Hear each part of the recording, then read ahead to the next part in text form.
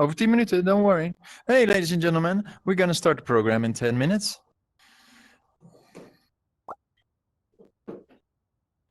Yes, high five.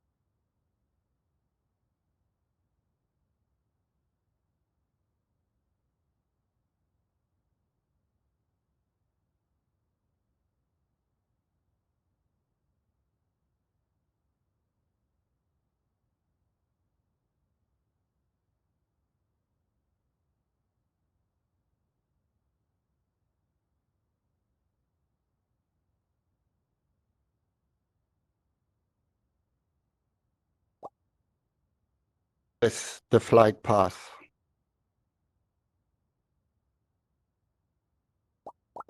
What happened here? Ah, okay. I will. I'll start again. Thank you for your attention. Alt. The space is silent.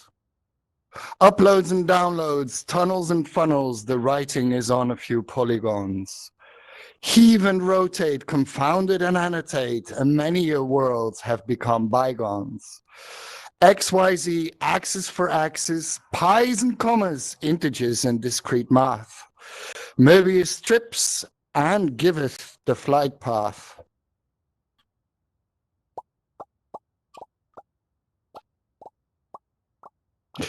There is a rhythm in the madness of it all, as even a cactus will spring water once in a while. Once one sees, one cannot unsee, however stubborn the ego's guile. The yin and the yang are by far idiosyncratic concepts, rather the rule of all ye all using thumb.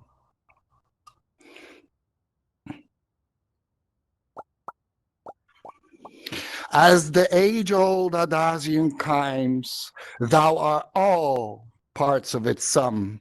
If ever the mind wonders why communities exist, remember the objectivity of opinions and educated guesses. So many of us humans refuse to ride the ionically enchanted wave, hence do not see the basic beauty it addresses. With a hand raise and lots of love as a real life witness once again, please embrace the nuggets you will surely find. Dance and play, listen and stray, and remember to be kind, because the hive is certainly alive. Thank you. Woohoo! Buzio. Thank you, man. We're sharing the same room, real life. It's great. Yeah, because that's a surprise, guys. We're just gonna do yesterday all over again. So there are no new presentations today. Oh. Ladies and gentlemen, HiveFest Day 2. We're back. Hope you had a good night of sleep, back in the screens, back in the telephones, and I will do a quick intro before we start with Getblock. Yesterday, Getblock unfortunately got stuck. Well, you sometimes have it, you know, Hive Blockchain also got stuck a couple of times. So Getblock got stuck. HiveFest, Day 2. So who is here, who doesn't know Hive? I don't know, is there anybody who's not from Hive? So what's Hive is a blockchain, and we come together once a year at the HiveFest, this year in virtual reality. So Hive is a blockchain with which is a decentralized blockchain with about 1.4 million accounts. We are a fast blockchain, 3-second block time. That means that if you want to send some value to a person, it only takes 3 seconds before it arrives in the person's wallet. Next to being this blockchain for value transactions, we evaluate content creators and curators. And so you can write blog posts. So that's what most of us here do, writing blog posts, sharing their stories, sharing their passions on the Hive blockchain, instead of on Facebook, where Facebook makes all the money out of your content. On Hive, you reap the rewards of your own content, plus you reap the rewards of curating other people's content. And lastly, if you are a developer, it's pretty easy to integrate with the Hive blockchain. So maybe if you make a game, you can use the Hive blockchain as a decentralized key value storage, which is really great. It's literally a couple of lines of code, and then you can integrate with the Hive blockchain. Right. So the HiveFest is the annual reunion, the city trip. We're doing the city trip in VR this year, and obviously the conference. And the idea behind it is to have a good time together. We almost skipped this year, but because there was no way to get together and have a good time, because sitting behind a computer and doing just a live stream is just not it. And then we found out about this alt space thing and decided to move here into the matrix. Yes. So what are we going to do? So we have the 4 world maps. We have the 4 worlds, the lobby you guys been in, the main stage we are right now, and the art gallery and photo booth. You see one interactive teleport over there, which you can simply click and go to the next world. Yeah, so if you are in a 2D and you had some issues maybe yesterday because there is some unexplainable bug with some of the Microsoft instances, I'm really sorry for that. Unfortunately, I cannot fix this. There are 2 things what you can do. So there is Eweka who runs a viewing in a separate room, so you can still be in alt space.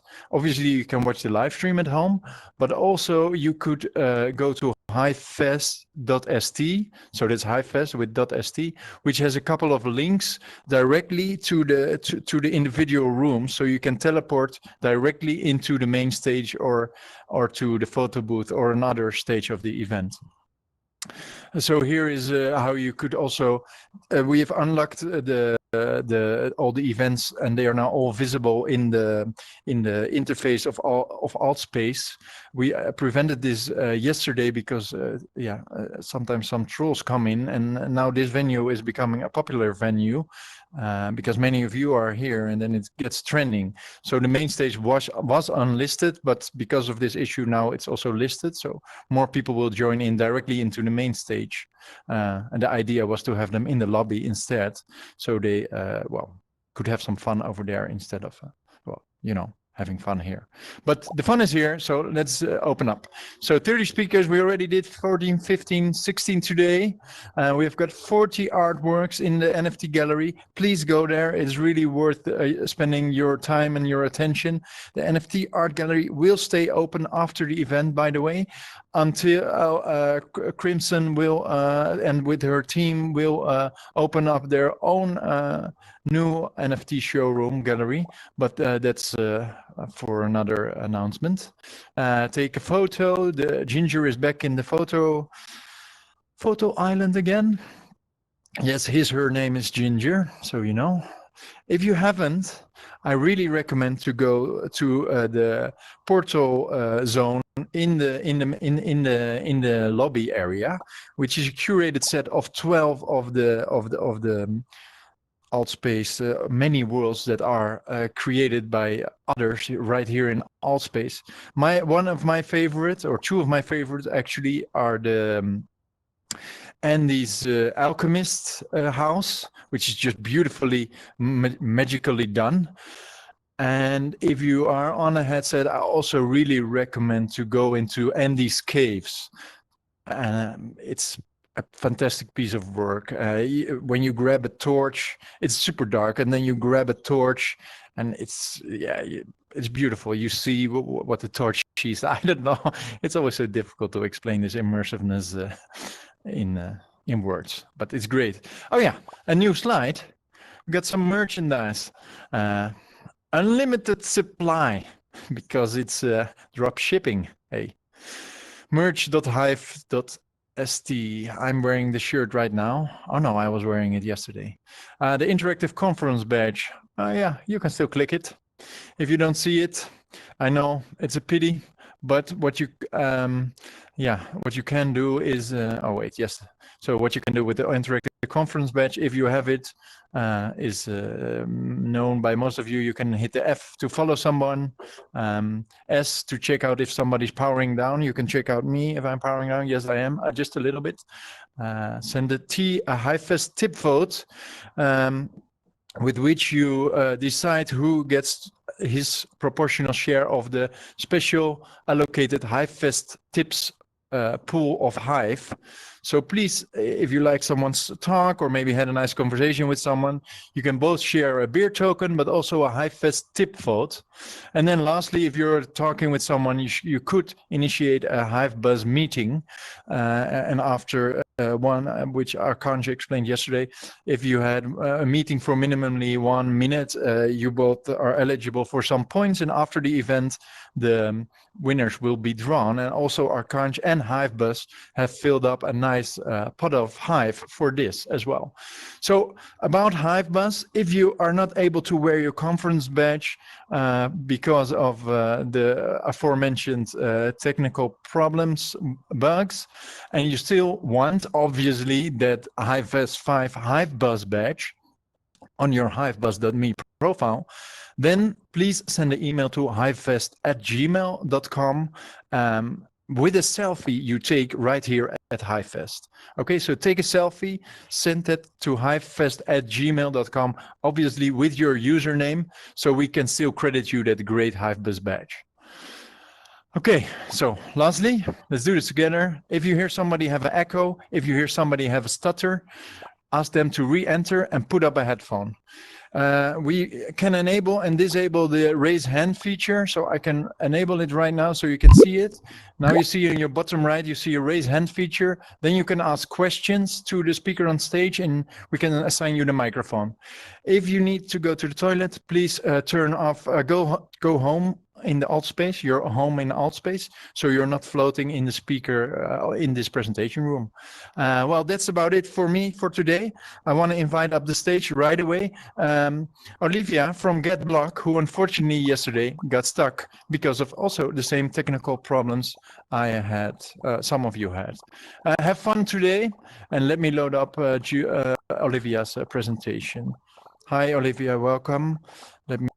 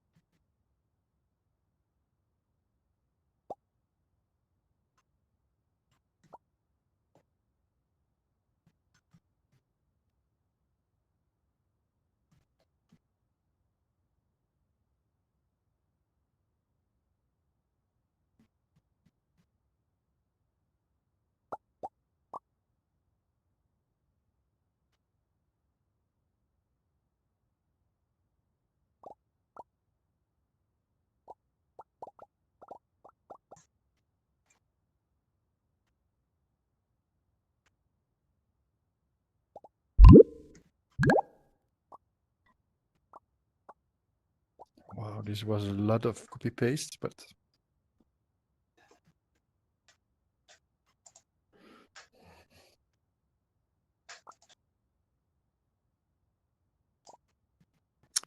okay, Olivia, I'm now going to give you the slide controls. Please, can you pick them up right here?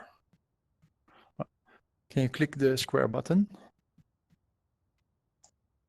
Yeah, I can see it. Thank you. Okay, great. The floor is yours.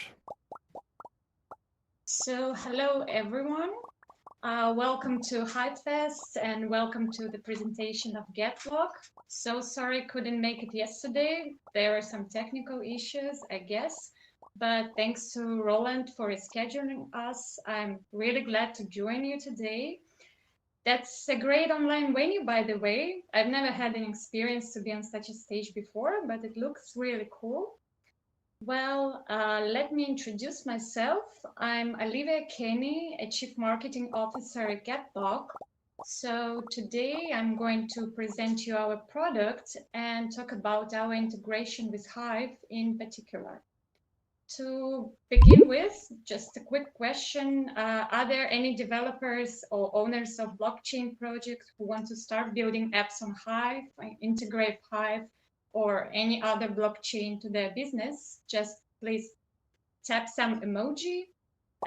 I'm just curious to know because the presentation is going to be especially interesting for you guys. So please show me your reaction if it's possible. Yep, great. Well, let's begin then.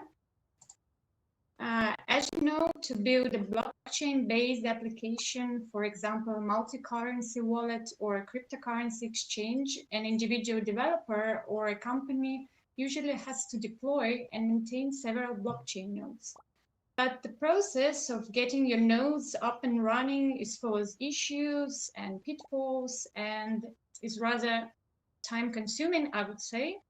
So our team has developed a solution which is called Getblock, a service that provides a fast and easy connection to a continuously growing list of over 40 cryptocurrencies nodes, including Hive, Bitcoin, Ethereum, and others. All of them are displayed on our website. The platform is quite user-friendly, is suitable for both beginners without any blockchain expertise and experienced developers, for all those who have neither time nor resources to run their own full nodes. So it means with Getblock, you don't need to deploy and support all the nodes anymore. You can focus on your project development, and the service will get access to all the available currencies automatically. Now let's move to the structure of the service, to its elements. On this slide, you can see the interacting process inside Getblock. The service supports such APIs as REST, JSON RPC, and WebSockets, which facilitates the whole process of building decentralized applications. The good thing here is that you don't need to learn how to code in each blockchain. And when it comes to Hive, Getblock provides instant access to its nodes over HTTPS. So as you see, this is how the process of interaction and connection looks like. On the next slide, you can see exactly how Getblock integrates with Hive. Our users can connect the Hive nodes to the application using a fully compliant JSON RPC API method. And Getblock guarantees a fast and stable connection to Hive nodes by providing a turnkey infrastructure solution, so that a developer can easily integrate the Hive technology to the project without worrying about troubleshooting, network updates, and constant syncing. In addition, specification and parameters for the Hive node are displayed in real time, and you can always find them on our website. Well, to start using the service, you have to register an account and receive an API key, a unique identifier that authenticates requests associated with your project. And this API key will be displayed on the dashboard together with the statistics such as available requests, bandwidth usage, and most common API methods. All the necessary documentation that helps to get started with Getblock and authenticate with an API key is provided in the user account. Once you've registered an account, navigate to your dashboard and you will see an API key created for you, and you can test it by sending a request inside the terminal. On the slide, you can see the example of how to make a JSON RPC request over CURL when you're interacting with Hive data. And now that you're starting issuing requests, your dashboard will start gathering the info on the Hive node performance and API usage. From here, let's see what are the advantages of using Getblock over running the nodes yourself. Basically, running and maintaining your own nodes is quite expensive, as you have to invest in hardware, electricity, and bandwidth. It requires extra disk space due to synchronization of the blockchain, and it is extremely time-consuming. We can see that when it comes to business and nodes, DIY is not worth the trouble. And that's why most of the companies that have chosen blockchain as the direction of their business development turn to these specialized blockchain service providers to set up nodes. And Getblock gives you access to full nodes, so requires minutes for integration and provides reliability. There is no need to waste your time on day-to-day updates, fixing bugs, constant syncing, equipment failures, and so on. Just leave this headache to us, as we are obviously used to it, and focus on building apps. So you've seen the advantages of using a nodes provider, but the question is why to choose Getblock and how is it different from other node service providers? Commonly, node service providers offer access only to the Ethereum node, but we also provide connection to over 40 other blockchain nodes of top-ranked cryptocurrencies in one space, which allows developers to build apps of any kind instead of using various services and maintaining complex infrastructures. If your application needs support for other blockchains or services, just let us know and we can negotiate and run custom infrastructure for you. Our pricing system is structured in a way that you can buy packages or requests. And the difference here is that the purchase requests do not have an expiration date. It means that the unused requests are automatically transferred to the next month. Also, the enterprises have an option to pay by invoice. Our project was practically launched about 6 months ago, and since then we have been actively growing and adding support to various cryptocurrencies. And over the past few months, we have teamed up with some of the industry-leading blockchain projects, including a leading Ethereum software company, Consensus, the SimpleSwap cryptocurrency exchange, Swinburne University of Technology in Melbourne. Getblock is also listed as a partner and a top API provider on the websites of high-ranked cryptocurrencies such as Hive, of course, Ethereum Classic, Dash, Bitcoin Cash, Gigabyte, and so on. Both Hive and Getblock teams will be working upon this partnership to empower developers building on Hive who will be able to easily take their blockchain application from testing to launching with reliable access to Hive. Thus, we come to the end of our presentation. Thank you for your time. I hope you enjoyed it. And of course, I want to say special thanks to the Hive team, to Roland for all the preparations and help. Great job. If you have any questions, guys, you can always communicate with us via our social media. I mentioned our Twitter account here at the bottom of the slide. Also, if you have any questions about our service, custom solution inquiries want to team up or leave feedback, you can always write to our email. You can see it at the bottom of the slide as well. So thank you. Yeah. I don't know, I think maybe we are run out of time a bit, so I think I can just get off the stage, and those who want to communicate with me, please come up. I will be glad to answer your questions. So thank you. Yeah, thank you, Olivia. Thanks a lot. If there is a question, you can use the raise hand feature on the right. And then, yes, Block Trades, Dan has a question. Let me activate your, oh, sorry, Dan, 1 second. Yes, you're, oh, no, I don't see Dan anymore. I see Olivia raised her hand for herself. Oh, there's Dan again. Okay, Dan, you are mic'd up. Oh, thanks. So if I just want to be sure I understood correctly, so you have like a common API that'll work across multiple blockchains, and I guess there's some subset of API calls that work across multiple, or do you create a separate API for each blockchain? So we use a common API for the blockchains, yeah.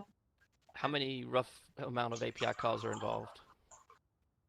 No, I'm not sure about this. Yeah, you can just, maybe I can ask this question from our development team, just we'll come back to you a bit later because I'm not sure. Yeah, really. Sure. Okay, no problem. Thanks. Okay, thanks. Then I have a question from CryptoSpa.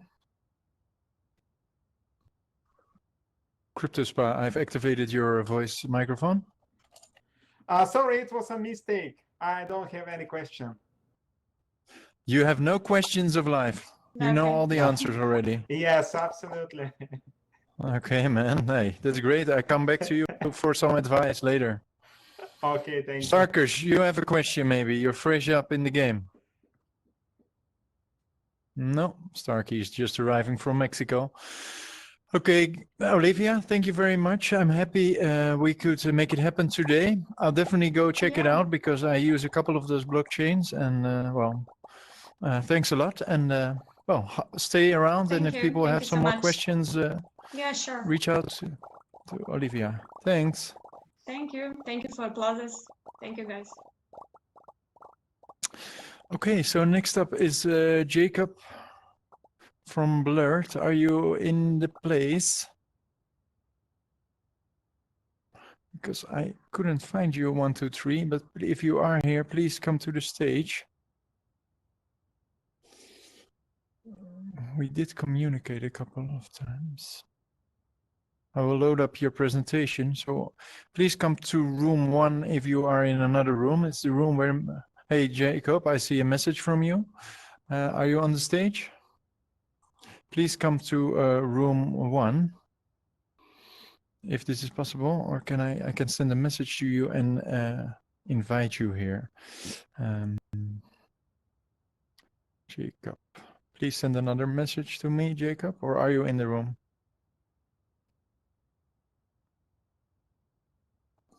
From my perspective, you're standing next to me. Okay, great. That's interesting.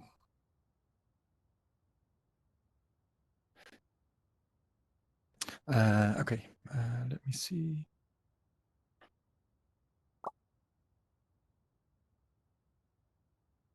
Yes, 1 second. Let me see where he is.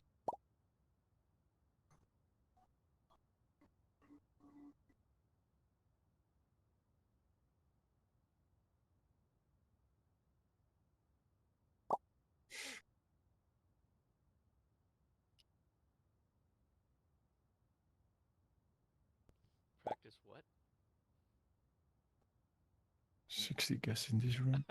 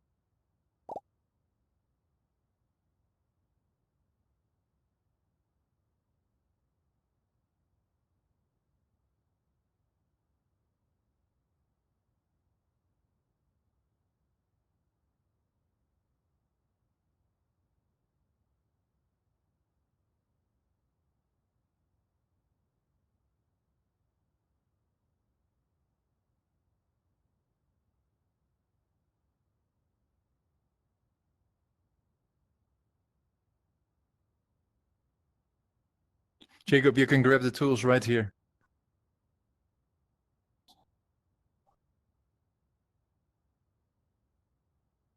Yes, can you click it or not?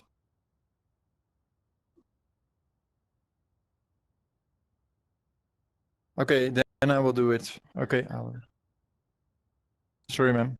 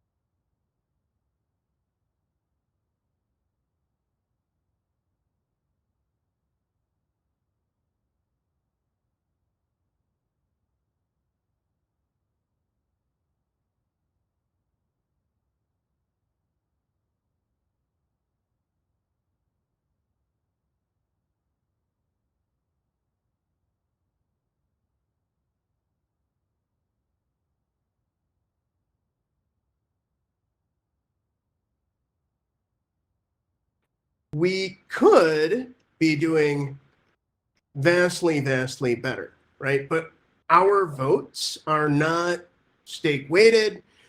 You don't have to invest to have a say. I believe that in proof of stake, the big innovation isn't really one about the decentralized currency aspect. In fact, I think Bitcoin's simply the best, okay, for plain currency. But what we have that's really amazing is a governance system. And right now we're basically just choosing nodes with it. I also think that can change and improve over time. And, we can be doing a good deal more with proof of stake. And I think, Roland, we're ready for the next slide, sir. So, all right, where are we right now? So I'm looking at Blurt mainly as a technology project. Okay, that's my interest, that's my passion, that's what I love to do. We have Blurt running on Raspberry Pis. What I did basically is I took out the stack trace code, and that allowed them to run on ARM device, or allowed Blurt to run on ARM devices. We just implemented a really big economic tweak that'll come in Hard Fork 3 that adds another level of reactivity. I don't know if you guys, anyone knows Richard with a Y, R-Y-C-H-A-R-D-E, but he took the lead on designing this economic tweak. I'm very curious to see what new elements that it adds to the chain. And of course, we have, our no downvotes, which of course comes with downsides, right? Like there is an issue with spam, and we also have a mitigation mechanism for that plan. Basically, there will be a second witness set of sorts, a second group of 20 users that can vote on accounts. If 2/3 of them say that an account can't earn rewards, they can't earn rewards anymore. They can still post. All right, these chains, I don't think like a Steam-like blockchain or a Blurt-like blockchain or a Hive-like blockchain or a Cosmos-like blockchain is ever going to scale as an individual scale. I think that's as an individual chain. Scaling has to involve many chains. We have to go parallel. Next slide, please. And how's that going to work? Well, first of all, Blurt needs to grow in terms of its user base. I think Hive currently has certainly a greater number of transactions per block, for example. Where are we growing? We're growing in places like Bangladesh, massively. I didn't know any Bangladeshis before Blurt, and suddenly I know many. It's really cool. What I think is going to happen, and what I'd certainly like to see happen, is that individual communities break off into their own blockchains. There's actually something that we planned from the beginning of Blurt. I do a lot of work with the Cosmos SDK and other stuff sort of in the periphery of that ecosystem. And what I'd like to do is launch chains kind of around Blurt or aside Blurt, based from the sub-communities that form on Blurt. And these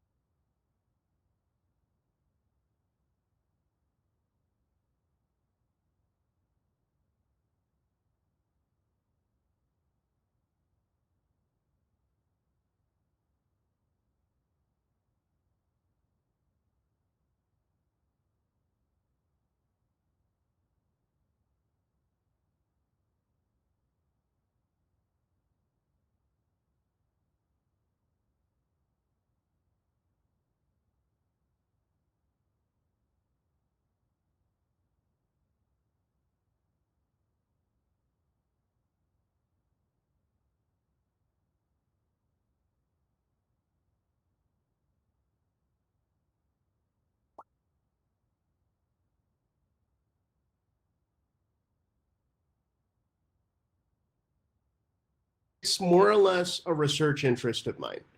I'm ready for the next slide. Maybe I can do it. I don't know. This was actually the last slide. Oh, this is the last slide. Oh, well then. All right, I thought that I had another, but maybe somehow it didn't get saved. My last slide would have been thanking Roland for the opportunity to talk here today and thanking all of you guys for listening. I'm really interested in talking to anybody here who is interested in exploring kind of the future of decentralized social media, its possible role in governance, and making these systems way more resilient by dramatically increasing node count by making nodes cost about $50. That's what the Raspberry Pi stuff does. That was its goal. And thanks again, guys. Really appreciate it. See y'all later. Okay. Thank you very much, Jacob. Please stick around for people to discuss with you. Okay, great. Thank you very much. It was great having you, and sorry for the technical problems that we were on the other dimension than I was, and then I hopped back to your dimension and you were exactly here on the moment that I was leaving. So, but cheers. Ladies and gentlemen, we immediately continue the program. I hope Arkanj can pick up his controls. Or is it... can you click it, Arkanj, this time? Okay. 1 second. 1 second, you can't click. 1 second. I will fix it.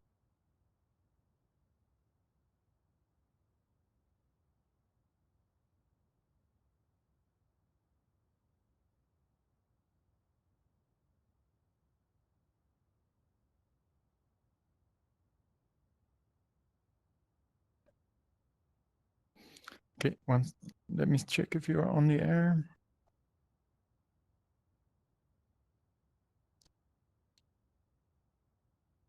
Ladies and gentlemen, the man who's giving you all the HiveBuzz badges, Arkanj. Hello, hello.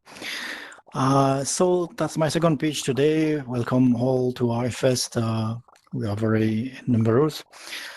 Today, I will speak about how to exploit blockchain data to build efficient app using some tools, and I will show you some app I've made, some project I'm managing on top of this tool. So, oops, sorry.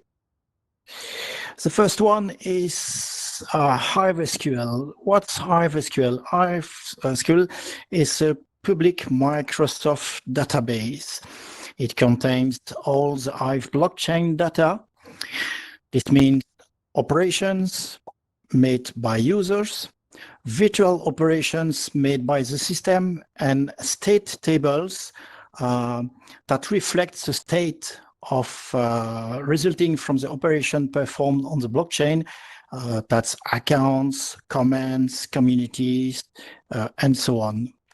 So HiveSQL contains a diagram will be something like this, where you have state tables on the left. You have blocks. Blocks generate a virtual operation, and then on the right you have transactions, which contains a few types of operations. HiveSQL is synchronized in real time with the blockchains, at least the last incremental block, meaning that when you query its database, it's like querying the blockchain. It's like sending calls to a blockchain RPC API. The great advantage with HiveSQL is that you don't have to parse the blockchain when you want to retrieve information from the past or up-to-date information. And you are not limited to the existing API. There are a lot of API that you can call, but maybe they won't provide you with the information you need at this time. So that's why you can issue complex queries to a HiveSQL. HiveSQL is very fast and very efficient. It runs on high-end hardware. The database itself has many indexes to speed up queries. It has full text search feature, meaning that you can search into the database for a few words or similar words or even meanings. For example, I would like to say how many people said thank you for the last month. I can query that, and it's really fast. The database up to date is 2 terabytes of data, including indexes. So you can ask HiveSQL anything. It's not ask me anything, it's ask HiveSQL anything. One of use case for using HiveSQL is to build statistics. I regularly publish stats about the Hive blockchain activity. And of course, I use my home, I heat my home dog food. So I just throw queries at HiveSQL and then I get the result. Here, this graph that you see, they are built with Microsoft Excel. So I just open Excel, Excel send the query to HiveSQL, gets the data, and then makes a presentation. I just have to copy the graph and include them in my post. Another use case is to build up. For example,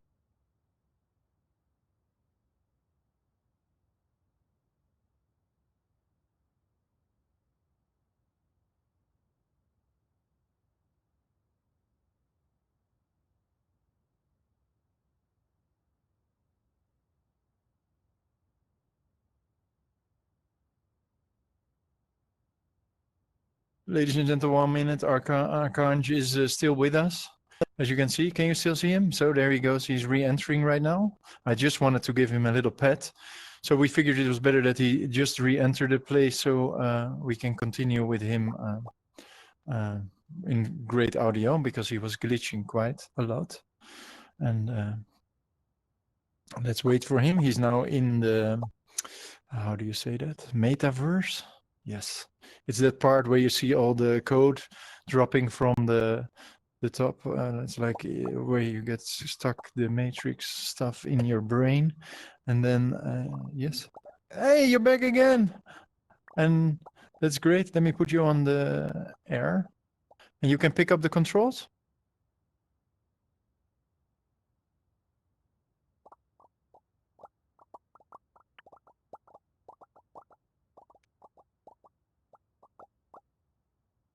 Did you pick? Can you pick it up or not?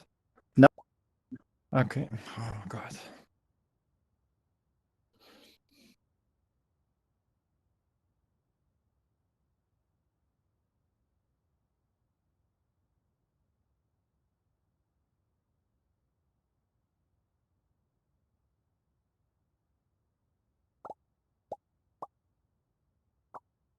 Can you pick him up right now?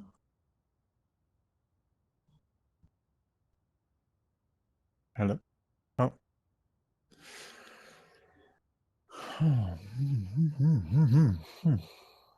So this is interesting because I just saw that Arkanj has left the building. Arkanj has left the building. And now I'm here. I don't use HiveSQL that often, so I don't know about all the features. But I do know a lot about HiveBuzz. I know that if you don't wear a badge and you still want to have your HiveBuzz HiveFest badge, you can simply send an email and you will get your HiveBuzz badge. That way, we will issue it to you. And I really hope Arkanj is getting back to me. We have some time. I'm sorry, this is not planned. I hear the door squeaking, but it's not Arkanj. Okay, what is your... He was already for a long time in Altspace, so maybe he just ran out of battery. Could be quite funny, right? And then what can we do? I want you to show me your most favorite emoji from the emoji dashboard. It's on the left. There are only a couple of emojis. Can you show them to me? I will show you my favorite. Which is it? Now, at the moment, I feel like this. Meh. Where's Arkanj? Meh. I'm missing Arkanji. Luckily, Jarvie is here. Yay! Jarvie! Jarvie! Oh, Jarvie! And Luke Stokes is here, all the way from Puerto Rico.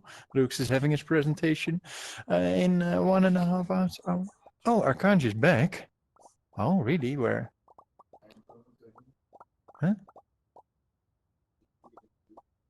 Oh, you see it in the list. So which list? Okay, can you assign him on air?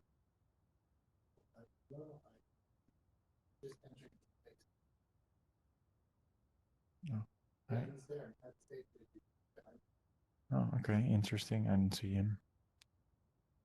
Arkanj, can you put yourself on air since you're a moderator? It's the on air, it's in the host tools, and then you switch on air.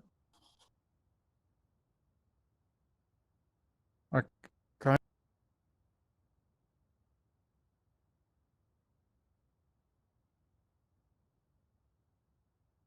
Hey, and Arkanj, can you hear me? Can you put on in the host tools the button with the broadcast to go on air?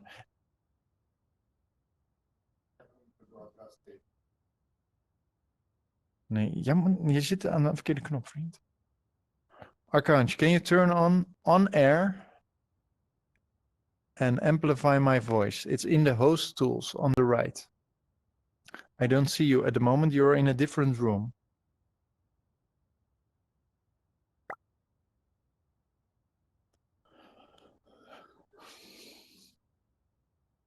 Daar moet je niet aan zitten, vriend.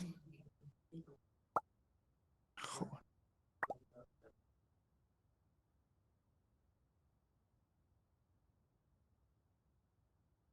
Arkanj, can you hear me? You're in a different room. I don't see you. We don't see you.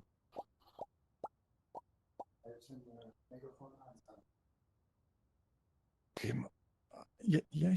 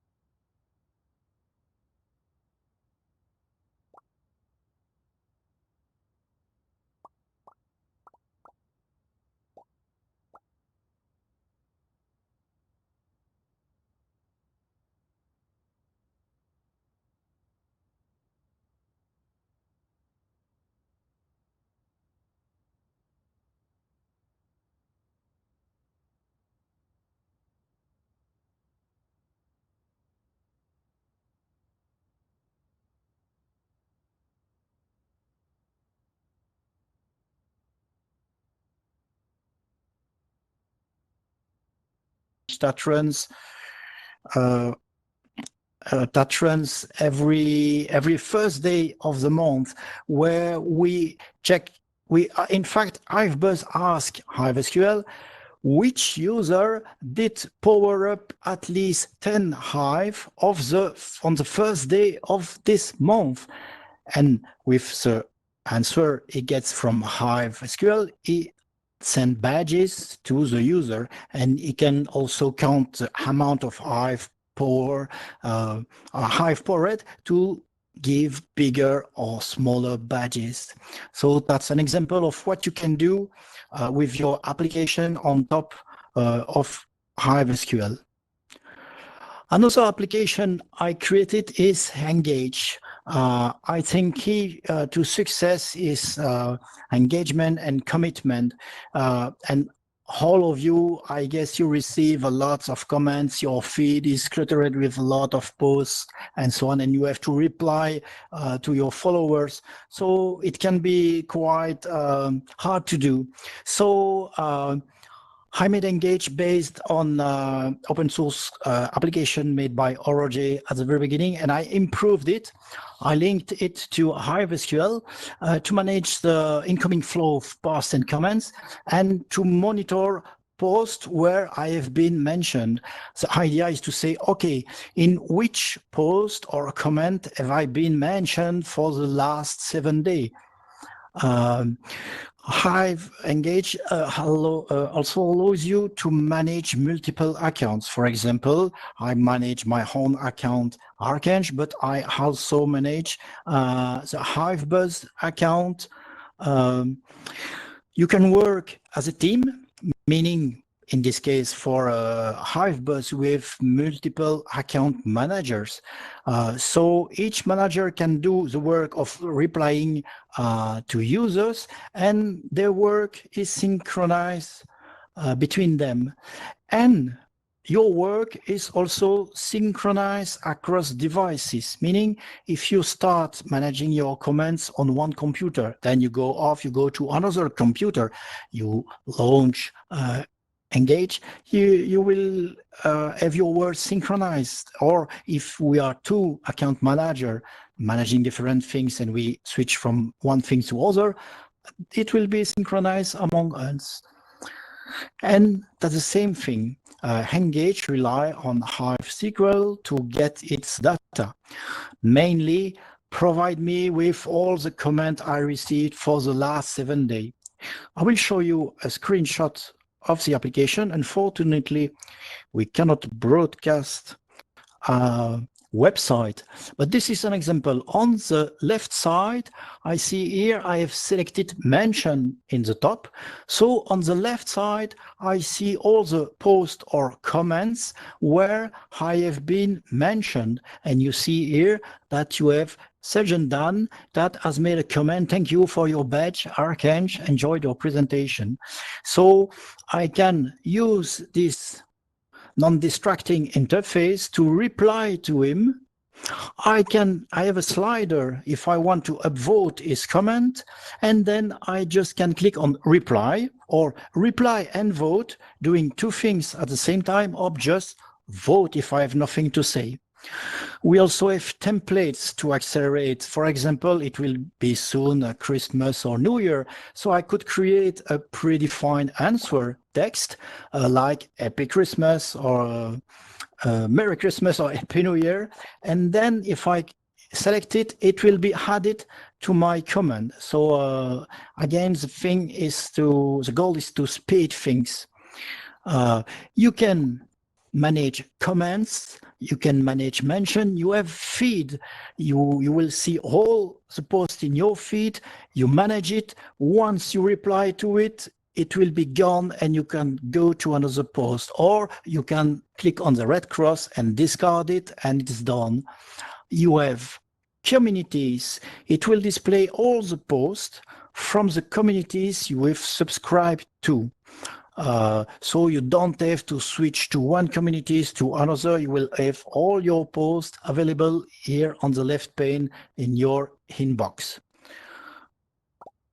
And then you have bookmarks. Bookmarks is useful because if you want to manage one reply or one post later, you just bookmark it. It will be in your bookmark, and you can go to bookmark later and manage the post where you want to make, for example, a more exhaustive reply. If you want to use Engage, you just navigate to engage.hivechain.app. There is an exhaustive user guide in the account hive.engage, and Engage is absolutely free to use. It's a huge time saver. Every people who have tried it said, oh, it's I wish I would have known about it sooner. So that's it. That's an example of what you can do using HiveSQL as your source of data. You can create applications that are fast, efficient, that retrieve data quickly. If you have any questions, just raise your hand. I don't know if we have time, Roland, maybe. Or if we don't have time, do not hesitate to come talk to me. Roland, how many time do we have? Do we have time for questions?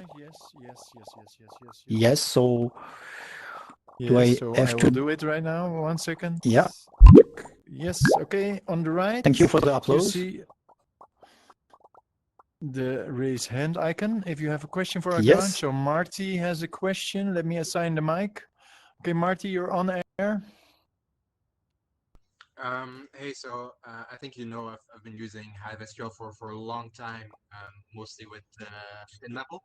And there's a few questions that I have actually. It's not just one, but I think I'm gonna try to nail it down to one, which I think is kind of interesting. So I don't know if you know that that Hive Searcher kind of converts all the markdown in a post or in a comment directly to HTML, which is kind of nice because then you don't have to do it on the front end. You just have the HTML right there.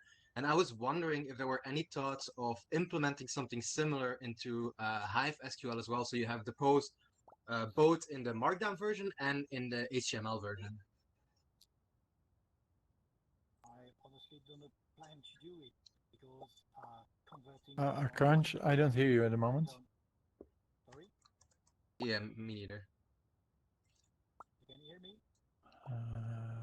Okay. I think it's megaphone. 1 second. Thank you. Megaphone. Yes, Okay. please continue. So now you hear me. I don't plan to do it because what you are asking is converting data already into the database into something different. I'm not hearing. Akansh, did you change something in your microphone? No. I'm just speaking. You're very low. Yeah, very Your volume quiet. is- Sorry. Let me raise it. No, it's max.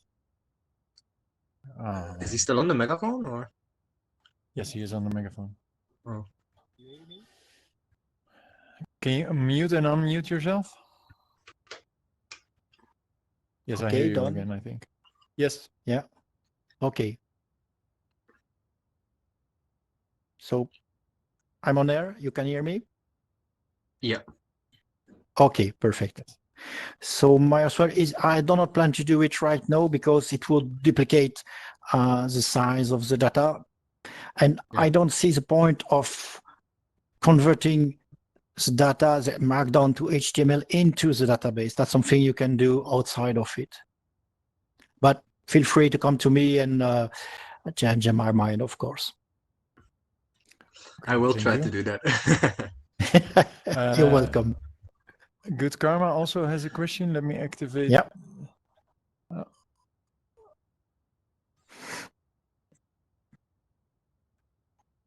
Yes, Good Karma, you're on the air. All right. Great services and apps.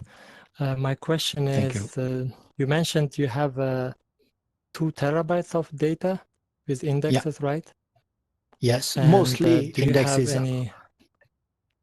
do you have any backups or replications in case some corruption happens? How you handle that? Yes, I have regular backup close to just-in-time backup. So we do regular backups, several backups per day. Yeah. the database is running for, I think, 4 years now. And I even switch it from infrastructure to another and had no problems thanks to backup. I was able to create a new infrastructure, restore the backup into the new infrastructure, pull out the new one in production, and then shut down the previous one. So yes, it's something I take care of. Cool. Thank you. We have 2 more questions. One from Bonesando. Bonesando, you're on the air.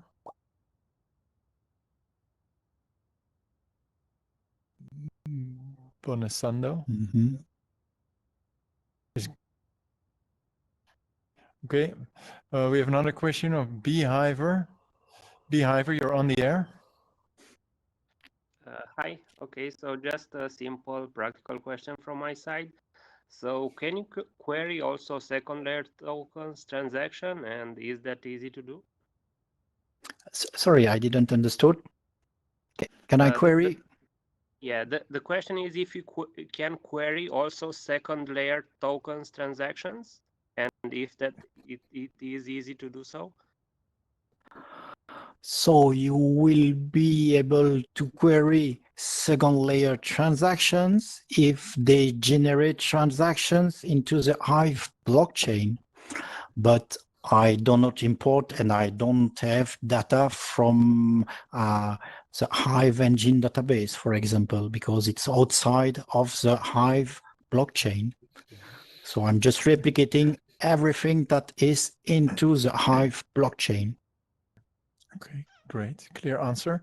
Last question by Asgard. I'm activating your on air right now. Yes, Asgard, you're on the air.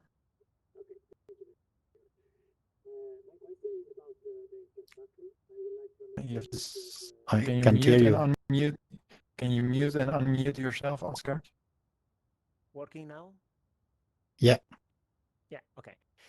I would like to understand if you have everything on a single node and if you have planned to add more nodes in the future, and for how long do you think this will be able to scale with the chain? So I mean, it's okay now with the amount of data we have at the moment, but is it something that you think will be useful also with many more users? Okay, I guess the main question is about scalability. So currently, the infrastructure is really enough for the amount of data we have to manage. I have 4 terabyte hardware storage space, so we can double the amount of data that we have currently.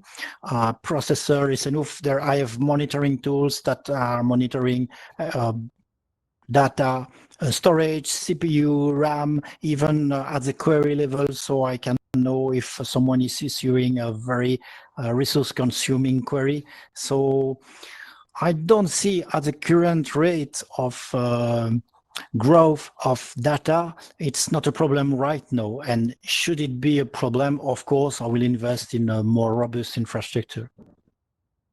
Okay, thank you. CryptoSpa, you're on the air. Yeah, do you hear me? Yes. Yep. Okay, so I have the following key question. If I want to use this HiveSQL, do I have to pay something, or if it is working for free? So this leads me to my next slide. HiveSQL has been funded by a proposal. So from, I think, 1 month now, it's absolutely free to use. So anybody can create an HiveSQL account, log into the database and use it. If you want to create an account, all information is on HiveSQL.io website. You have a small procedure on how to do it. So if you want to support this proposal so it stay active, just vote for it. And then if you want, let's make us some advertising.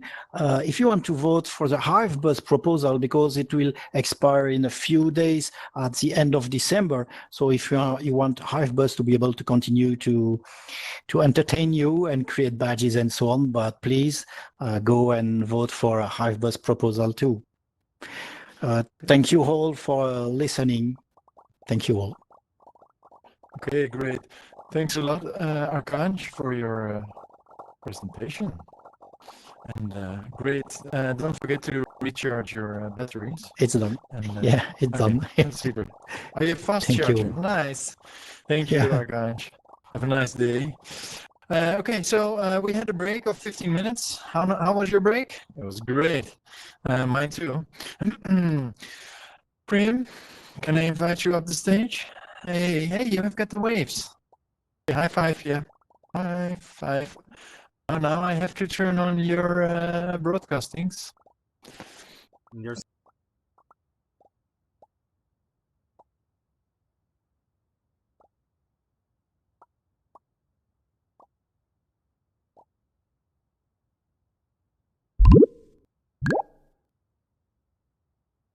Okay, megaphone. It's cool, megaphone. On air is cool too. Okay, you can take it away. Well, I put your slide on as a backdrop. You don't even have to if you don't want to. They really didn't work this morning. But I guess we should. Yeah, I will make sure. Just continue. I will. You can start. All right. Well, while he's fiddling around in the background, hi, everybody. Big round of applause for Roland, who is managing what is probably a very harrowing experience right now. So my name is Crimson Clad, and so many of you I know, and so many of you I don't. And I'm really excited kind of to get a chance to talk to you today, because often you don't see me around the blockchain in the way that you would expect. So I'm presenting today on behalf of NFT Showroom, and that is a digital art platform that we have built on Hive. I'm a member of a fabulous team of really dedicated people, including artists, developers, project managers, who are really excited for what Hive can bring to artists. And so to kind of explain that, originally there was going to be beautiful slides with big images, and they didn't really. Google, we've been having this fun sort of learning experience with the VR, so you know what, why not the slides too?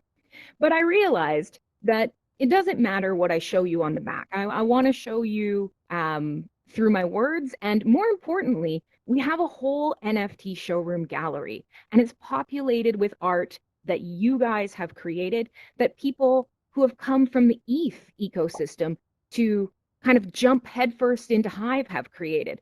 So it doesn't matter what I show you on the slides, because you can go and live it right after this. You can walk around and experience it.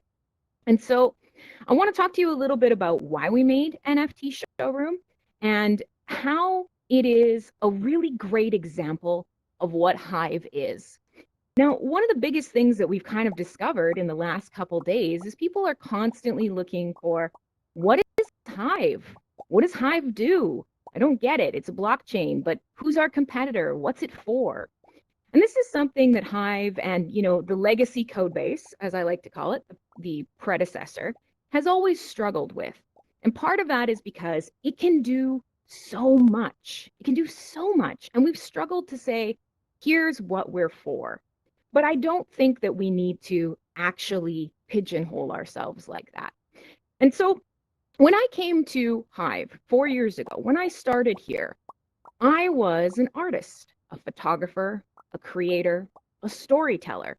And if you look back at my old blogs, you would see someone who had no idea about blockchain and what it could do in terms of the tech. I found my way onto a platform that would let me tell stories and share my images with you. And people liked them. And I got feedback, and I thought, this is the coolest. This is it. Awesome.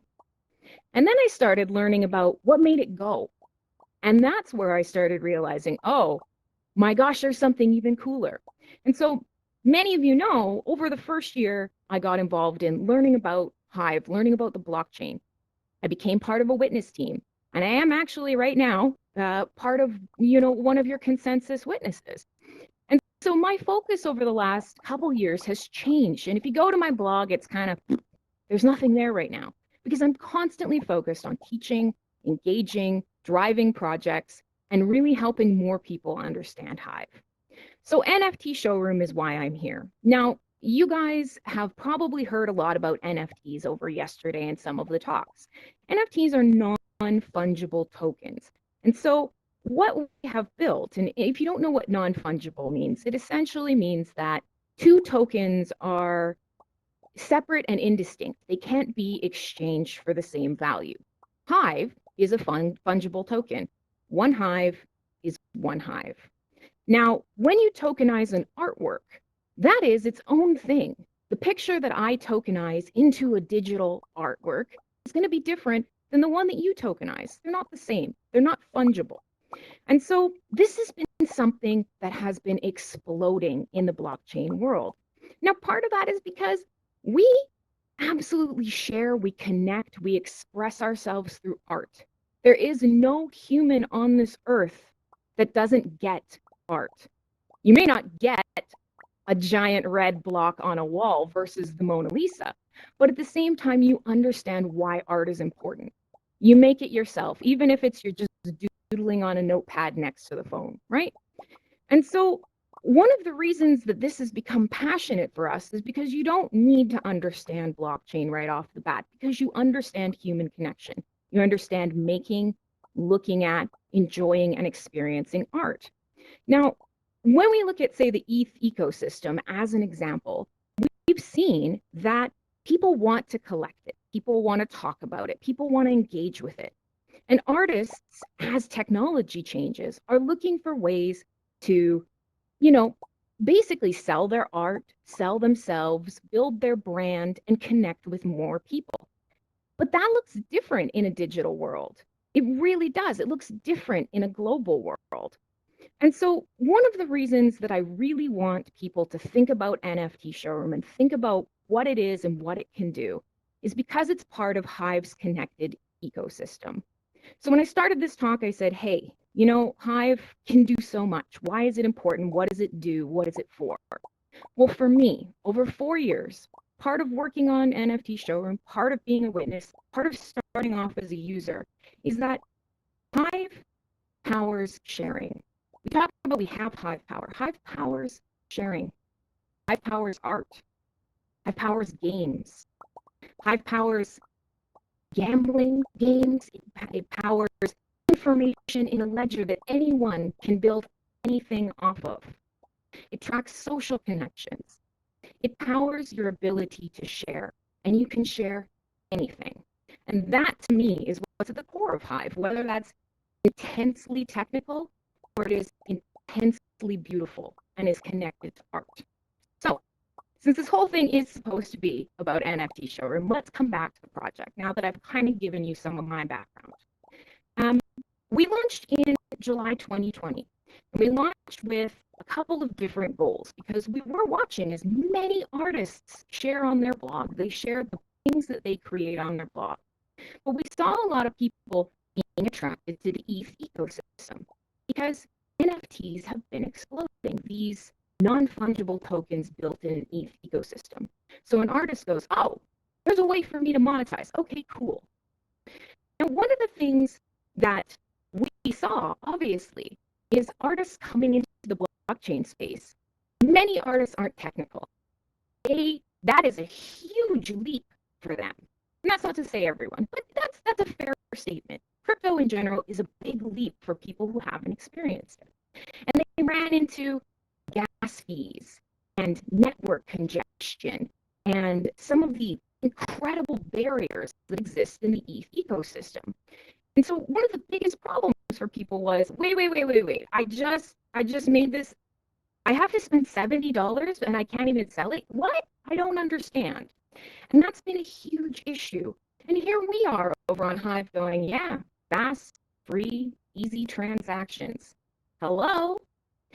So that was sort of the beginning of where NFT Showroom came from. But more importantly, when you create a wallet address, an account on Hive, so you can use NFT Showroom. Artists all of a sudden have a world of sharing opened up to them. An artist can start live streaming to Vim TV or 3Speak as they do a process video. They can create a post on any of the front ends to show the process or to talk about their inspiration, or to create a homepage to send people to when somebody asks, why do you make your art? They can decide to start playing games with their fans. And there's never a question of, am I actually playing with the legendary Julia Hansford? Of course I am, because her keys are hers, her account is hers. And so all of a sudden, they're not just opened up to what can be done for them on NFT Showroom, which I'm going to tell you about, but the entire world of Hive is opened up to them. And so we don't have to tell them about Hive. We bring them in using NFT Showroom. And I will say that in the last couple months, we have onboarded well over, sorry, every time I look over my shoulder, I'm checking my time. We've onboarded well over 100 people, and many of them have come out of the ETH ecosystem, and they've become so excited for what's possible here on Hive. Now, like I said, I could talk about Hive all day. I often do. But I'm here to tell you more about NFT Showroom.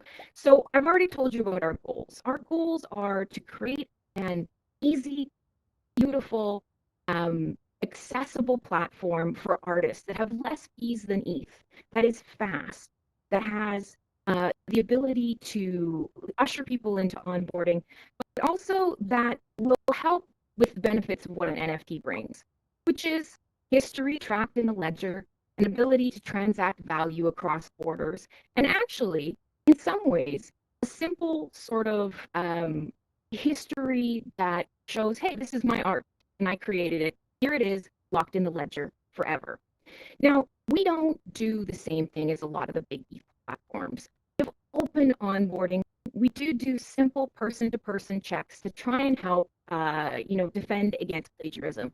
But we don't want to gatekeep art, just like we don't want to gatekeep the blockchain. So for us, we have a lot of really cool current statistics. We have 425 artists that we have onboarded, verified, and whitelisted, which means they can tokenize artwork. And we've got, in general, shy of about 1,000 unique users who have logged into the site. We're not talking about have looked at the site, have logged in to actively use the site. And this is only a couple months old, and we haven't actually done very much outreach.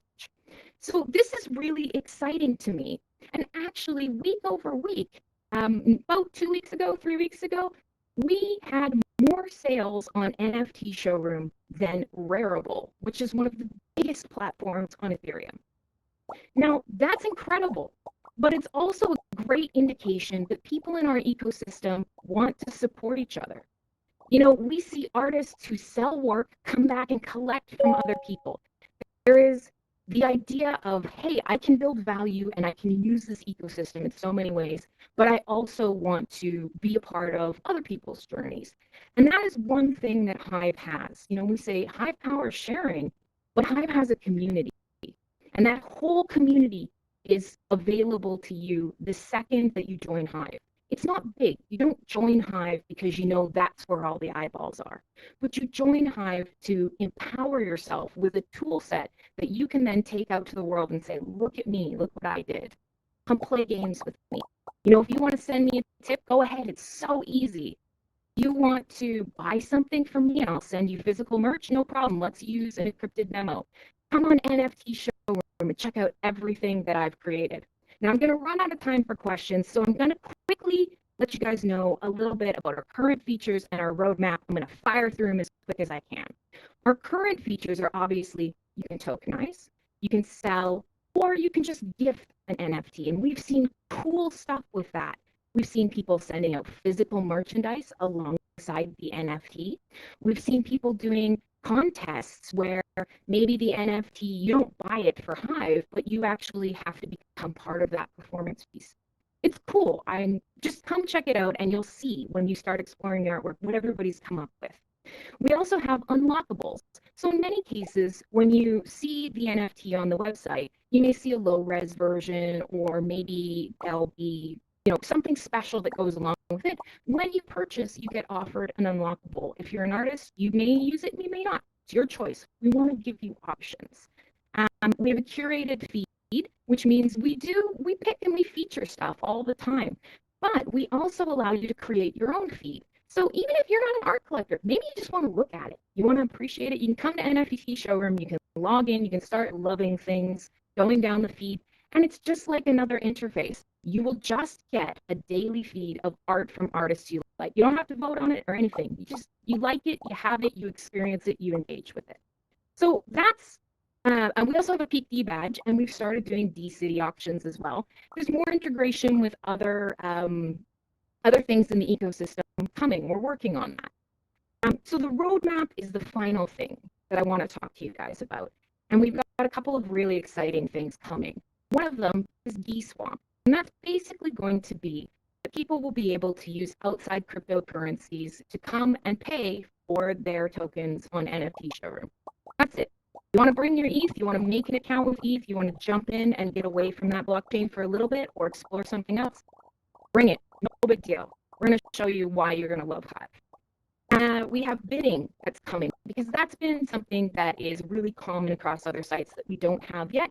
It's a little bit more of a challenge. We want to do it right. We want to do it securely. So bidding will be allowed for people that are going to want to do it. So auctions. And we have improved artist discovery coming because that's something that's really hard with a fire hose of information like our blockchain. So how do we help artists share themselves with the world? What tools can we build for them so they will say, hey, this is my NFT Showroom page. Come check it out.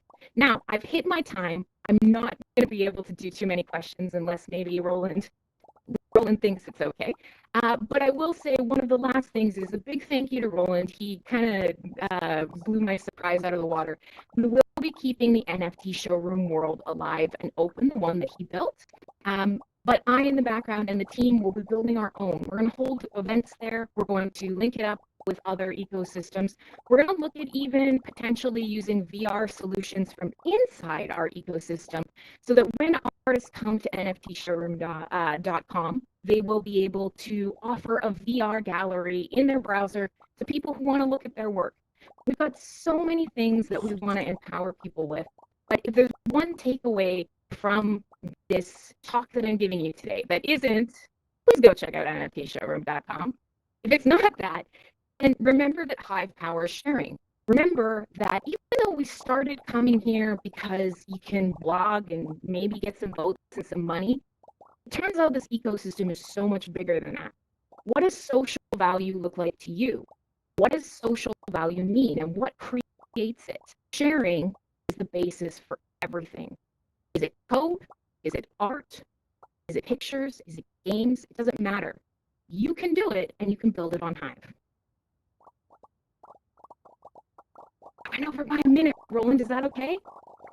Come find me later if you need more info. I'm sorry I blew your questions. Bye.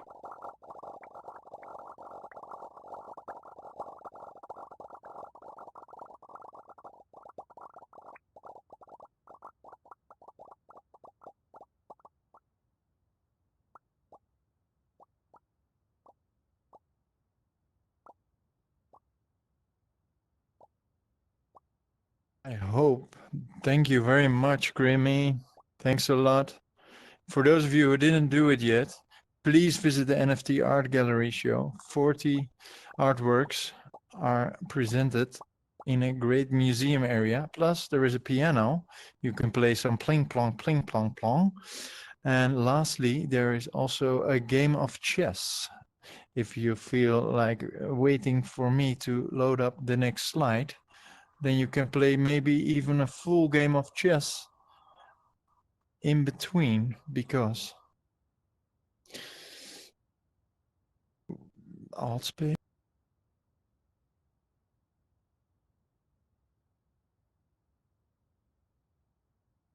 I think whole alt space is broken often, Marty. So we are looking for a person called it's a person they used to call Dan, and then what happened is that on Twitter, he got blocked. Or what do you say? First, he was shadow banned. Yes, he was shadow banned on Twitter. Oh my God, this is my best word joke ever. Hey, I'm gonna shadow ban you. No, I shadow ban you. Hey, you too. I'm gonna shadow ban the hell out of you. And then what happened next? Nobody knows. But no, yes, we know. Because he got blocked on Twitter. And what happened then is that everybody all of a sudden was calling himself Dan. And that's just amazing. I'm not typing. I'm looking for They Call Me Dan. Is he here with me on the stage? In another world, maybe? Again? Yeah? He's next to me in the other room. Or I'm room 3. I'm going to you, man.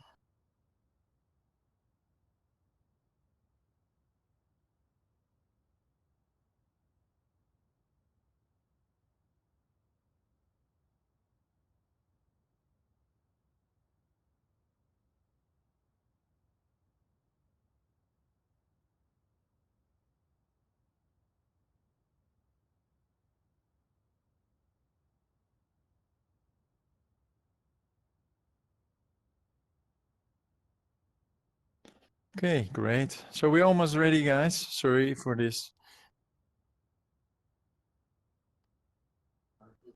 Starkey's on stage. They call me Dan. Okay, guys, I'm gonna give you the megaphone, and then you can take it away, please. Can some of you click the buttons to trigger the... Dan, I think I have you on air. Hi. Yo. Yes. Okay. The slides are in front of you. All right. Matt's going to kick us off. You hear, Matt? Okay. Yes, I will kick off Matt then too. I thought he was not presenting. 1 second, Starkey. No, I will not kick you out. I will not kick you. I will not shadow Dan you. Did you hear that? What do you on a rate of 1 to 5? What did you think? Okay, you're on the air. Take it away, guys. Okay. No intros because just so many tech delays. But anyhow, great app. We're live streaming on TreeSpeak. Did you know?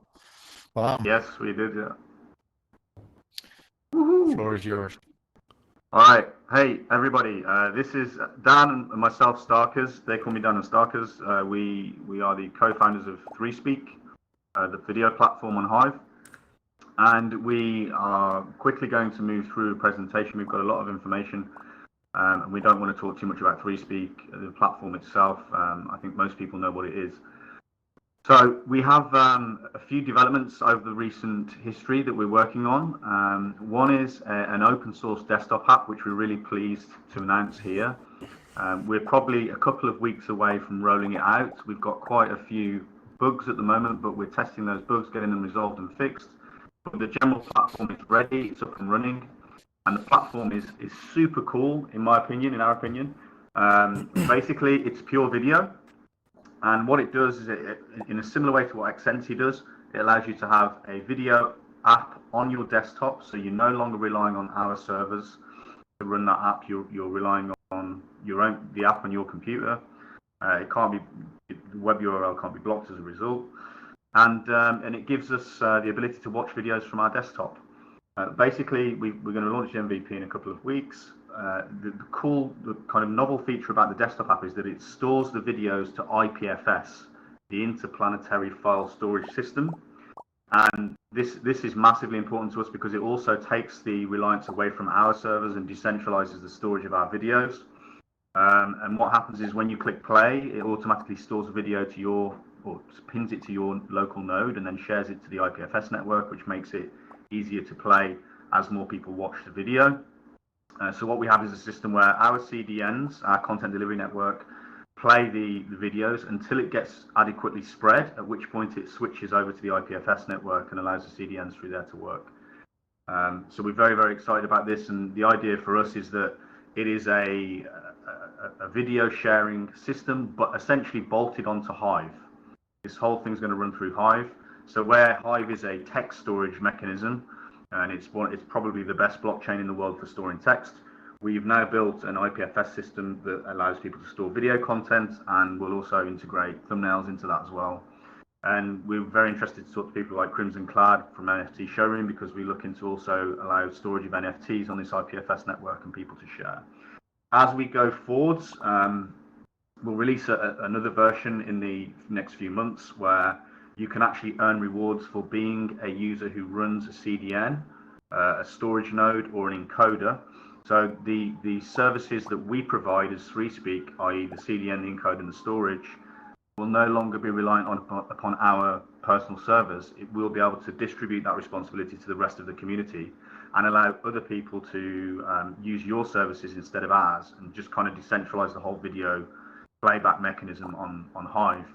And then as we go forward, Dan will explain in a few seconds about how we'll allow people to be rewarded for providing those services. So we're calling them video infrastructure services. And yeah, we want everyone to be part of providing that and decentralizing the video experience on Hive. Let me just switch to a new. Good, yeah. So this is a quick preview of the desktop itself. Sorry, the previous slide was a preview of the desktop. It looks very similar to the ThreeSpeak platform. This is really, really cool because what we have is the ability for users to manage their pins. So they can go in and they can click on Pin Navigator, and then you can search by user, you can search by community, or by trending, or by new, and you can select those little green circles and pin your own videos. And then you can see at the top there, there's 3 lines of videos that I've already pinned. Just quickly flip to the next slide. And then this is a closer view of what it looks like when you've got videos pinned to your node. And you can obviously, with the red crosses, unpin them if you so choose.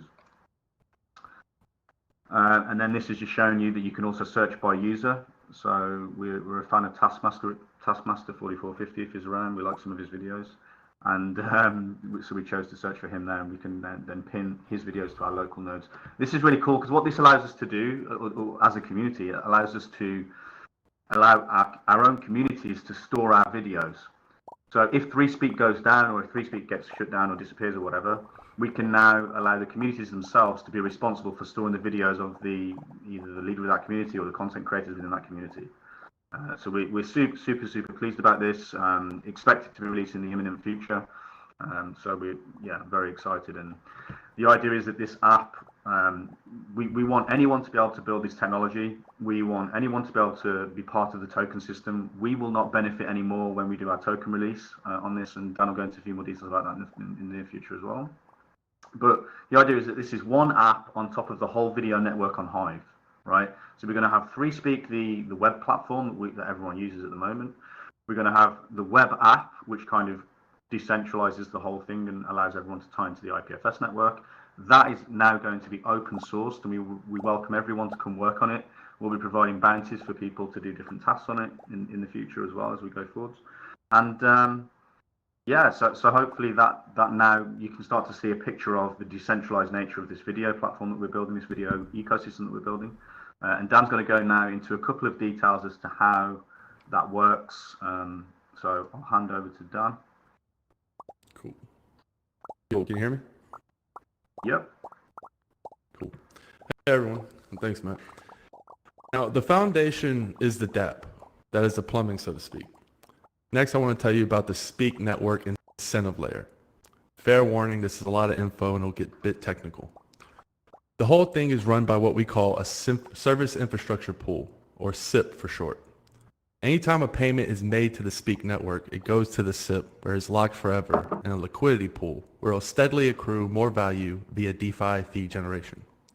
Think of things like permanent liquidity in a DEX collecting trading fees, loans. The idea is money makes money, and with DeFi, we can do this in a decentralized way. The principle is never touched. Only the fees generated by the SIP are used to stabilize the network. To understand how the SIP generates funds, I first have to introduce you to the 3 tokens that power the Speak network. First is the Larynx token. This one's special because it's a miner token. It's fungible and you can stake it to mine on the Speak network. The more Larynx tokens you have,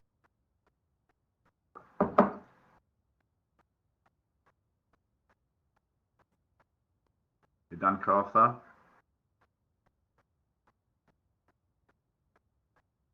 Dan, 1 second. You're. I don't hear you anymore. Can you hear me now? Mute yourself. Yep, can hear you now, Dan. That's weird. All right. So I'm on the Larynx token. Yep. The Larynx token, this one is a special one because it's a miner token. It's fungible, and you can stake it to mine to the Speak network. And the more Larynx tokens you have, the more you can earn from your mining. With Larynx, you mine the second token, Speak. Speak is a capped governance token, stake to vote in governance, proposals, and a stake to earn the third token, which is Braca. Braca is basically a gas token. Think fungible resource credits. Users need a tiny bit of Braca to upload to the network. This prevents spam and incentivizes miners. Now we can talk about payments.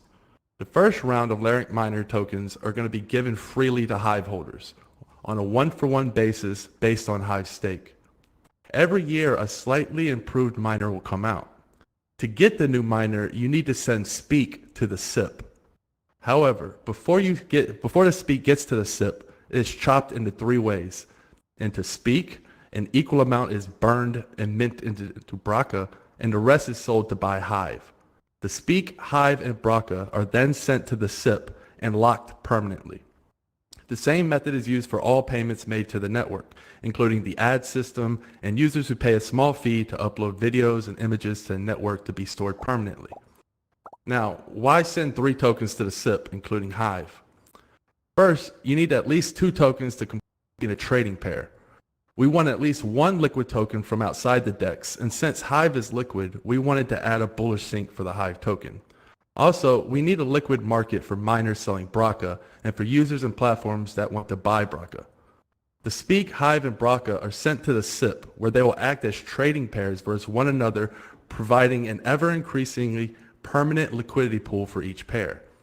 The goal is to have the most liquid DEX for Hive, Speak, and Braca on the market. High liquidity means little slippage, which is the crux of what most people use sexes for. Once the goal of having the most liquid DEX for Speak, Braca, and Hive is achieved, fees generated from trading pairs should increase due to the desire for the liquidity. When the SIP can reach a critical mass of funds, the profits from those funds can be used for other things outside of stabilizing the network. Assuming the network is stable and there are excess fees, these can be used to fund proposals, building things on Hive and Speak network, and users can use their stake Speak to vote on what they want funded. The idea is to replace an inflation-based model with a SIP that uses a DeFi fee generation to fund the network. There is finite Speak, and every year people will be sending more Speak to the SIP for new miners, which leads to less supply for Speak continuously. And go to the next slide. All right. Elements of the Speak network. Who are the miners? Miners can be sites, platforms, users, anyone that can stake at least 1 Larynx miner token and provides resources to the network is eligible to mine Speak. Who gets paid from the Speak network? Service infrastructure nodes, SINs for short, are the ones getting paid from the network. We want everything built into the dApp. The idea is to flip a toggle switch from within the dApp to enable mining once at least 1 Larynx miner is staked.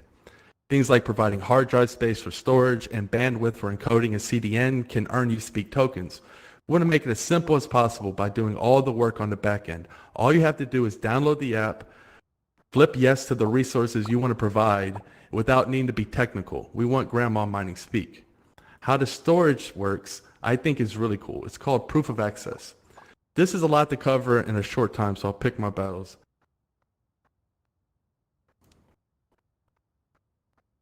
All right.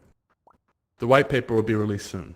But to briefly go over, POA is where miners mining videos and images into the network will need to provide proof that they are from a previous block called a recall block. The trick is the miners don't know what the recall block will be. It's randomized. So to mine new blocks, miners are incentivized to store as many blocks as possible. If the miner has the entire network downloaded, that miner will collect 100% of the time. When mining and the miner does not have the recall block that is being asked for, they will collect 0 rewards for that block. I can talk an hour about the mining, but let me quickly get into the smart contract layer, which we plan to use on Hive. The smart contract layer handles all of the SIP payments, paying the miners, SINs, and is used to compensate the network when the Braca fee is not enough. The smart contract layer is what performs all the magic, making sure everything and everyone is accounted for. Go to the next slide.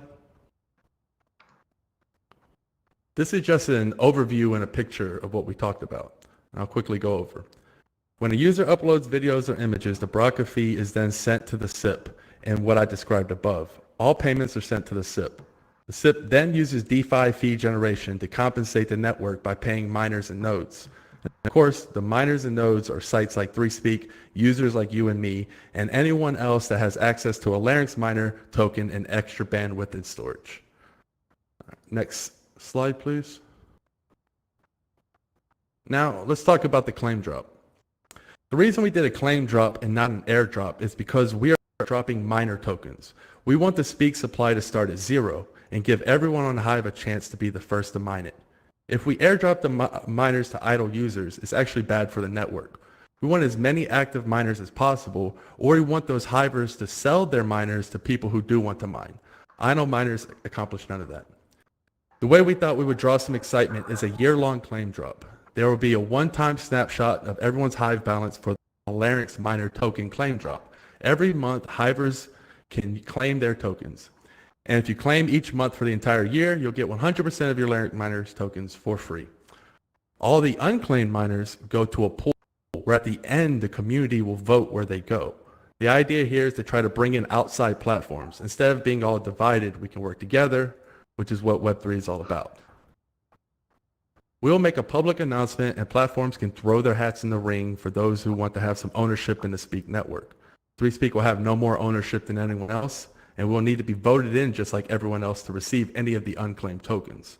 We hope this creates a buzz over the year, and our sales pitch to alt space platforms is get paid by doing what you're already doing. Just plug into the network, share resources, and receive compensation. If we can land a few, that might just be like a domino that creates an exciting atmosphere, and we believe we can create the ultimate network effect. Okay. And I'll quickly recap. There's a lot to take in. The SIP locks in fees that grow forever and pay out services and proposals. Miners and nodes help infrastructure and get paid and rewarded. The claim drop is fair and helps us get a network effect that gives equal amount of ownership to the alt space platforms as voted for by the Hive community. All of you can earn rewards by helping run video infrastructure. All of you will be able to integrate this into your front ends. Now I'm going to pass this to Matt. Well done, Dan. That was a lot to get through, and you did a really good job there. I appreciate it. I can see there's a lot of round of applause going on in the audience as well, so you did a great job. Okay, so this is the last slide to run through.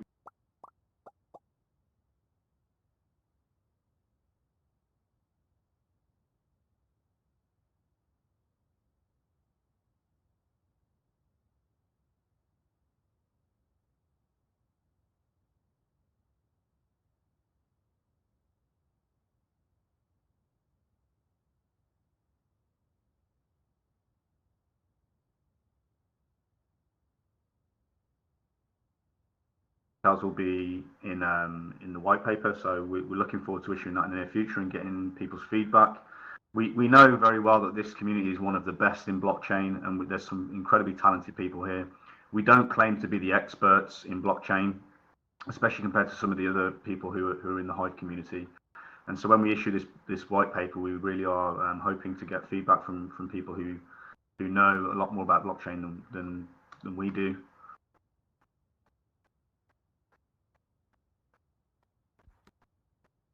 So sorry, did I cut out? Come again? Yeah, it's a little bit. Is it okay? Yeah. So basically, that's the kind of the next thing.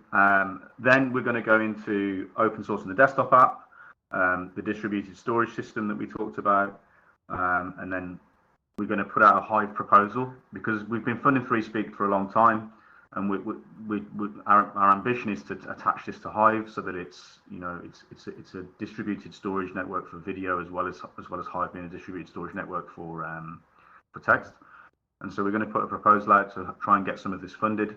A lot of the ideas that Dan's talked about are ideas at the moment, and it's very early phase. We're not announcing a release or a build here yet. This is the initial kind of idea and the vision for it. So we will be having to do a lot of building over the next few months to get this, to achieve this. In Q2, we're looking to do our Larynx miner token drop that Dan just talked about. I just want to re-emphasize that ThreeSpeak will get an equal share of the unclaimed tokens as the other platforms that are voted in. And that gives us as a community a really big chance to announce this on Twitter and make a lot of noise on Twitter and claim drop each month and do a vote on the community as to which platform should get that drop. And hopefully we start to see other platforms come in, start to pay attention to this and get involved in storing some of the videos on the network. And then the community can continue to vote for them and distribute Larynx miner tokens to them so that they can mine the system when the Speak token comes out. Where are we at next? Q2, set up your own content platform. We intend to have multiple content platforms running here. Any of you guys that want to run your own websites and your own video platforms on top of this network, we want to encourage that. We're going to release hopefully several front-end designs that people can use and customize with their own logos and their own designs. In Q3, we're aiming to get the SIP ready, which is this DeFi pool. We're urging anyone who's working on a DeFi pool to contact us so we can create a kind of very large DeFi pool on the Hive community rather than us all working in silos. I'm happy to collaborate. Proof of access mining algorithm that Dan was just talking about will be rolled out around about that time as well. Q4, we're then looking to have the work with whoever it is that's building the smart contract layer on Hive. We know there's several being built. It may be that we end up using a different blockchain as well, but we're open to all options on what smart contract layer we're going to use for this. And then, of course, we're looking to then release the Speak token, the Braca token. We also want to create tokens for content creators. So we want to make it really easy for our content creators to create tokens.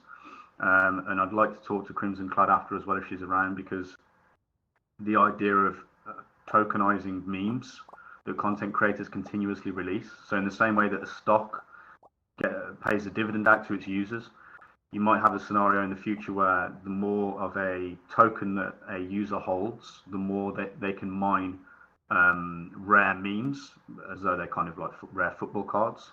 And content creators can continuously issue these memes and create continuous demand for their tokens in the background, in the same way that stocks create continuous demand for their stocks by issuing dividends to their holders. So that's where we're looking to go in the future. It's going to be a very interesting future with that. And thanks for your attention. If there's any questions, happy to answer them either now or later.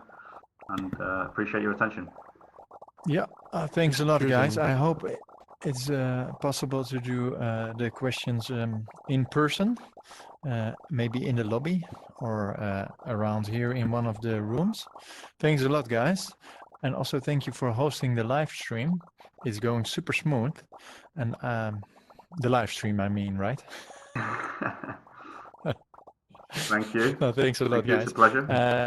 A shit ton of products and services rolling out. I'm looking forward to 2021. So yeah, please, because we are a bit behind schedule, I hope it's okay for you guys to find you in person. And can you release?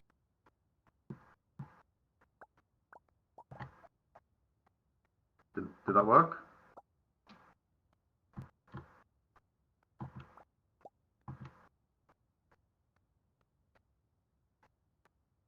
There you go. Okay.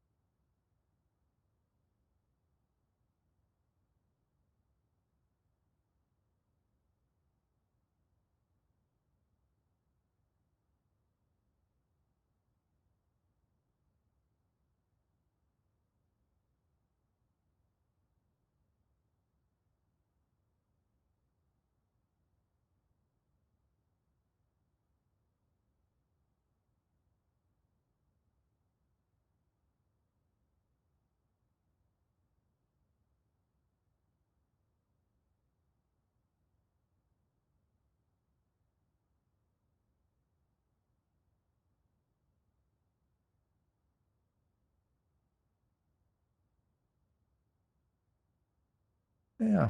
So guys, I was just hiding in the other room. Thank you. Here I am. Cal from LeoFinance, thanks for hopping by and stopping by in our little alt space area. I've put the red square right here.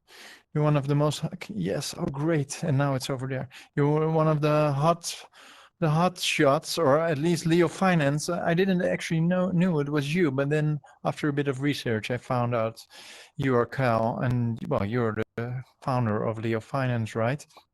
And wow, LeoFinance, repping Leo, putting out the Hive stats. I'm checking out hivestats.io quite regularly just to check out. Really nice site, and thanks for doing all the code changes for Hard Fork 24.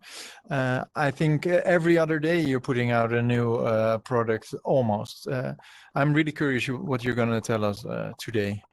Please let me activate lastly your superpowers, which is being on air. So everybody can see you in all rooms, and you are on air right now. Take it away, Kyle. Enjoy. Thank you.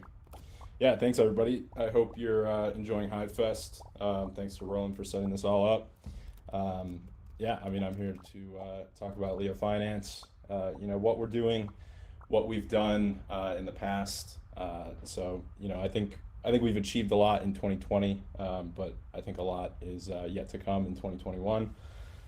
So if you're familiar with LeoFinance, you know, we push out, like Roland was saying, updates, you know, pretty much 2 to 4 times a week from our main Hive account at LeoFinance.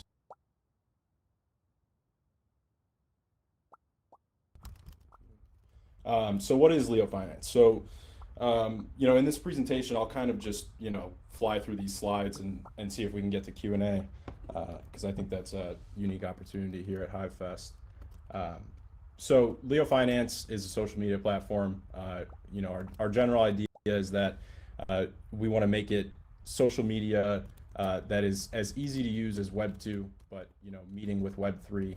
You know, what Hive offers is incredible, and it's up to us to make an application that can, you know, truly leverage it and create something that's great and that's usable by a wide set of users, but also, you know, still bringing those principles of Web 3. So tokenized attention, you know, drives a lot of the value in this type of economy. So the basic premise is that we earn ad revenue when people go to the site, and then we take that ad revenue, we burn Leo, and that basically, you know, creates some price stability. It really just leverages value for every piece of content that's on the site, and that's definitely important.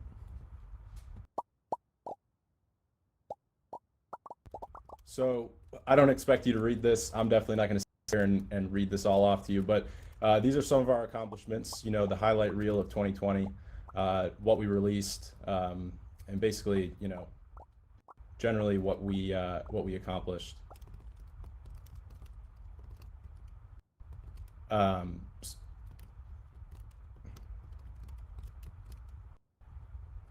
we go.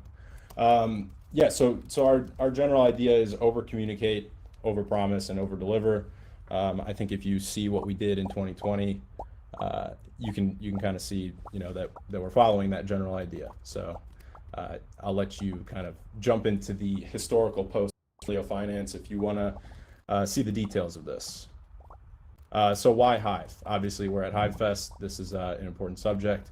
Hive is the best blockchain in the world for this type of application. And this is because of 3-second feeless transactions. I don't think I need to tell any of you about that. You know, you already know that curation rewards, author rewards, all of that stuff, you know, sending transactions. This is a unique place where you can do all this stuff for low fees, as in 0 fees, which is very different compared to other blockchains. That really doesn't exist on most applications out there in the blockchain space. So Hive is truly unique in this way. So why Hive? I think it's pretty obvious to all of us.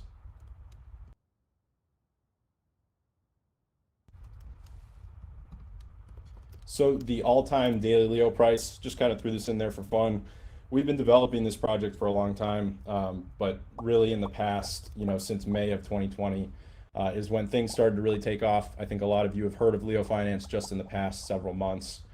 So it was definitely not something that, was in the attention of everybody on Hive right away. It took a long time, took a lot of developments.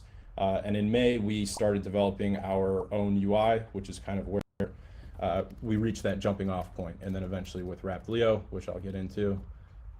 So we expanded into DeFi this year with the Wrapped Leo token and the Wrapped Leo protocols designed by FBSLO. And this really allows us to tap into the Ethereum market while staying on Hive. So we're basically bridging from Hive to Ethereum. So, this is a little graphic just saying users can earn Leo and then they can wrap it to Wrapped Leo. Then they can use it on Ethereum for automated market makers like Uniswap.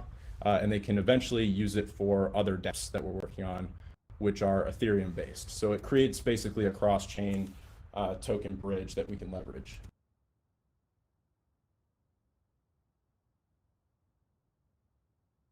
So, this expansion in DeFi has definitely yielded some great results. I think, it was definitely unexpected by me that we'd have such great results. I think the community is pretty surprised by what we've done. This is a screenshot of our pool on Uniswap, over $500,000 in there, which basically gives us a depth of liquidity that allows new users to invest in the token so they can unwrap it and stake it on the platform. And then on the right side here, you can see the staked, liquid, and liquidity pool tokens, a real-time view of it. And basically, you can just see that there's a nice breakdown of tokens, and most of them are staked, showing the health of our economy. So there's this idea in DeFi called liquidity black hole theory. And basically what this means is in order to drive value to a pool, in order to get depth of liquidity, you have to create some incentive to get the initial liquidity. Without liquidity, you can't have traders. And without traders, you won't have liquidity because that's how LPs are incentivized. So to create value for a tokenized ecosystem, we decided to create something called a geyser. And in DeFi, this geyser model has become a lot more popular. Basically, what it means is that LPs in the pool are rewarded with the token based on how much LP they have, so how much in the LP they're holding, and then also how long they're in the liquidity pool. So it incentivizes the best type of liquidity, which is long-term liquidity that doesn't leave the pool. So it basically incentivizes a stable token and a healthy price. You can see some of the details of this in this exported spreadsheet that just kind of shows it off. And you can see this interesting thing that we created called HiveLink. And HiveLink makes this geyser model the most unique in the DeFi space because it takes something that lives on Ethereum and it allows it to be distributed on Hive. And I think that's truly unique compared to what else is out there in terms of DeFi.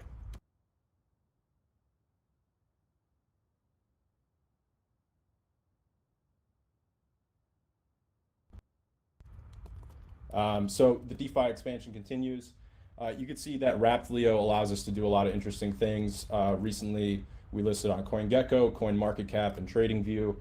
This type of stuff isn't possible for a Hive-based token in their current forms. So having a Wrapped token, which basically just means that we have an ERC20 token on Ethereum, really allows us to tap into these different applications and really just get Wrapped Leo out there and into the space. So if you head over to these sites like CoinGecko and CoinMarketCap, you can see that they actually link back to LeoFinance.io and drive a lot of our traffic over the past few months. So our site traffic has been increasing exponentially, and a lot of this is due to Wrapped Leo and being listed on places like CoinGecko, CoinMarketCap, and others. So this really, this is kind of the core of being in DeFi, is to go where the users are. So moving on from DeFi, we did something called Leo Infra, and this is definitely one of my proudest projects. I'm really grateful that we were able to do it, and I think we solved one of the problems that I've always wanted to solve on this blockchain and within this ecosystem, which is making it easy to get started. And we have these dialogues that say get started, and it shouldn't be difficult. Like, you shouldn't have to sign up and download these 5 different keys and figure out how they all work. figure out how to plug into the site and all of that stuff. You know, it should just be click a couple buttons and get in. So going back to that first slide about how, you know, we're trying to make a Web 2 platform in terms of usability, but a Web 3 platform in terms of the back end. So on the front end, you know, users can sign up with something like Twitter, and it's as easy as using any other site. But then on the back end, they're getting a Hive account, and they don't even need to realize that they're getting a Hive account. It's just there, and their actions are going on the blockchain. So here's kind of a little demo of LeoInfra and how it works. You can see there's 3 options now where you can sign up. So you can do a create a Hive account, would basically give you a full Hive account. So this will prompt you to download your keys right off the bat and save them. And this is basically the process that we're all used to already, where you take control of the account on your own. You are the custodian for the keys. And you can verify with a phone number, so SMS or Twitter. And of course, you know, LeoFinance and LeoInfra, we don't store any of that data. So basically that's just to verify and prevent spam. And then we created light accounts, which I'm really proud of. I think a lot of people have talked about it for a long time, but it took a while to actually develop something along these lines. And I'm really proud of how it turned out. So, you know, within 20 seconds, a user can click sign up with MetaMask, sign up with Twitter, and they'll have an account. I mean, it's literally that easy, 20 seconds. I think a lot of you have already seen that. And it's, you know, it's super simple, and it resembles Web 2, but on the back end, they're getting Web 3.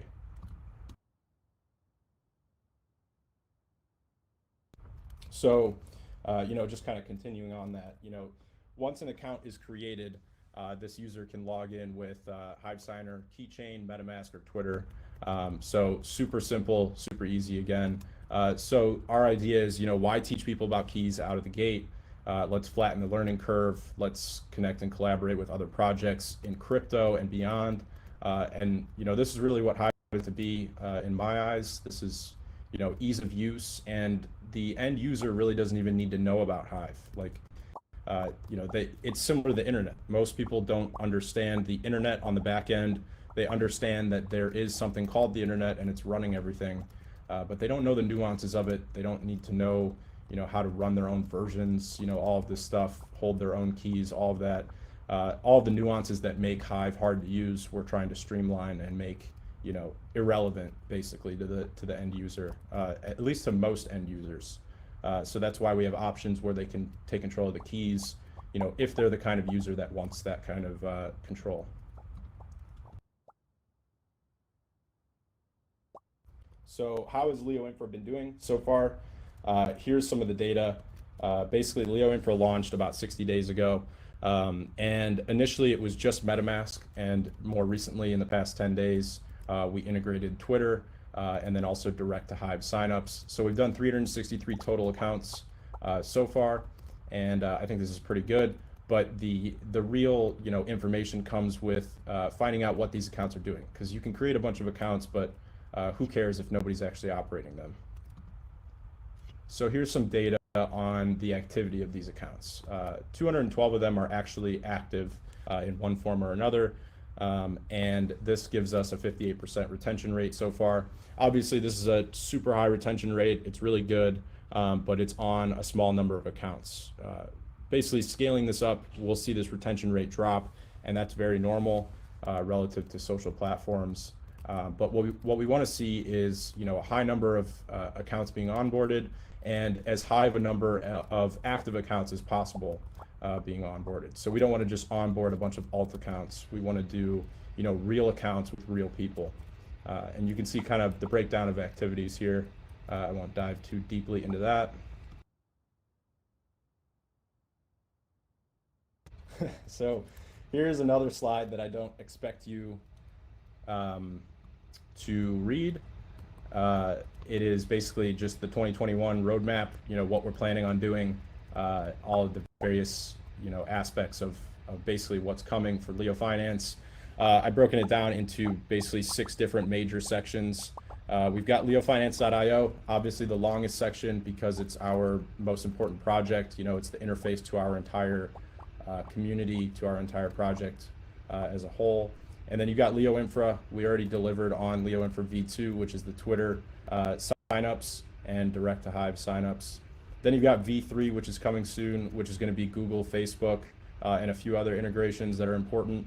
LeoFi, you've already seen some of that DeFi stuff. This is basically just extending our reach in the DeFi space, adding things like a lending platform, collateralized loans, and then a Geyser UI so that people can interact with the Geyser and see the rewards and all of that.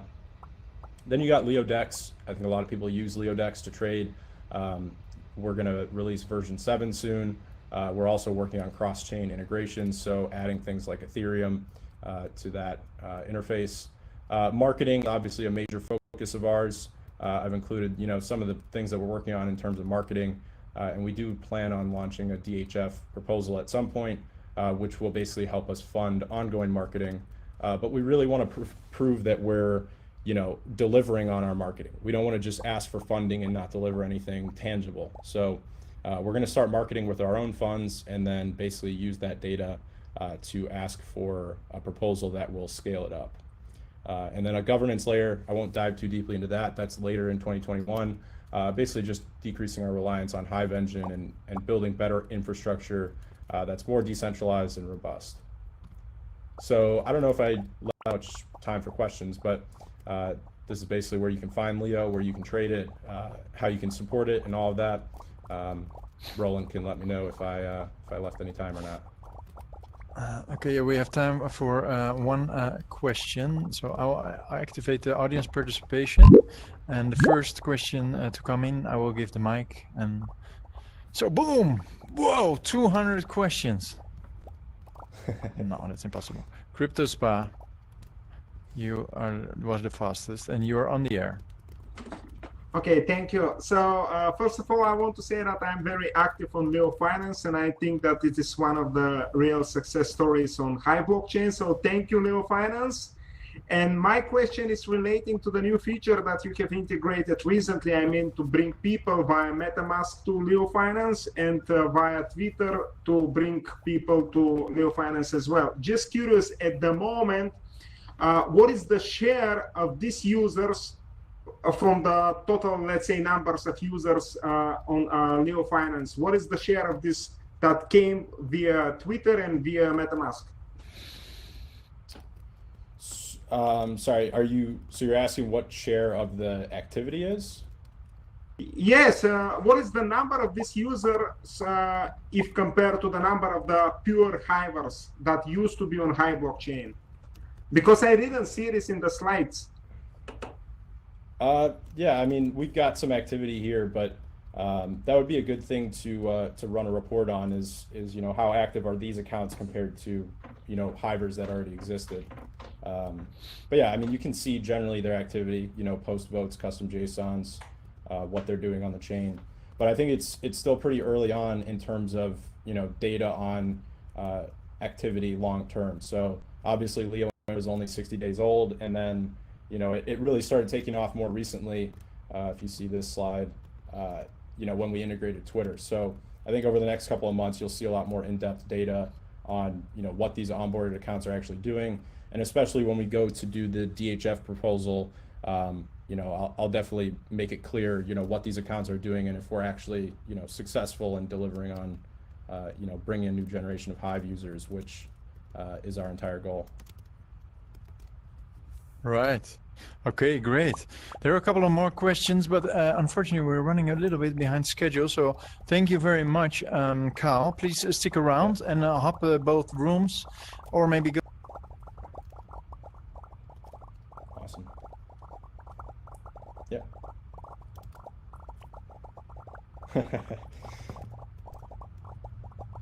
Oh yeah. Need some coffee. Yep.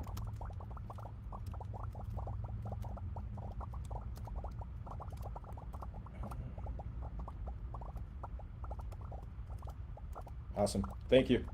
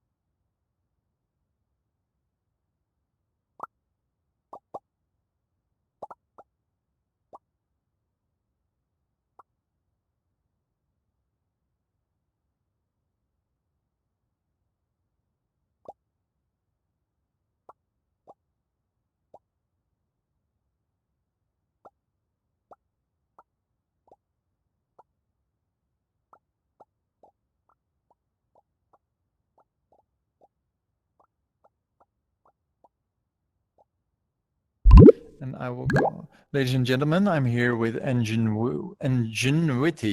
Engine, I call him. And he's very witty. And I'm gonna give him the on-air stage. And he's here with Hive Tips, FullAlt.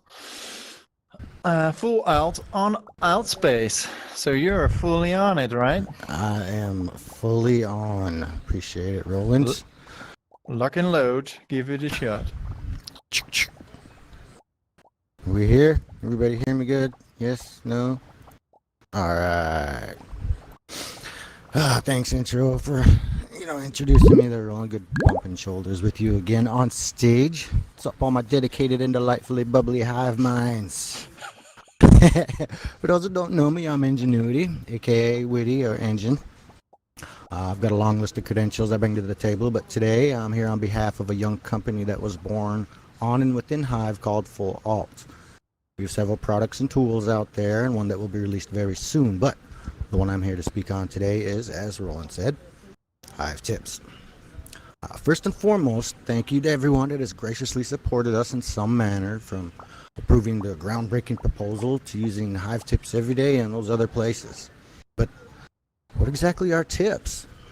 It's appreciation, it's support, it's encouragement, and an incentive for someone to keep doing whatever it is they're doing that you decided to tip them for. It literally is a form of gratitude.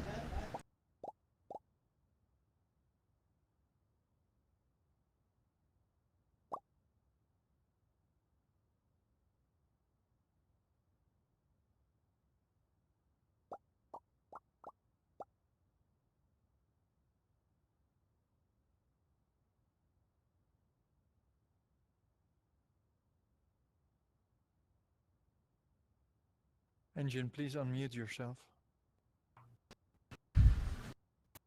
Yeah. Can you hear me now? Yes, yes. You're back. Okay. Can you still hear me now? Still.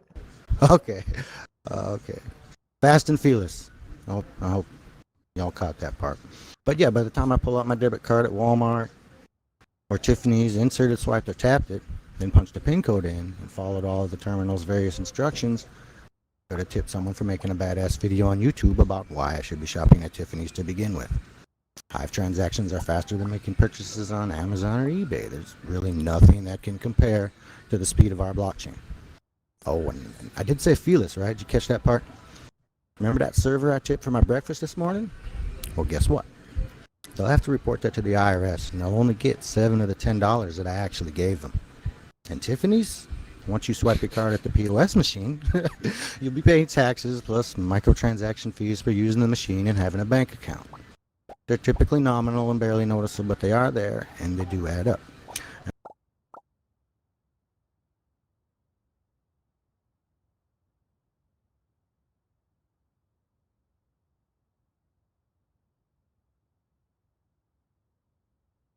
Please unmute yourself. Why does it keep muting me? I don't know. It's the IRS, I guess. Yeah, as soon as you mention them, they're like, shut him up, shut him up. We don't want people to know about decentralization. Snap. But yeah, once a person, be it a crypto savant or a normie, realizes the fast and fearless part of Hive, you think they'd rather accept and send Hive to people or some pesos? I mean, you're all here, aren't you? And we're grateful for that at FullAlt. In fact, we're so grateful we decided to come up with another way to show our appreciation for people. We created, inside of Hive Tips, another in-game module called Hive Patron. Hive Patron is a way to set up your own subscription type payments to someone, a way to pay homage to, let's say, your favorite authors. Maybe you earn a little extra and want to support a witness to help with their server costs, or maybe you love what a certain developer is doing, like Leo Kazai over there with LeoFinance, and you want to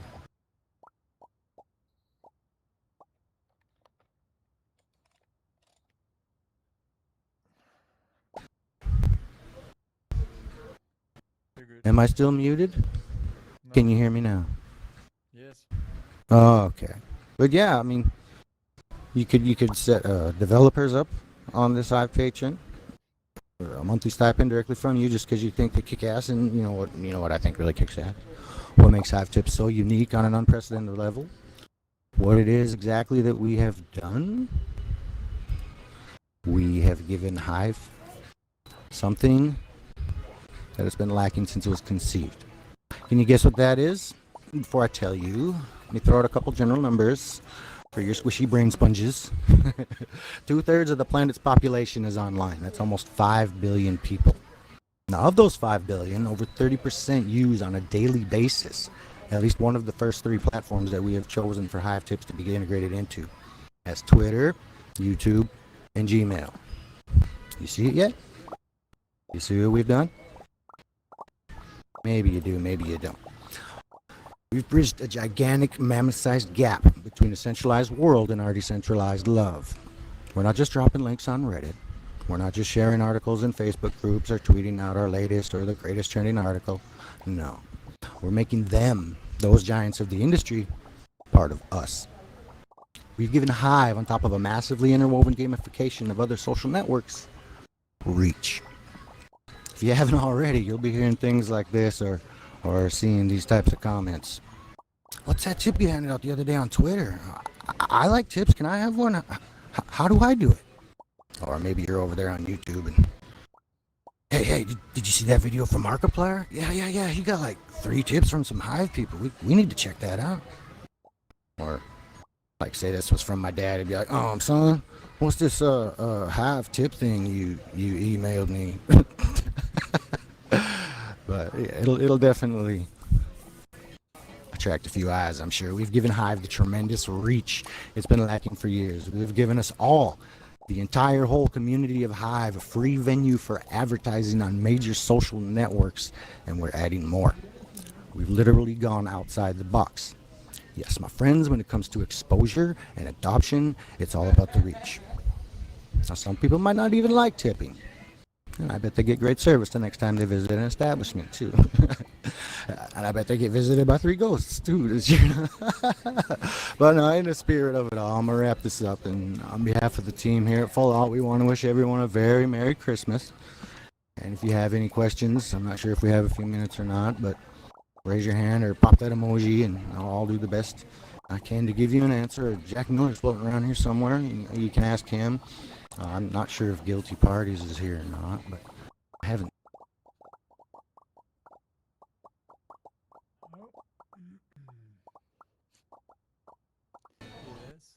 Okay, we have room for. What? How far did I get? What did I? Oh man, did I miss the last part? Did y'all hear me? Yeah. Okay. Are you raising hands? But nobody is raising a hand at the moment. Okay, good. Then I was complete with my description. Ask one question. So he's. And what's up, Dan? What is your question? Oh, I ain't got a question, son. I just got a comment on your presentation and LeoFinance's presentation. I'm just going to make a comment for all it's worth. I ain't nobody important on Hive, but I'm an Uber user, as you know. And I'm going to tell you right now, there's nobody, and this is, this is from my view as an Uber user. You'll never find anyone more ethical than LeoFinance, Cal and his team, and Ingenuity, Guilty Parties, and Ingenuity and his team. And that's all I got to say. And I'm going to shut my pie hole right now. I appreciate y'all. Y'all have done more for Hive than a lot of folks have. And I've said it many times, and I'll say it again. There are those that talk the talk, and there are those that walk the walk. These boys walk the walk. All right. Thanks a lot, Sergeant Dan. Have fun for the rest of the show. Cheers. Engine. Cheers. Yes, cheers. We're on. Thanks a lot for your intro. And yeah, see you on the flip side, on a bowling alley maybe. Yeah, buddy. Here, I'll give you Remember? 5. Those Krakow days. Yeah, Cheers, those mate. were awesome, man. You good, bro? High five. Thanks a lot, man. Have a good one. Okay, Marty. Traveling all around the world. Have you been here? He's been to many places. Lisbon was his first. Bangkok was his last. And in between, he built a gazillion apps. And I am going to give.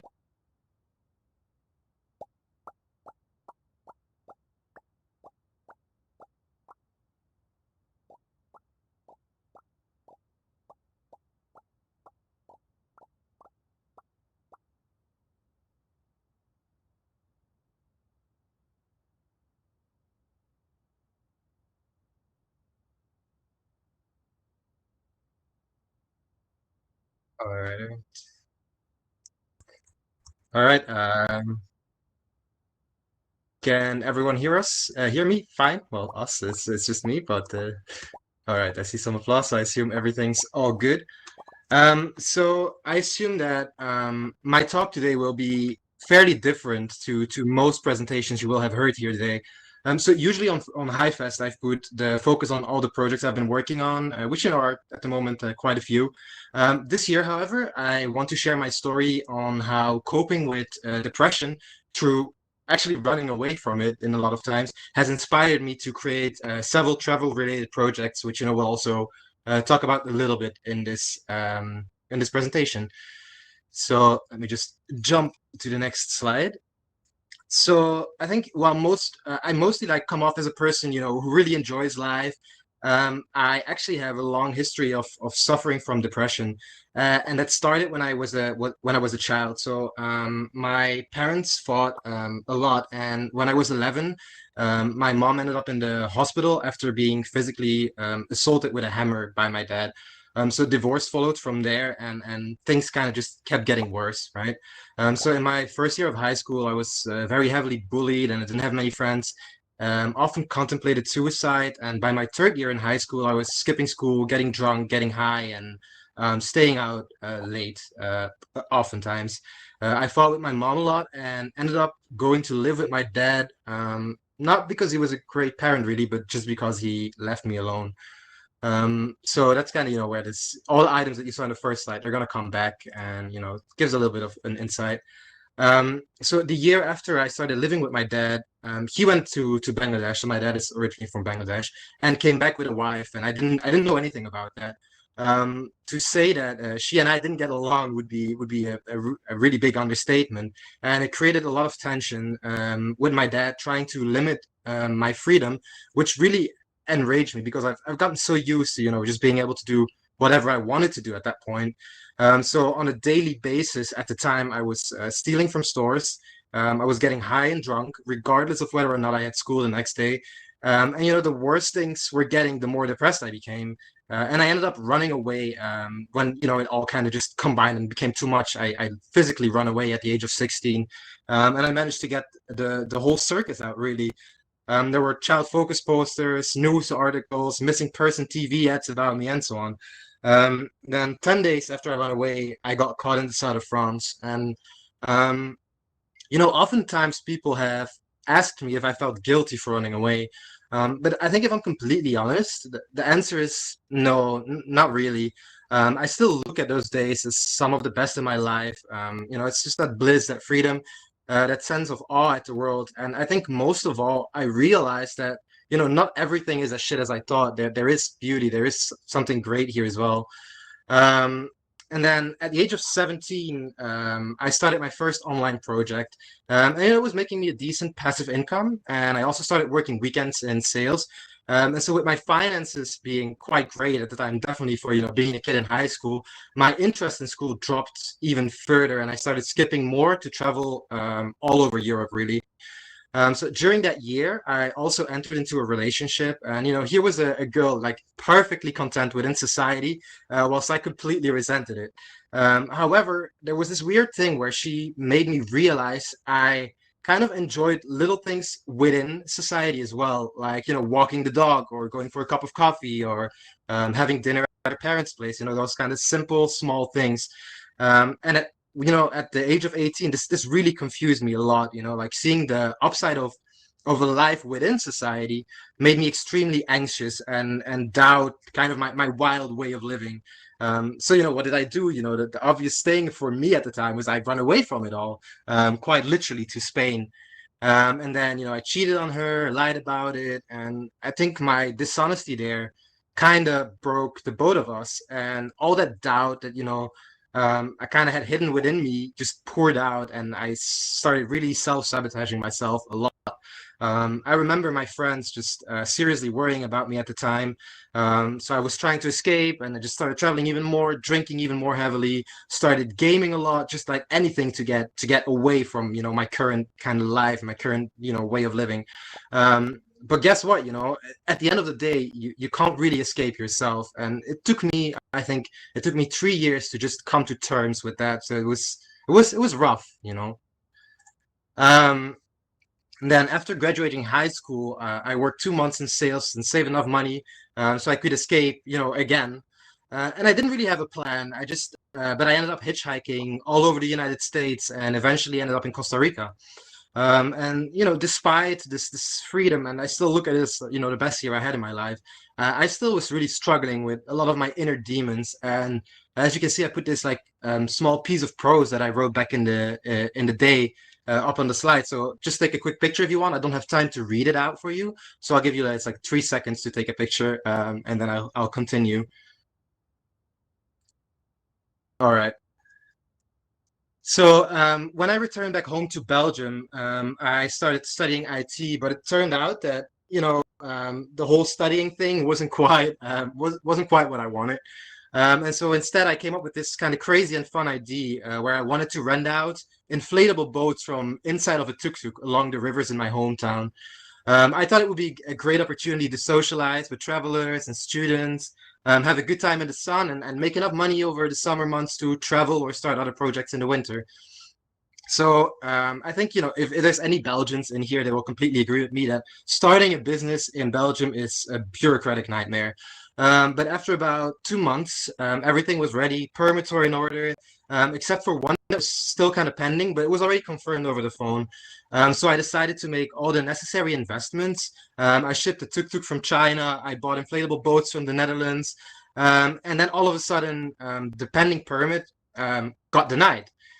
So I found myself 5,000 euros in debt with no real options to get out of it. And to make matters worse, the woman I was dating at the time and I were having a lot of issues.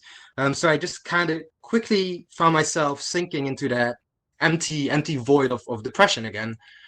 And that's, you know, with no real way out, I slumped back into that depression, like I said, and to pay the bills and slowly start paying off my debt, I would occasionally work in sales, a job that I had completely sworn off for reasons that are behind this talk.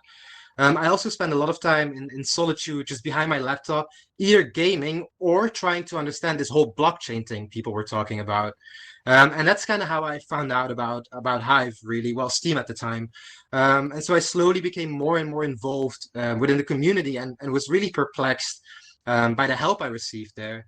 I wanted to start giving back, and so in 2017, Steam at World Map was born as kind of my way of giving back. It has since been rebranded as SpinMapple following the launch of Hive. So initially, I spent like long hours in Discord chats where I met Chugel and Living UK Taiwan, two original and still current members of the PinMapple team back then. So back then, at the time, I was still in debt and I was unable normally to attend SteamFest 2 in Lisbon. But as luck would kind of have it, I won a free ticket, and so I hitchhiked my way over, and then I ended up winning the hackathon, as you can see in the picture here. After that, the price of Steam skyrocketed, and so that kind of helped me pay off my debt and gave me some breathing room. And that was kind of really the start of my Hive dev journey, where, you know, like suddenly it really gave me purpose and a way to move forward again, which is really, really amazing and really incredible if you think about it. And then, oh, I don't know what happened. I messed up my slide, I think.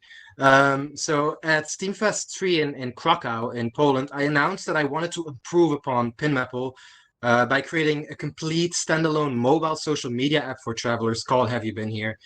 So, it's quite a huge undertaking for one developer, and at the time with no mobile dev experience either. So the first few months were kind of rough, definitely financially, as I was barely generating any income whilst I was working on the project. But kind of luckily for me, a startup incubator found out about Have You Been Here, and they gave me some limited support for a few months and funded my trip to Steamfest 4 in Bangkok, which was just amazing. The objective was to deliver a mobile app that seemed promising at Steamfest, and then I showcased an early beta version of Have You Been Here. We started working more closer together, and talks about 4 million euros in external investments. We're starting to become quite commonplace. So you get really kind of your hopes up, right? But unfortunately, things didn't quite work out, and that partnership was ended. Of course, this was bad news financially, but with the app about to take off, I wasn't really worried about it. And then a global pandemic stopped travel dead in its track, and my finances kind of dwindled once more. And I think at that point, I was just mentally exhausted and tired of continuously pushing myself only to hit another wall, right? And it's at this point I actually decided to go into therapy, since running away just isn't an option in 2020. And to say the last few months have been challenging for me is it's the least I can say about the last few months. So where does that leave me right now?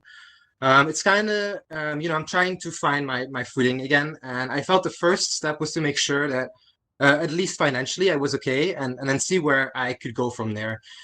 So my favorite option to kind of deal with that would of course be to work for the Hive community.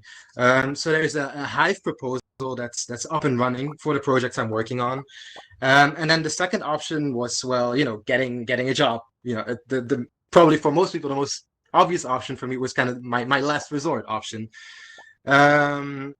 So then at one point, like while the proposal wasn't funded yet, an opportunity came along, but they wanted a developer with experience in React.js, and I decided to take a week to deep dive into React.js, and figures whilst I was at it, I might as well kind of create something for the Hive community, right? And that's kind of how my latest project, Buy Me Berries, came into existence. I didn't end up getting the job, and in the last 2 weeks, actually, I started to really start sinking kind of back into that depression again, and that empty void, because I didn't have a job, the proposal wasn't funded, my savings just completely run out at this point, and I didn't have any opportunities to travel either. And then kind of just as fate would have it, I guess, it all kind of changed around for the better. Just 2 days ago, I got the news that the proposal has been funded, and so I can kind of start doing my all-time favorite type of work, and that's creating and improving epic dApps for all of you. So there's only 14 days left on it, but I definitely see it as an opportunity to pick myself up and make sure that the Hive community is getting what it's paying for. And it seems that once again the Hive community has given my life purpose, for which I can only be intensely grateful. Thank you, guys. So I realized that not all of you are familiar with the projects I've mentioned, so I would like to take a moment to give all of you like a short intro into the projects. You can see the URLs here if you want to take a deeper dive yourself, because I don't have that much time left. So first up, there's PinMapple. I think this is the one most people are most familiar with. So PinMapple is a collection of the best travel content on the Hive blockchain shown on a map. Travel bloggers pin to the map by using an invisible code in their post, and this also gives them the opportunity to get curated by the PinMapple curation team. So with the proposal now funded, I'm going to start working on open sourcing the project in the near future. Then we have You Been Here? Have You Been Here is a social media app for travelers. You can check it in at places and share your experiences there. And then you can combine these waypoints in a post that you can then share to Hive, and PinMap will completely automatically. So every user within Have You Been Here has their own map as well, and you can link waypoints together to kind of show an entire trip, which I think is just fantastic. Now, of course, with COVID still being a pain in the ass, I decided to utilize this time to completely create the app from scratch. So improving a multitude of features based on the feedback I've gotten from all of you guys. And the current release is of course stable, and you can be used, and you can find it in both iOS and Android app stores. And then last but not least, Buy Me Berries is a web app that lets you fund all the work that you're doing and goals by accepting Hive donations. So kind of ties into the last presentation we had with the Hive tips. And so if you have a Hive account, you kind of already have your own page, and you can, of course, because of the fast transaction speed on the Hive blockchain, receive any donation within 3 seconds, which is just amazing. And then to kind of wrap up this whole talk, I just wanted to say that I'm often kind of hidden behind my projects, and I hope that this more personal story makes me more approachable. I also want to say to anyone else suffering from depression, do feel free to reach out to me. And if there is one advice that I can give, it would be to keep your options open and keep doing things. People kind of often call me lucky, but the luck I've gotten in life has really come from keeping my options open. I understand how tempting it is to just throw it all shot when you're suffering from depression. But from my personal experience, I can tell you it doesn't help. So thank you all for your time, and special thanks to all of you who've helped me along my journey. I think you know who you are, and so yeah, thank you all again, and really appreciate being here with all of you in this virtual space. Thank you guys. You guys are incredible. So Thanks a lot, Marty. Thanks a lot. My absolute pleasure. I don't know if there's still time for any questions or not, but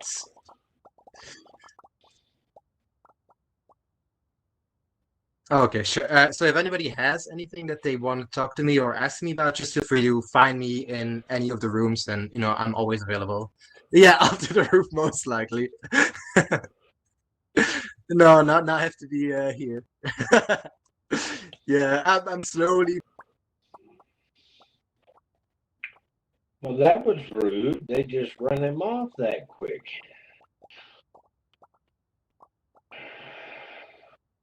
Or maybe he went off by himself. I don't know.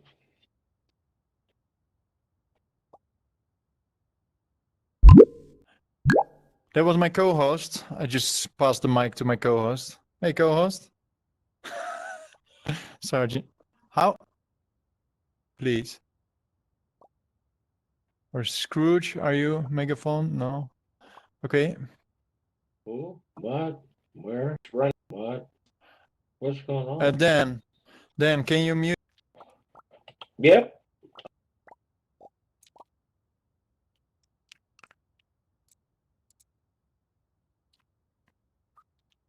Yeah, and good to go. Thank you, Roland, for the introduction.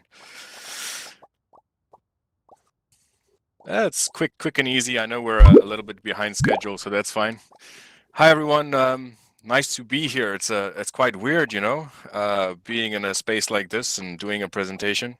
They always say when you have a big presentation, just imagine your audience nude. It's not really working here, is it? Anyways, some of you might know me as Scrooger from Hive. I run the Curator project, but today I'm not really going to talk about that. Before I start, I just want to do a quick shout out to my wife. We've had quite an interesting year, so I just want to say hi, Ju. Thank you for always supporting me, and we are going to have a baby in 1 month, so I'm quite excited about that, and I will probably share a little bit more about that as we go along. Anyways, all right, let's get this party started, right? So, everyone, I hope you're all having a really good time. Over the last few years, our community has gone through some major changes, and we have seen many new and exciting things here on Hive. Gaming projects have been some of those new changes that I really enjoy, and I like playing most of the games on Hive. That is why I'm here today, and extremely excited to share with you our new game company that will be using the Hive blockchain exclusively. Please welcome everyone, Slow Sunday Games. So some of you might ask, why Slow Sunday? Well, simply because we will focus mainly on idle games that do not really require the player to actively sit there and play. So play when you can on your own time while still making progress and earning some in-game rewards. Keeping it simple, keeping it slow, like Sundays. So since we are a new company and we're just getting our feet wet with gaming on the chain, we will start off with an idle game. For those of you who might not know what idle games are, it is where you set up your gaming environment and let the game kind of play itself. There are things to do that will make you play the game more actively, but overall, you will be making progress by just telling the game what to do, and the game will take the rest of it, you know? The game will just do it on its own. So, the first game that we're gonna launch is called Unsung Hero. So the gameplay for this will be pretty simple. Those of you who know idle or clicker games might feel right at home. This will be less clicking and more idle with some light RPG elements. We decided to not really go the clicker game route because I know some of the clickers could be automated. And because we're working with Hive and real money, I would rather not have any automation or bots take over and giving some players an unfair advantage. The gameplay is pretty simple and pretty straightforward. You have your hero, and your hero does damage to monsters. So the more monsters you kill, the higher your level goes, and the higher your level, the more rewards you earn, and it basically kind of repeats. So for those of you who might have played D-City before, it's something quite similar to that in a way that the more you play, the more rewards you can earn in the long run. When you start playing, everyone will receive a hero. There will be a total of 4 tiers of heroes, going from tier 1, the weakest, all the way to tier 4, the strongest. As you play, your heroes will have certain perks, which will help you along your journey in slaying monsters. So some of these perks might be something like attack speed, which will help you attack a little bit faster, a boss timer bonus, critical hit damage, and then damage per second multiplier. Can everyone still hear me okay? Am I going too fast? All okay, all right. Good. Now that we talked about our hero, let's see what he will be facing. So our hero will be facing... Oh, wait, I missed a little part. My bad. So in the crypto world, because we like holding our investments, you can also choose to hold your hero. So when you start your account and you have your starter pack in your first hero, the longer you keep your hero in your account, the more damage it will do. Meaning those who start earlier, playing earlier, will have a slight advantage maybe. But the thing is just, this was mainly to help fight some farming and abuse. So instead of people just transferring their items and things across accounts to try and game the system, it will be more beneficial to just keep your hero in your account. Moving along, we have monsters. So now that we talked about the hero, let's see all the monsters. In the beginning, you might only encounter one monster, but as you reach higher and higher levels, you will unlock and face more powerful and different monsters. Every time you kill a monster, you will complete a level and move up to a slightly more difficult level. On the picture, you can see the 10th monster is a little bit bigger. In the game, the sizes won't really matter, but the monster's health will. So the HP of a boss monster will be significantly higher, and it will also include a boss timer. So if you fail to kill the boss within the certain time, you will not be able to make any progress further. So this will basically, in the end, help you determine your rank and tell you where you are when you look at your levels. Next, we will have, oh dear, whoops. All right, this slide is not supposed to be here, so everyone, just ignore this. This is by no means anything important that may or may not give you some extra game goodies. Wink, wink. Areas.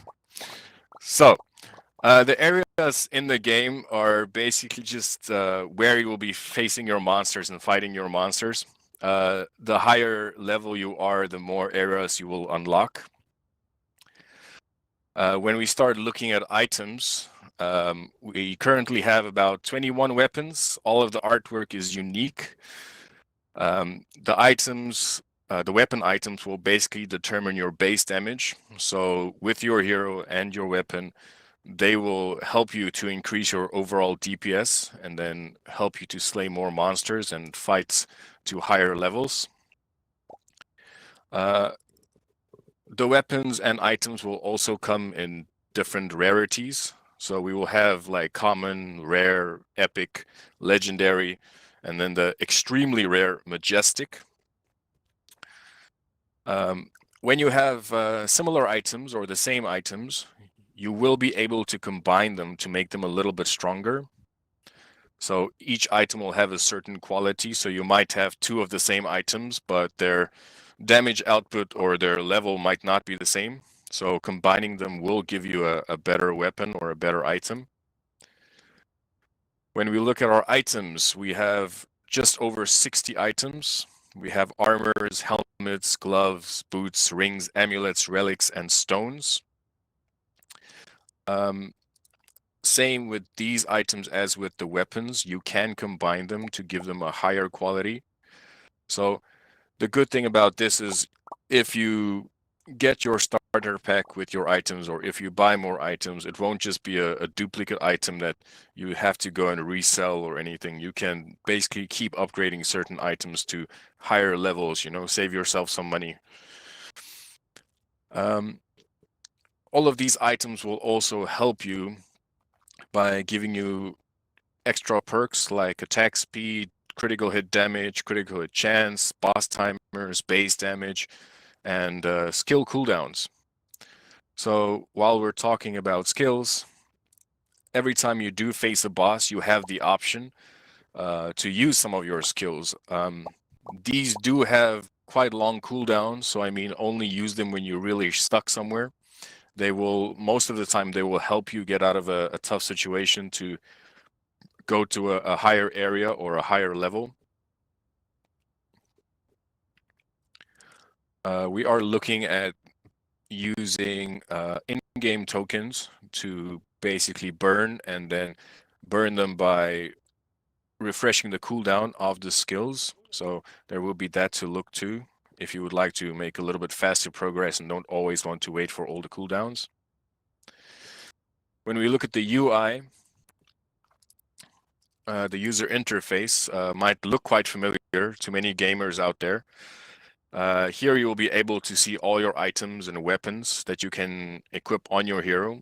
They will all work together to give you the most DPS possible. There will also be some stats about your gameplay and different bonuses from items.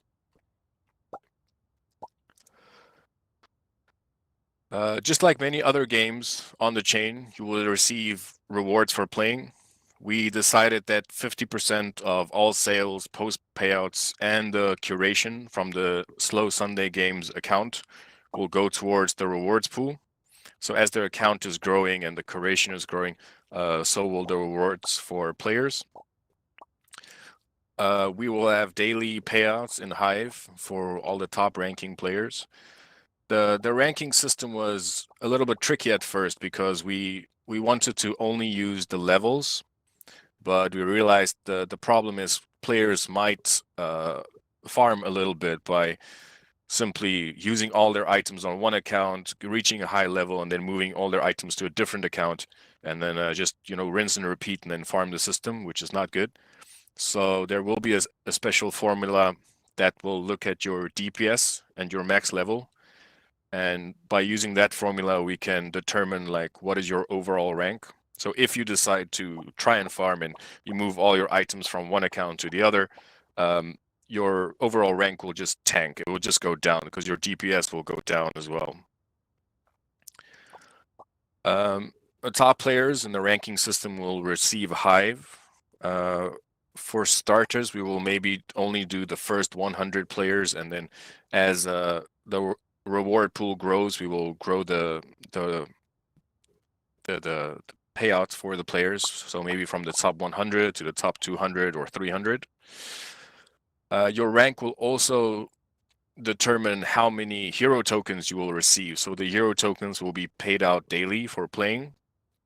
And then with the hero tokens, you can decide what to do with them. Use them for buying new items, cool down on your skills, basically anything that you want. It's your tokens to do with what you want. You play the game, you get the rewards, use it as you please. The interesting thing here, I would say, is because we have the rarity system, you could basically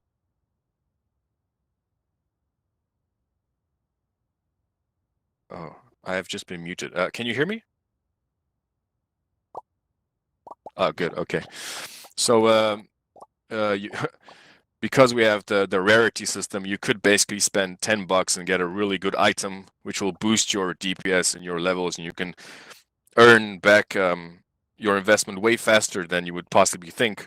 Or you might not get really good items, and it might take a little bit longer. But in the long run, the more you play, you will eventually get your money back for playing.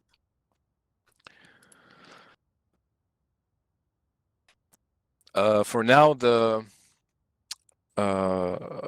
coding is almost done, and we will start testing within the next month or two.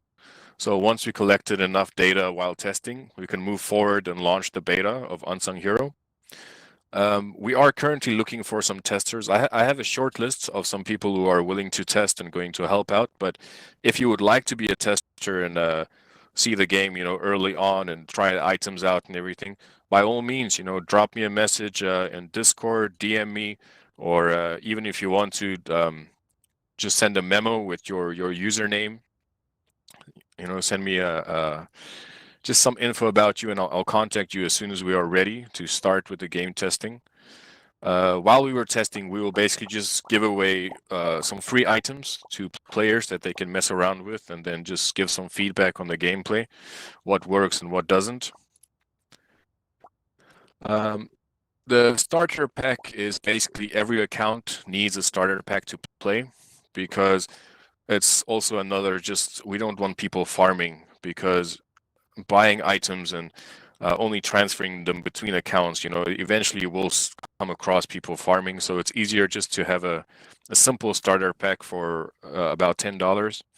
So when you buy your starter pack, it's important that you do receive a euro, because that will help you, and you do receive a weapon, because if you don't have a weapon, you can't do any damage, which is going to be a bummer, because then you will just be stuck and you have to keep buying items until you eventually get a weapon.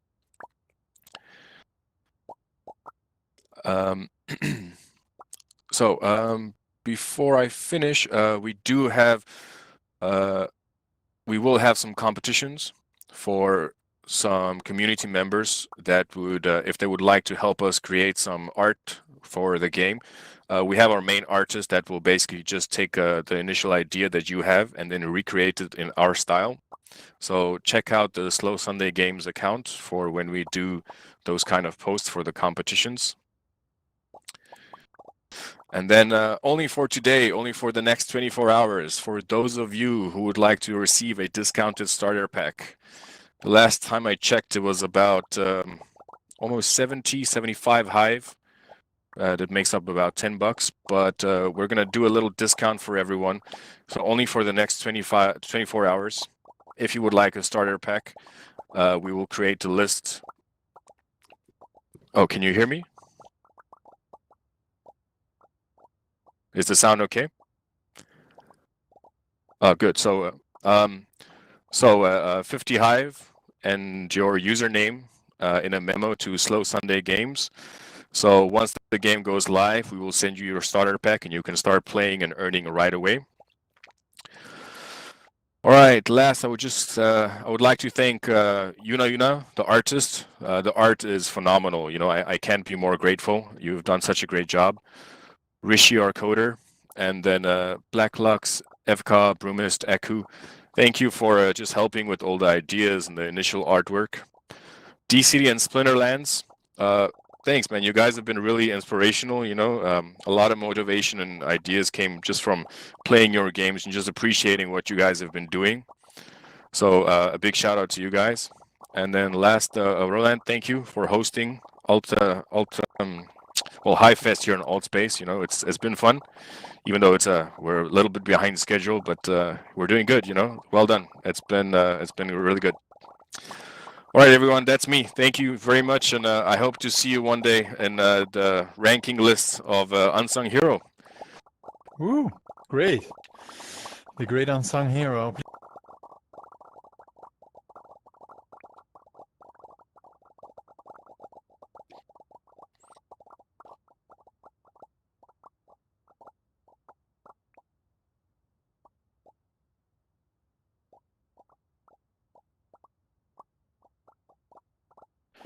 Charge up another of these funny.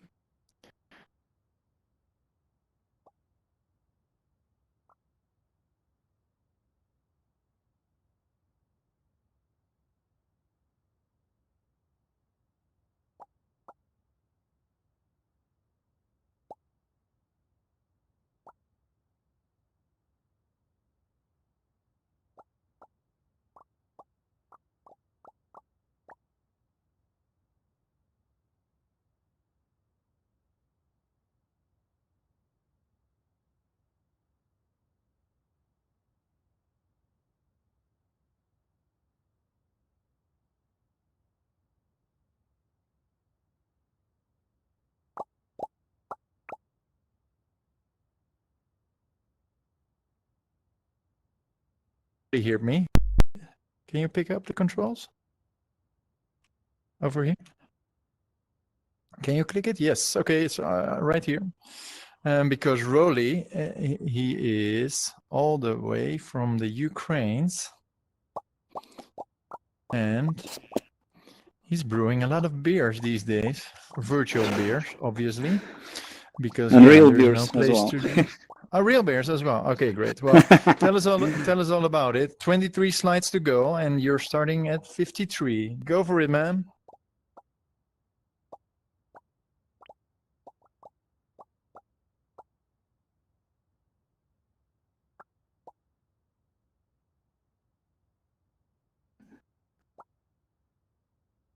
Do you hear me?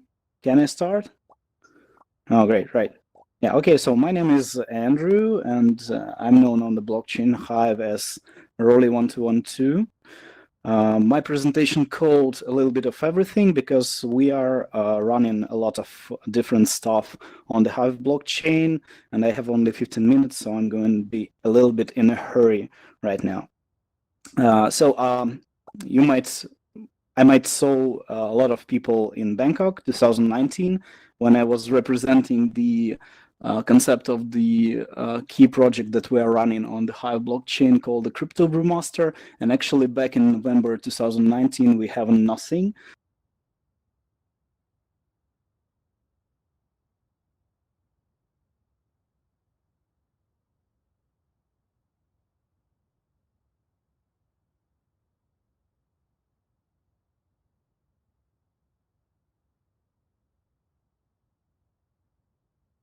Standing on this stage, and actually back in the days, back into 2019, I was only 6 years old in terms of cryptocurrency and blockchain world, so I didn't know nothing about it. So it's been a quite progress actually. So the CryptoBrewMaster actually is a beer brewing game, and the concept of this game is brew, study, and trade. So our aim is to study people to brew beers, to understand the brewing process, etc., etc. And this is actually the final picture of the city where we're heading at. Currently, we are in alpha mode and it's still under development, so we are doing our best to finish the main game, the main concept in a few months. So now it goes like this. It's the current state. It's a few buildings available. It's some economy developing and so on.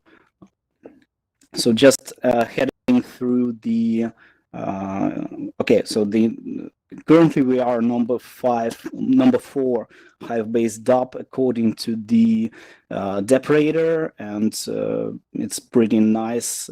We are pleased that you people playing the game and doing all these transactions and brewing all these beautiful beers, trading and having fun. Thank you for that. Yeah, so let's do the quick game overview. So it's actually the card-based game where you collect different cards and burn them to produce some beers. So this is the brewery actually, and this is the recipe of the beer called Bella Wheat IPA. This is the key ingredients and the mechanics, and in the bottom of the screen you can see the probabilities of getting the different grades of the beers that you can get out of this brew. So this is how the brewery works actually. Next, we have the pub ready. In the pub, you can do the daily quests, you can trade beer, you can drink beer, you can check out the leaderboard where you're at, and we are working on the mini games. I will tell you a little bit in a moment about the mini games.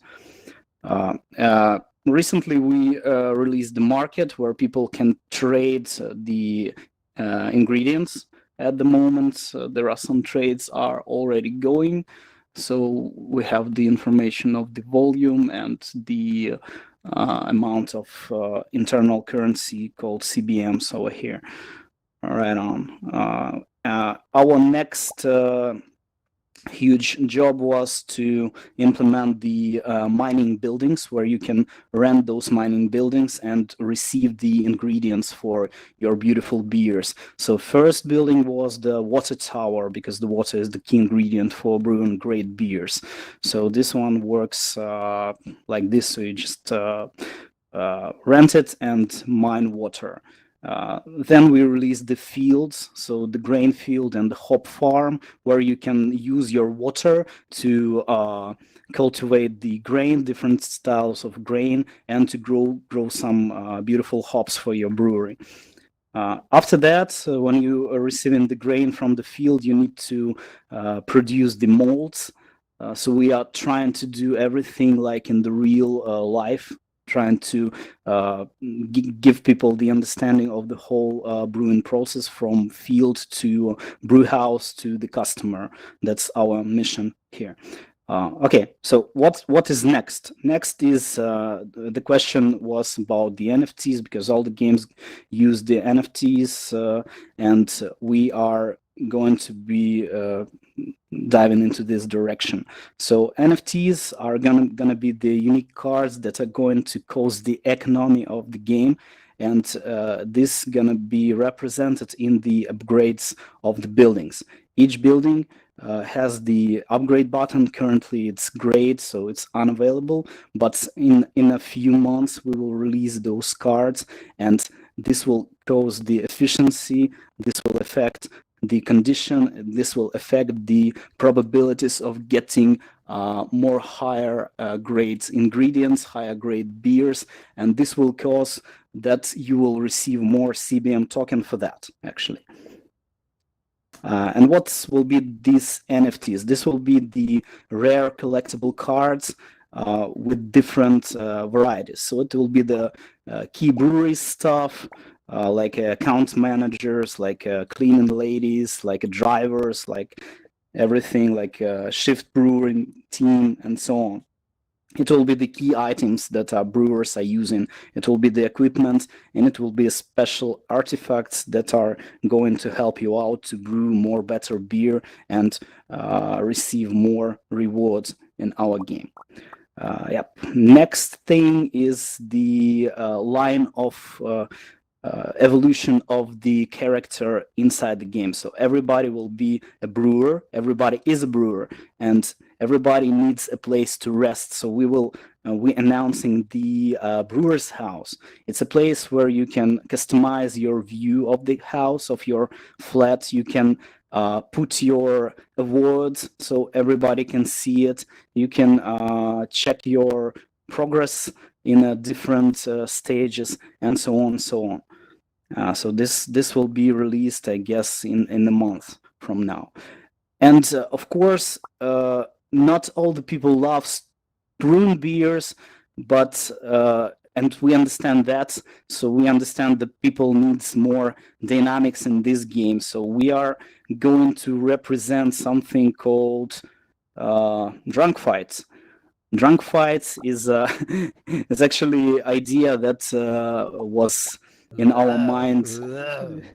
Yeah. So this is really fun. This idea was when just the coronavirus started, and we were like, what we are going to do next after all the mechanics will be over. We need some dynamics, and it's gonna be quite interesting. So it's gonna be really great.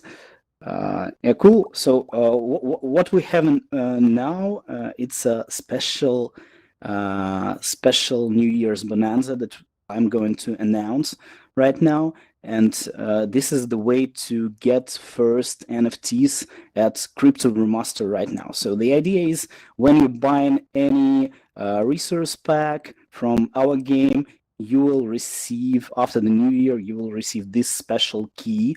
And when we announce the NFT launch, you will be the first who get these special packs of NFTs. What's inside? It's actually written at the latest blog on the CryptoBrewMaster profile. Okay, so CryptoBrewMaster needs you. Thank you for that. And it's a few more slides about what we are doing in terms of Hive Blockchain and community building for Hive. Another project that I'm involved in is Cryptex24. It's a local centralized exchange operated by our development team. And what we actually did, we are doing the promotion of Hive Engine tokens, listing them into the exchange. That's quite interesting, and this gives us the opportunity to trade these tokens with Bitcoin, these tokens with USDT, and some other cryptocurrencies. The next interesting stuff that I wanted to show you is the C24 promo. So this is the runner game that are going to be available soon in the mini games inside the CryptoBrewMaster and on the Android and iOS. So the idea of this game is to promote our services and promote Hive community as well. So the thing is, you driving the scooter, you're drinking the beer, you jumping, you gathering tokens, and you can use those tokens to receive a special discount in our project that we are going to actually announce in a few seconds. So if anybody here has an iPhone, or sorry, not the iPhone, Android system, you can scan this QR code and go in to test this funny game. That's it. And But actually, come again. Can I ask a question in between? Are you saying we should drive a scooter and drink beer? I know it's kind of illegal in the most countries, but we can treat it as a lemonade or something, or maybe some light Weizen beer, or yeah. But you know, it isn't branded, this bottle, so it's okay. So yeah, so we started to actually, when first the NFT showroom was introduced, I was really impressed, and I wanted to tokenize some real stuff. And actually, this scooter game and the project that I'm going to announce is quite connected, because our a real-world startup that we are going to launch in this spring called C24 Scooters 24 hours per day. So the idea is that you can rent a scooter and just ride around. It's like Lime and so on. But our idea in this way that we're tokenizing every unique scooter, and we're offering people to join it in buying shares in each scooter. So the idea is you buying a part of NFT. This NFT is yours. You can check it out on the website, C24 World.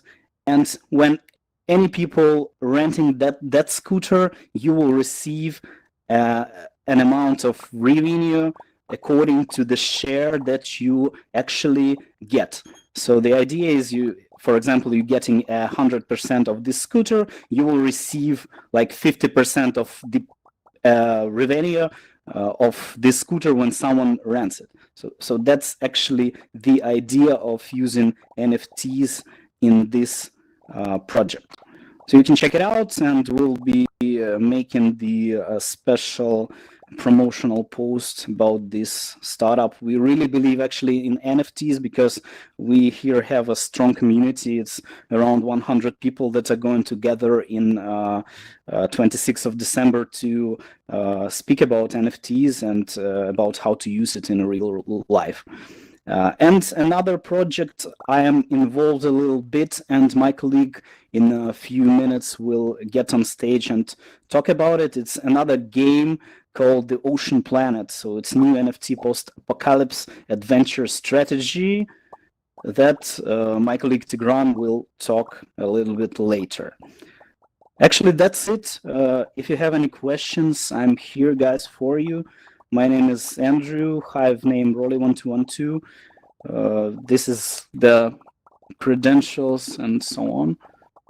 Thank you for the applause and everything, Roland. Thank you for organizing it. It's awesome. It's awesome. It's not the real life, but still it's something. And I think everybody, guys, happy to see each other here on virtual reality. Thank you.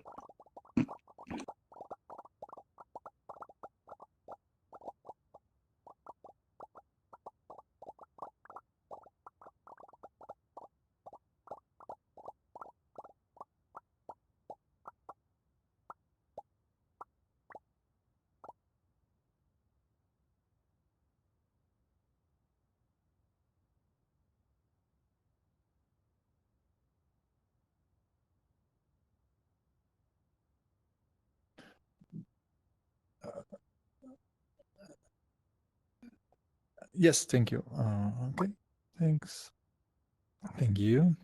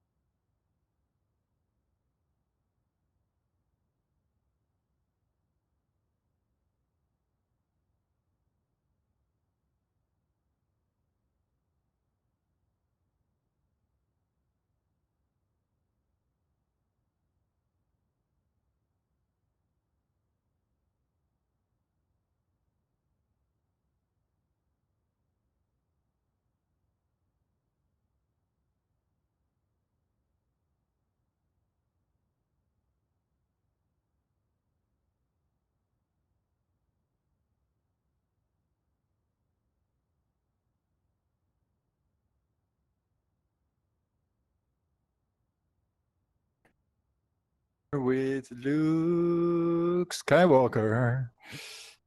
He's a long term, right? You've been to, you were already in Altspace, right? With BlackRock, no?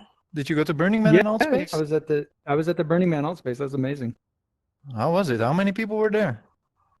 I don't know the exact amount, but it was a great event. It was super fun, like just mind blowing because it felt like the actual playa.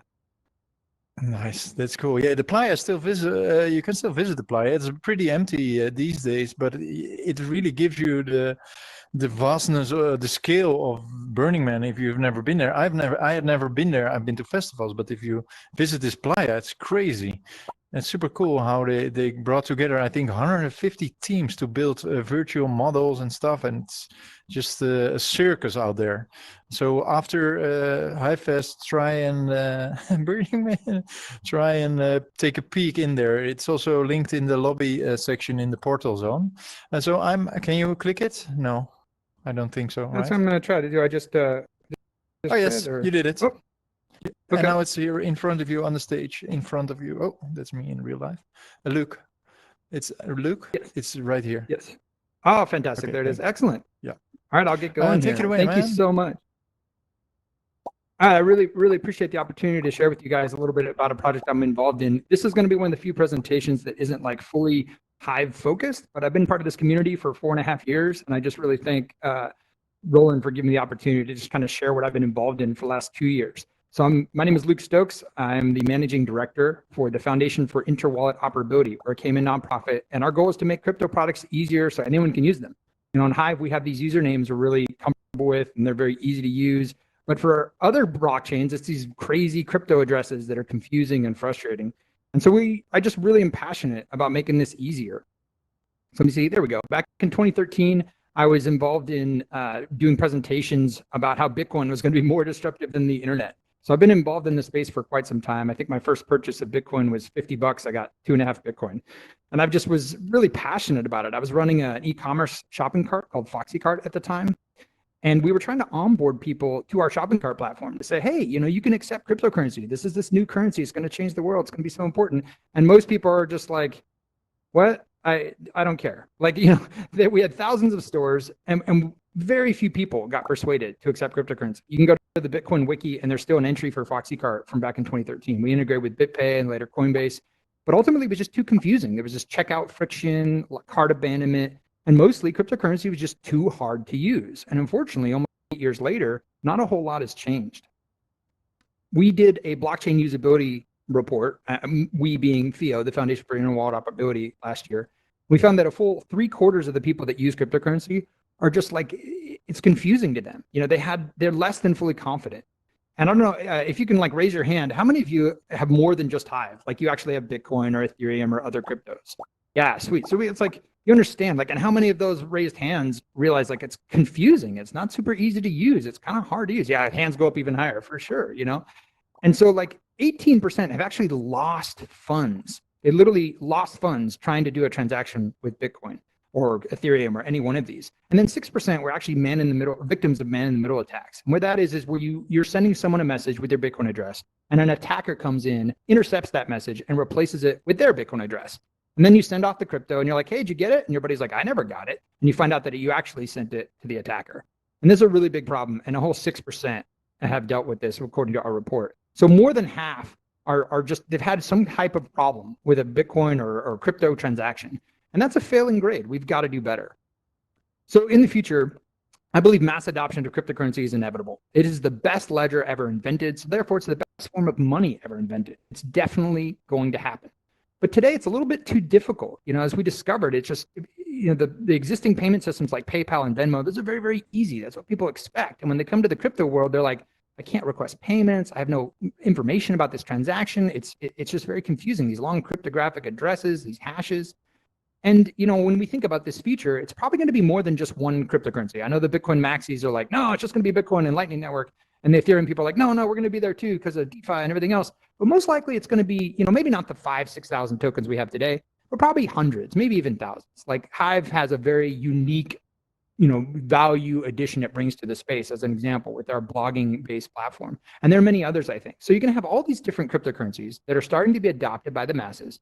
but they have different use cases, different cryptographic address formats. And we need an interoperable usability solution for all of them. So you can send with a consistent experience as the user.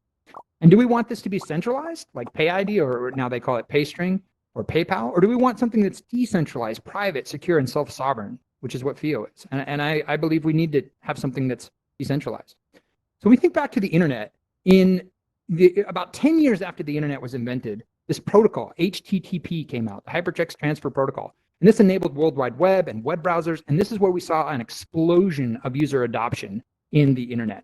And I feel we're in the same exact place with cryptocurrency. We need this usability layer, this protocol that's going to be adopted in every single application to make cryptocurrency easier to use. And that's what FIO is. So we have this set up as an industry-led consortia. So it's actually a decentralized autonomous consortia. Wallets exchanges benefit from the economics of the system, and it's self-sovereign to the user. So when I have a FIO address like Luke@Stokes, I control it completely. It's like an NFT, and I can create the mappings and the addresses there because I have that private key. It's open source and fully decentralized. It's independent of specific blockchains, so you don't have to like integrate the protocol directly into Hive, for example. It just has to be integrated into Hive wallets that support Hive, or applications that support Hive. And it's completely blockchain and wallet agnostic. Anybody can integrate it with it. So the three main features of the FIO protocol as a decentralized service layer is FIO addresses, FIO requests, which are decentralized payment requests, and FIO data, which is information about a transaction. So one identity for all your crypto, your FIO address, like I have Luke@Stokes. It enables me to eliminate all the native public blockchain addresses, those big, long, crazy strings that are Bitcoin addresses or Ethereum addresses. And I can just have Luke@Stokes. Super simple, it's easy to register, and it works again with every token automatically.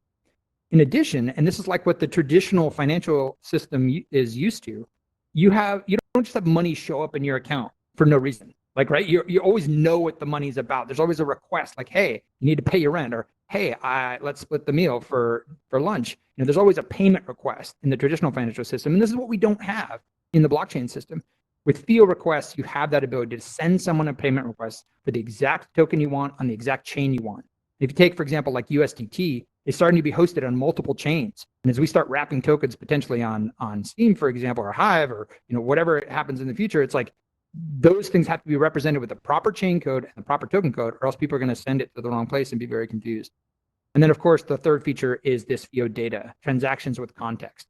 So this is the ability to, instead of just having this random hash, with a token amount and you have no idea what it's about, you can have an encrypted memo between the two parties. So that means the sender and the receiver, they encrypt a memo and say, hey, this is for lunch. And when you go into your wallet, it just shows that information, that data. And it could also be an order card or an invoice or something like that as well. So as you can see, we're integrated in a whole bunch of different wallets. Hopefully you can read that. We've got the Edge wallet, Infinito wallet, Garda wallet, Shapeshift, Konomi, Scatter, Tribe wallet, Midas protocol, and then the Trust wallet and the BRD wallet support FIO Send. So not a full-featured FIO protocol, but they do support, so you can, instead of typing in a long, crazy address, you could just type in a FIO address.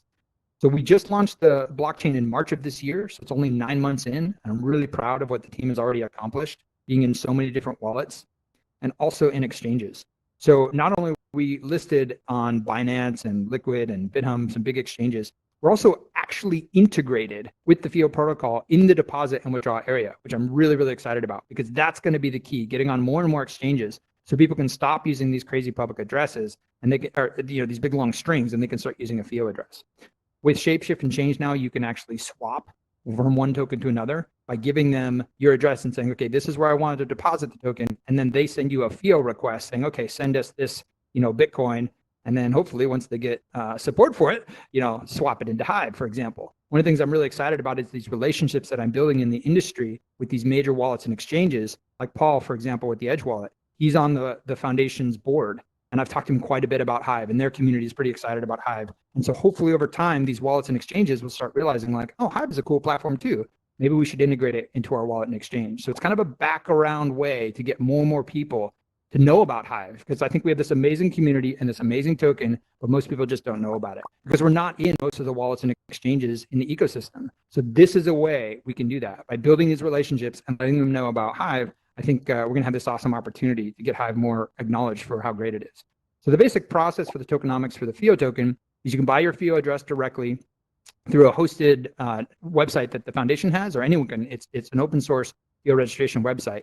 But you don't actually have to have the FIO token to get onboarded, which is a really nice usability feature. You can pay in Bitcoin, Ethereum, MakerDAI, USDC, and then the foundation will pay the on-chain FIO fees for you, and you'll get your FIO address. And when you use that FIO address to send requests or map addresses, you have something called bundled transactions. So you don't actually have to pay any on-chain fees. You kind of prepaid them already. A portion of those fees goes to the foundation, about 5%. 85% goes to the block producers, which Gandalf I see is here. Go ahead and wave, Gandalf. He's one of our block producers. And also, if you know Jesta and NEX, they're also block producers on the FIO chain, along with a lot of EOS.io block producers that I know from EOS Stack. So we have a really great group of block producers. I'm very excited about that. And then in addition, this 10% goes to the wallet, and the chain mints another 40%. So you get a total 50%. So if it's a $2 address, you get a full $1 to integrate, which is pretty exciting. So then with that, that's the kind of the overview of the tokenomics there. I'll just highlight real quickly here our knowledge base, which is kb.fioprotocol.io. And again, all of this is open source and completely available. And then our developer hub as well. So if you're a developer and you've got a Hive-enabled product or game or wallet, I would love for you to check out the FIO protocol, especially if you're working with multiple blockchains, like we heard about 3Speak earlier. This would be really cool to integrate FIO protocol. And we have economic incentives for you to do so as well. So I want to cut a little bit short here. Hopefully I didn't take up too much time because I know we're running behind. But my name again is Luke Stokes. You can find me on the blockchain on Hive at Luke Stokes. I'm on Telegram as Luke Stokes and also Twitter as well. You can also email me, luke@fioprotocol.io. And we'll be hanging out here as well if you want to go in the back room and I can talk more about FIO protocol. Now, you know, this is like a little bit different because it's not completely Hive related, but I've been part of your community for a long time and I'm just really happy to see all you. It's super fun. Thank you for all the applause and all that. And thank you, Roland, for this amazing event. This is awesome.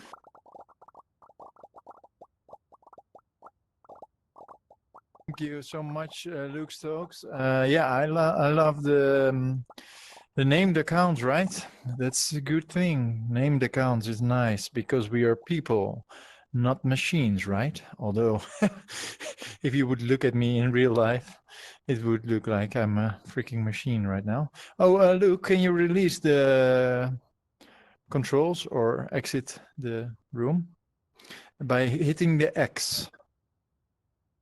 Oh, did you? Oh, yes, it's here. I'm blind. Don't worry. Just me. All right. Thanks. I'm blind because I have this, like, in front of my eyes, there's this blocker. I don't see anything.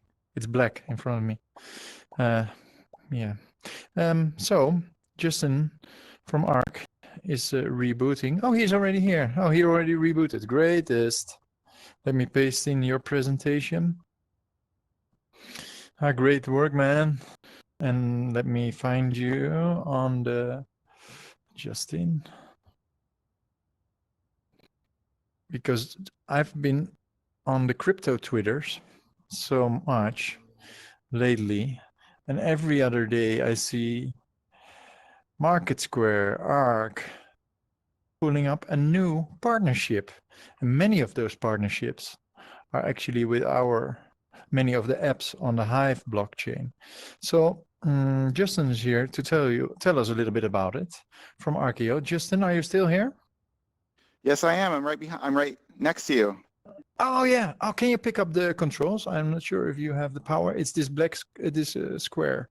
Can you click it? Yeah, sure. Okay, and then the controls are right in front of you, in front of the stage. Got you. Brilliant. Okay, take it away, man. All right, thank you. So, here we are in VR. This is so awesome. This is my first foray into virtual reality, and I'm super impressed. I mean, leave it to blockchain technology to introduce me to new technology, right? So, super awesome. Although, how weird would it be if next year for HiveFest, everybody showed up in real life and everybody was just like standing like this with their hands down and also had no chairs and no legs. That would be hilarious. But here we go. I'm here to talk about ARC. And I have a presentation that I've given in many different places, in Santa Cruz, in Las Vegas, in Los Angeles, in New York. But more specifically, I'm going to talk after this ARC blockchain platform part, I'm going to talk about Market Square, which is our platform that we're building for 2021. And I'm going to talk about how we came into contact with the Hive ecosystem through Market Square and what Market Square is all about. So let us get started by talking about ARC, the simplest way to blockchain. I'm the senior brand manager of ARC.io, which is the unique business entity for ARC goings-on. And this is a unique business entity type called an SCIC that formulated in France in 2017. And since then, we've had over 350,000 installs from over 120,000 followers using our 8 products, using 4 million transactions from over 136,000 wallet addresses. So the ARC network is very active. We're also hiring. We're always hiring and looking to expand our team here at arc.io. We have 6 open positions available that you can check out at arc.io/careers. Not that I'm trying to poach anybody from the Hive ecosystem, just saying we like to bring opportunities and help everybody in the crypto space. So let's talk a little bit about the ARC public network. Actually, very similar to the Hive blockchain and ecosystem. Both of our networks run on delegated proof of stake. You're able to stake ARC and use it as influence in the network, just like you can use Hive Power in the Hive blockchain. Where you call your validators witnesses, we call ours delegates. And we have very fast block times like yours. Yours is 3 seconds, ours is 8 seconds. So I guess if it was a race, you'd be winning, but still both very fast compared to some of the legacy blockchains that you know and may or may not love. So moving on, I like to talk just a little bit about exchanges, not in the framework of giving financial advice or telling you to purchase ARC or do any type of trading activity, but just because the ARC blockchain platform and the ARC core framework are used by developers to launch their own custom blockchains with custom use cases. The ARC public network acts as a central hub, which connects all of these different disparate blockchains so that it acts as an ecosystem. So where Hive, I believe, runs an ecosystem on one blockchain for different use cases, ARC runs a system of multiple chains where each chain has its own use case. I bring up the exchange page to let developers know that there's a lot of ways for users to onboard and offboard the ARC ecosystem through these exchanges so that it's an easy user experience. This is the ARC desktop wallet page right here. Our desktop wallet is very well respected in the industry because lots of people love the user experience of the wallet. A lot of great comments about it over the years. We're redesigning it. You're looking at a new screenshot of the new design that's coming out very soon. And it launches instantly with no need to sync and supports multiple assets. Same goes with the ARC mobile wallet, very easy to use. And this is also a screenshot for the new design that's coming soon. Our current desktop and mobile wallets are absolutely fantastic, but we have a new plan to unify the user experience across all of our products so that when you're using anything ARC, it kind of feels like you're going from one part of a vision to another part of that same vision instead of having disparate visions for different products. Sorry, I move my hands around a lot. I'm half Italian, so this is going to happen. I'm glad this is VR. I can do this. All right, so this is the ARC Explorer, the Block Explorer. I really like the Explorer for ARC because it's really easy for me to understand what's going on with all the transactions. I can look and see, oh, this is what's happening. This is where funds came from. This is where they're going. With Bitcoin Block Explorer, I never know what's actually going on. I'm like, well, this isn't really helping me that much. And so that's why I like the ARC Explorer.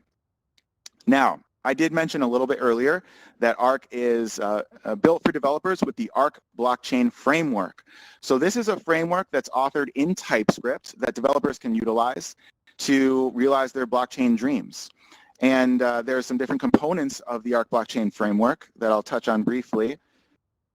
But most importantly, it's backed up by very extensive and easy to understand documentation. We have documentation for all of our different products up here, along with new products coming soon, including Market Square, which I'm going to talk about in a little bit. But first, let's talk about the deployer. Now, I mentioned earlier that we're building an ecosystem of disparate blockchains that are connected together using interoperability protocols. But how can we make it easy for developers to launch a new chain? Surely it's easy for developers to launch a token on Hive, and we like that. We like supporting the entire cryptocurrency ecosystem as a whole. But when it comes time to make their own blockchains to solve certain scalability concerns for specific reasons, you might need your own blockchain to do specific things that may or may not interface with the Hive blockchain. The deployer is the perfect candidate for this because developers can customize a blockchain with all the different parameters, the block times, the number of delegates or validators, witnesses. They can customize like things like the transactions per block and everything in a graphical user interface that's really easy to use. This is part of our new family of products that's coming soon in 2021, but we have had a working deployer since 2017. We've been iterating on that and it's been working out pretty well. Boom. let's talk about Market Square. Let's talk about how I even got here and got introduced to Roland. Actually, it's Ray Alvarez, the strategic partnerships manager of Arc.io, who's been pounding the pavement, building partnerships for Market Square, which is the new homepage for the decentralized web. It's been described as like a cooler version of LinkedIn for the cryptoverse. So it allows users and developers to connect and discover blockchain-powered projects, businesses, applications, node operators, and more. So Ray was talking to a lot of people in the Hive ecosystem. He's talking to Actifit, he's talking to Splinterlands, he's talking to CryptoBrewMaster, he's talking to 3Speak. What up, 3Speak?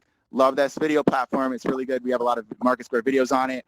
And Market Square is designed to be this central hub for the whole crypto and blockchain industry to come together and discover each other, right? There's a lot of tribalism that goes on that I'm sure we've all seen in this space. And I think that the best way to get to mass adoption is to work together, to come together, to see the benefits of everybody else's solutions, and then see how we can create synergy, work together. It's part of the reason behind this partnership with Market Square and Hive, as well as many Hive dApps, is that we want to create this singular location for everybody to come and discover Hive stuff, right? And I think that we've had a very warm welcome here in the Hive ecosystem. I, for one, am really appreciative to be a part of the Hive ecosystem through Market Square. We have a really great video channel that you can check out on YouTube, on BitChute, on Library, and of course, on where? 3Speak. Yeah, that's one of my favorite ones because the user interface is really, really nice. That's not just because I'm at HiveFest, that's because I've used like 5 of them. So check out our videos. We teach you about blockchain technology. We teach you about concepts. We teach you about different projects, businesses, applications. It's a great channel to share with your friends who may know less about crypto and blockchain. That's one of the main things about Market Square is to bring more people into the space that know less about crypto and stuff. So check that out. And kind of bringing it full circle back to ARC and ARC technology. I know that there's a lot of excitement around blockchain games in the Hive ecosystem, right? We got Splinterlands, we got CryptoBrewMaster, number 4 on the Hive dApp store. We've got the third one, which is called Rising Star. All of these we've partnered with, all of them we've made videos and other content about. On the ARC chain, we have a delegate. We do not run the chain. Delegates run the chain in their own independent way.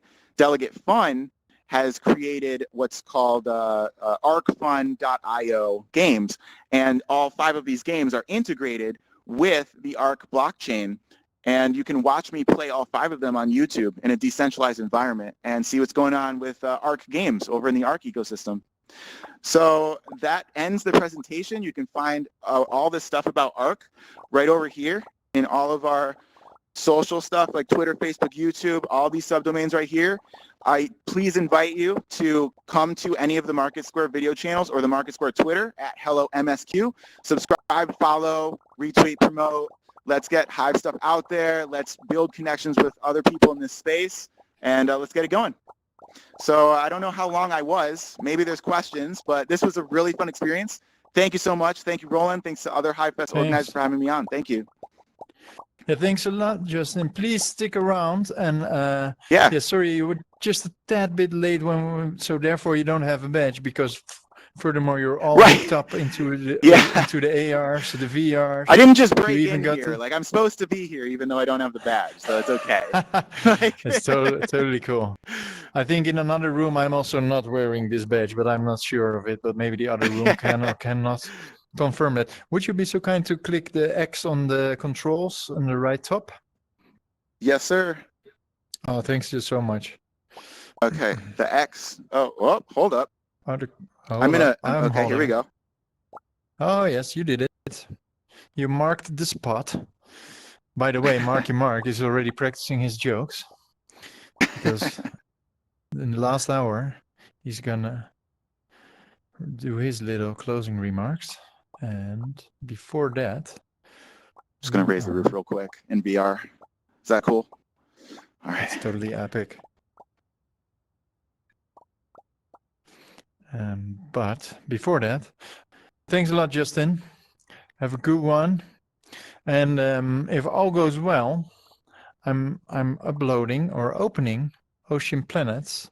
Rolly already mentioned it quickly. And so Tiran, you are here right now. Let me put you on megaphone and on the air. I can see you calling on the air right now. Can you pick up the controls? By clicking there, yes. Tiran, yes. please let us know more about your Ocean Planets game, soon to be born on the Hive blockchain. Okay, thank you so much for introducing me. Can you hear me clearly? Okay, I will start to. Thank you guys for introducing me and the project a little bit before I came in. I'm glad here to be here at this inspiring community. I think Hive is really cutting edge technology, and I heard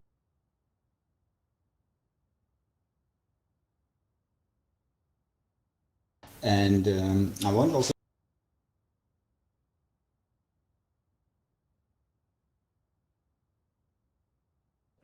Please, other people who have host controls, please don't touch the moderator controls. Thank you. Okay, Yes, please thank you. continue. Yeah, thank you. Yeah, we're developing this blockchain game, and the title is Ocean Planet. It's a post-apocalyptic game about our Earth in future that is underwater. Our planet is ocean. Entire planet is under the water and is frozen. So I will tell a little bit about the setting a little bit later. We're doing this game with Andrew and from CryptoBrewMaster, and it's already 2 or 3 months that we're developing it. So it's on an early alpha stage. I want to tell a little bit about gaming on blockchain engine. And I think I'm a game developer for more than 10 years, and we've been doing many games for mobiles and desktops. And I think that many developers nowadays don't really trust the technology. It's so new, and I think that this is really a big mistake because there are many benefits in blockchain technology, because in the normal gaming industry, the cost of the traffic is extremely high. It's almost impossible to be a player in this business because of the really huge competition, and also the really big opportunity and the big benefit is that players can trade and earn money, invest in the gaming and have pleasure, and also get money for playing. This is something that other mainstream game markets can.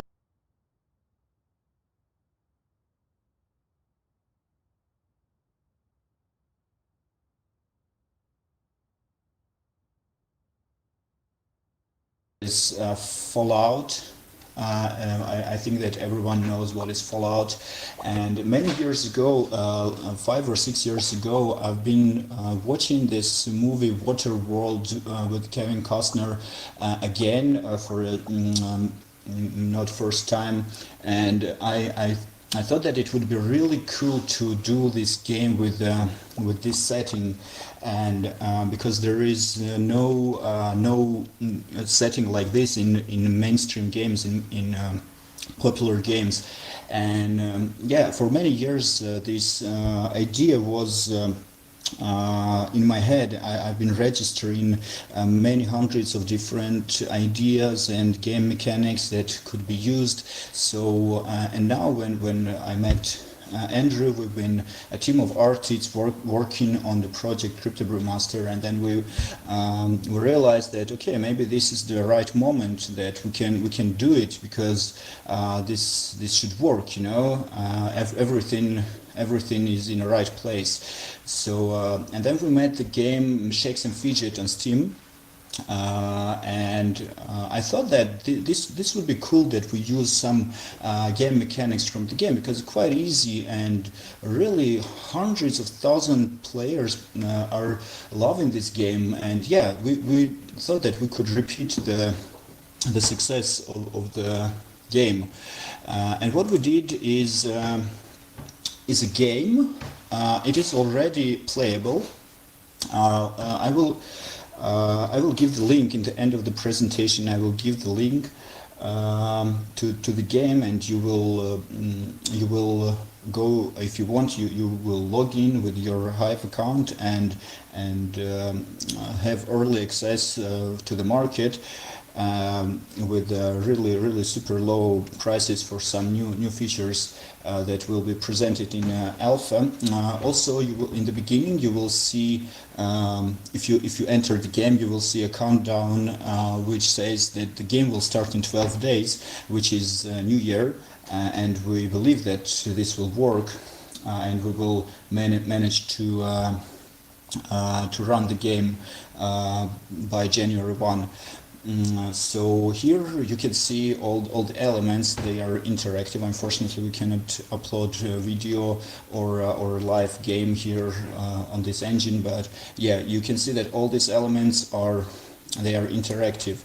So you can enter. Here you can see the building, the boss. You see the boss. This is a future apocalyptic style kitchen where you can buy some food, so you can enter and interact with characters and do a lot of things, communicate, take quests, and sell things, buy things, and etc. Also, you can travel the ocean, and the really good thing, and one of the main things that players would do is mining. So you would go and mine a lot from the deep sea, from the deep ocean, and have all these items mined, and then after using them to craft another objects and cards which could be traded. So these were some spoilers for the game, and you will definitely see all this and much more, of course much more, because all of these buildings and structures and everything, they are already ready for in early alpha. So what we're currently doing is fixing some smooth gameplay and balance, so we will start in 2 weeks. And yeah, you can already visit our website, oceanplanet.io, and yeah, this is pretty much it. So in the end, I'm not sure how much time I have, but I want to say a couple of words about our team. I want to say thank you to Andrew and Evgeny, who are our colleagues and partners in this business. They made everything this possible, the game made possible, and and also our team, our extremely talented programmer and artist Dima and Igor, and yeah, also I've been a speaker on many conferences, but this is my first online conference, and there is also a good thing about that, because this is my first conference where my family is also present, my mom and my brothers, so there's also something good about online, right?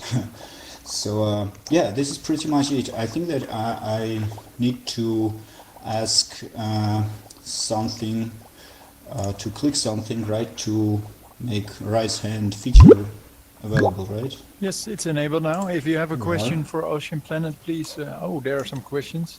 So I have Lemony. You're going right now. Oh, Lemony was gone. Enrique, please ask your question. You're on the air. Enrique, you're on the air. Please ask your question.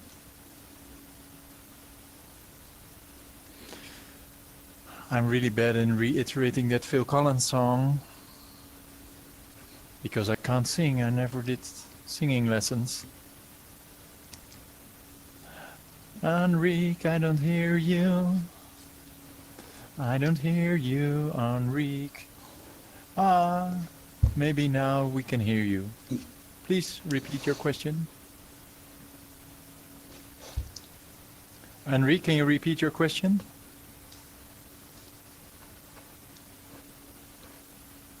No. If anybody wants to ask a question to Tiran for okay, Ocean Planets. Yes? Who was it? Could you Was please it you, raise Tiran? hands? Anyone who has questions? Yes, this was me. I saw the guy with the nickname Lem. He wanted to ask something. Lemony, yes, but he then he went, maybe he accidentally clicked it, I think. So I think that's it then, man.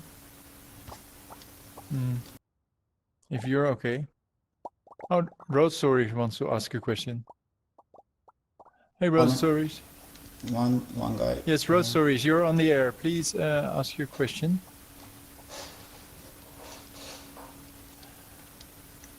Hi, Road Stories, you are on the air. Please ask your question. Okay, is this...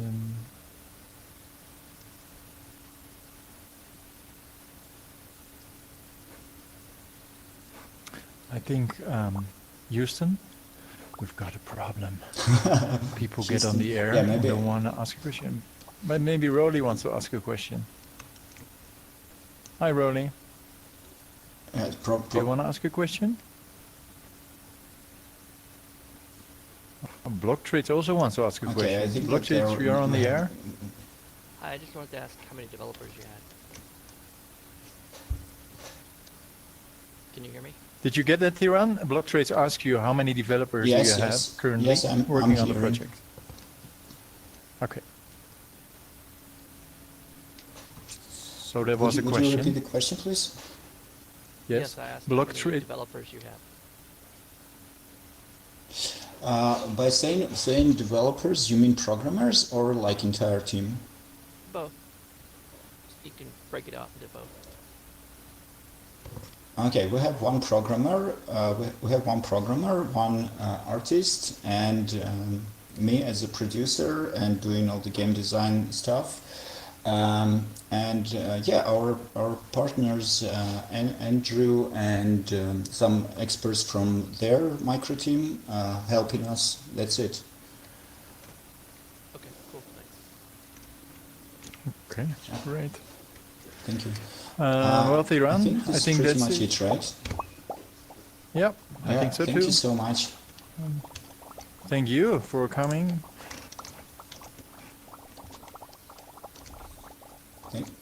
Thank you so much.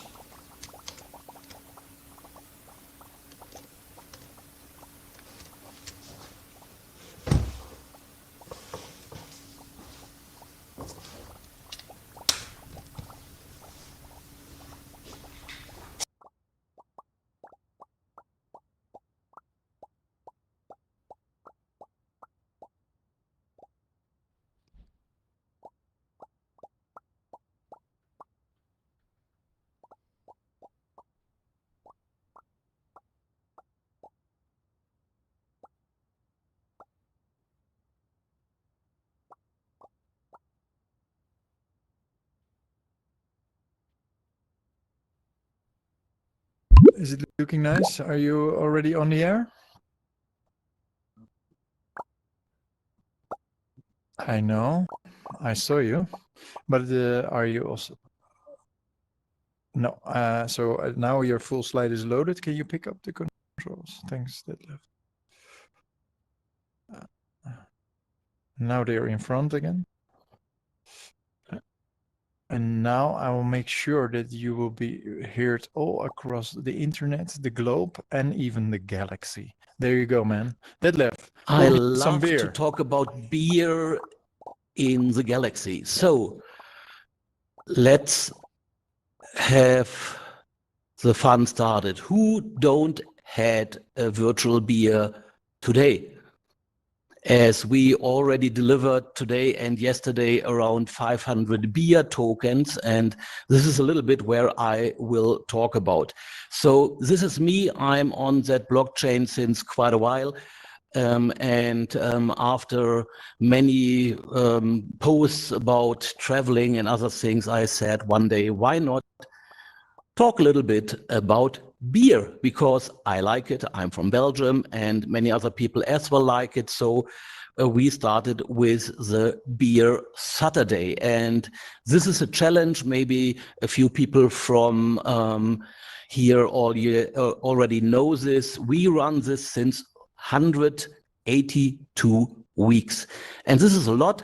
And the challenge is mainly to motivate people to create some nice content. And the topic of beer. So people tell something about a beer they had in a pub, or a special beer they brewed, or a beer where they met a nice girl and it worked or worked not. So this is something where I try to motivate people to have cool content. Many people did it all the time, and we have some nice sponsors which enables us to give away some nice Hive beer and votes each week. And we as well have the beer community, because this was something I didn't thought about. At a specific time, we collected so many people who like beer, the third most drunken liquid on earth, all around the world. And we ended up with, this is a picture from today, 679 people who joined the beer community, and they write from time to time about beer. Some days later, I said, well, we have this wonderful engine, and why not doing a beer token? And this is what you enjoyed this day and yesterday already, because we have the beer token integrated in this game environment here. And as well, we integrated it in many other games. In D-City, in Rising Star, you can buy stuff or sell stuff by using the beer token. We talk to Rolly whenever we have some other stuff ready. We might have CryptoBrewMaster and beer together. Rabona is on the way, football and beer. This works perfect. So we have some other things on our plan. The overall plan with this fun beer token project is that the beer token once will have the value of a real beer, so that we could enjoy giving to each other a real beer value.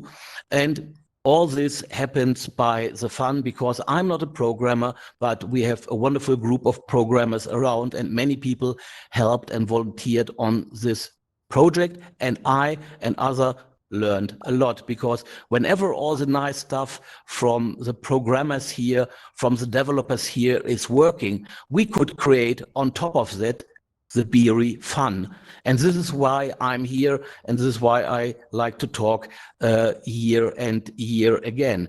And luckily, with some help from Rolly and some other people, the beer token as well got listed, and you can trade it against BTC, Euro, and other stuff on an exchange, and it's integrated in coins where you can do something with the app. And here you see on Cryptex 24IO, where you can trade the token, that this is an up and down. And we will see with the other information I will have for you to get it a little bit more up.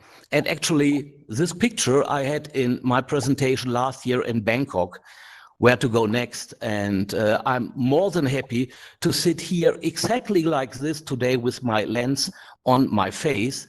The only pain point is I can't see the glass of beer in front of me. I need to have some more breaks to work on this. So where we go next? Fun. It's all about what we are doing here. And we developed a game which is not another card game, which is more an 3D interaction game called beer pong.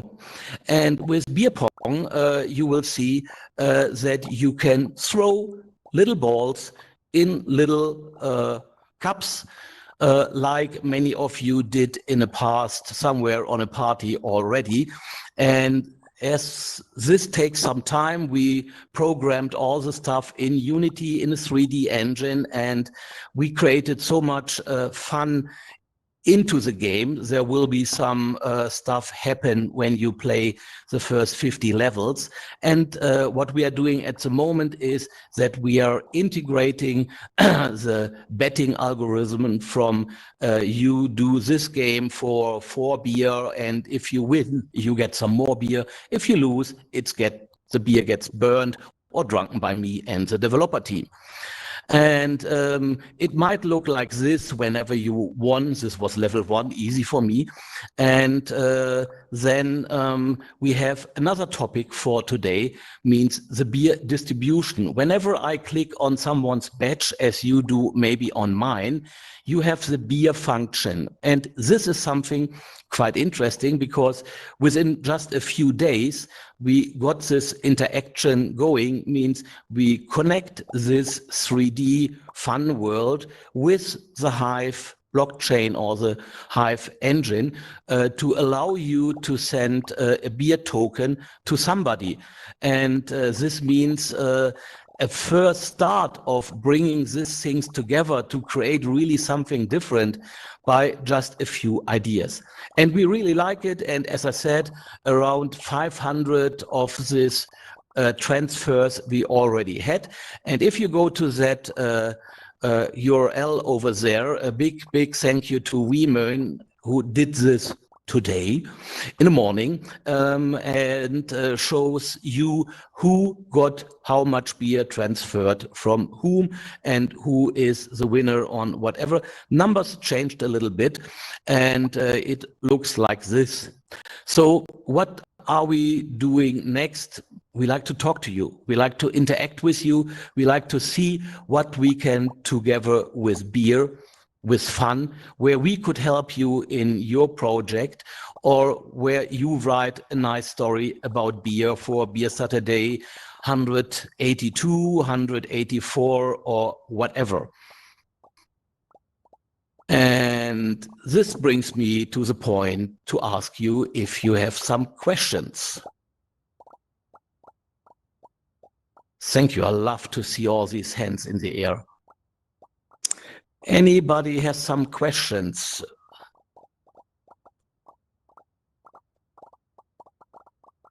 Okay.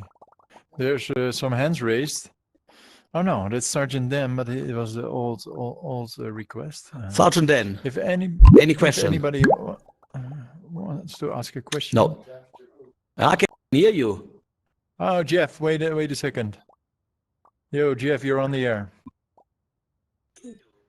Hey, Detlef, how's Hey, it going? Jeff, all fine. I'm just curious what beer you're drinking tonight. I was luckily going to a city of Nuremberg, and I have a Helles from Nuremberg with me, because whenever I travel, I get 1 or 2 boxes into my car. Nice. Enjoy it. Yeah, I do. Any more question? Yeah, Jerome, Token Gamer, you're on the air. Hey everybody, what's going on? It's Token Gamer. I'm loving this place. I wish I saw this in advance. I've been a user of Hive for a while now. Glad to have showed up, and I love the audience you guys got going on here. Just wanted to check in and just say hi to you guys. First, I'm seeing you guys in Altspace. I've been doing Altspace crypto meetups for about 2 years now, and just glad to see the community growing. Welcome everybody. All righty, greatest. Thank you. Very nice. If you Jerome. need a funny speaker, let me know. I love being on stage. I would love to have you come join me on. I do crypto guys, chats on get Saturdays. a room. Get a room. Get a room, okay. Solar Warrior. Solar Warrior, you're on the air. Solar Warrior. Yes, you don't hi. want to ask? Hi. Can you hear me? Hi. I hear you well. Okay, excellent. I just wanted to know if you think about converting this whole idea to the real world, because we know that the food and beverage industry has very high advertisement budgets. So I wonder if you plan to have any corporations in the future where you can utilize the Hive reach and the beer token reach, and also the advertisement budgets of the big food and beverage companies to get some traction in the token. I love this idea. I'm open for anything like this. If you have any good contact into that world, just let me know. I as well support another beer-orientated project in that world. Yeah, I'm more than happy to hear about that. More questions? Cool. Yes, I think Arkanj also had a question. You're on the air, Arkanj. Yes, Detlef. When will we see a Hive beer brewed by Andrew from CryptoBrewMaster that we can buy with beer token and that will enable you to get one free HiveBuzz badge? Very good question. Actually, Andrew and myself and our teams had a few ideas around this. The pain point is that liquid beer in a bottle or in a tank or whatever has to be transported. And the transport is, I don't want to say ugly words, expensive or has some limitations, and even tax. Could you believe it? People like to have tax on beer, and so this makes it a little bit more complicated. But we had some ideas. There will be some beer fun with real brewed beer sooner or later. Okay, Perfect. Marky, you're on the air. Hey, Detlef, do you actually like beer? I was wondering. Obsolete questions. Any, Marky, more, please. Sergeant Dan, you're on the air. Yes, Sergeant, we can hear you. Yeah. Come along.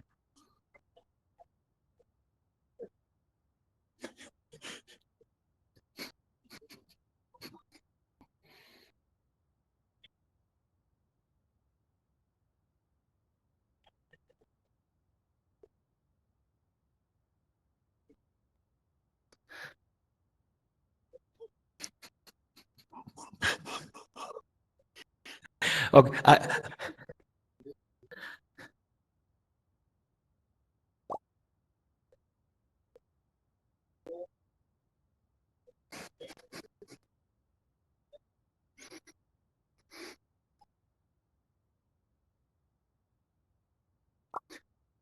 I grew up with lager beer in area of North Germany. Now I live in Belgium, and I felt a little bit in love with the Belgian blonde beer. Not the Belgian blonde girls, but the Belgian blonde beer. It's a little bit more sweet, but I mix my daily 2 beers up with whatever I get for tasting. If you look to my my wall, my family gave me a beer calendar, so every day I pick a new one. Okay, great. We've got one more question by Abstracts, and then after that is Carla still, and then we continue the program. Abstracts, what's your question for Detlef? I can't hear you, Abstracts. I'm sorry.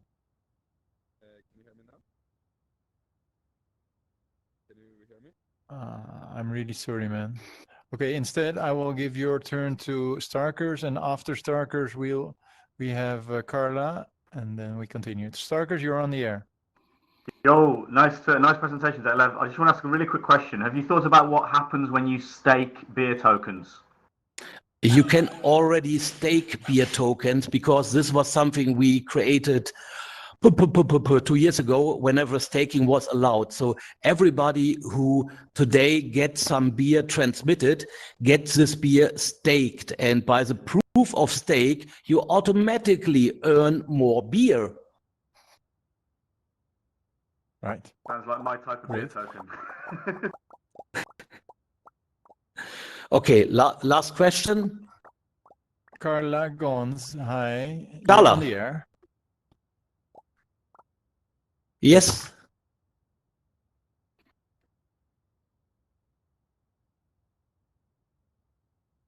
I don't think he's there now. I think he left.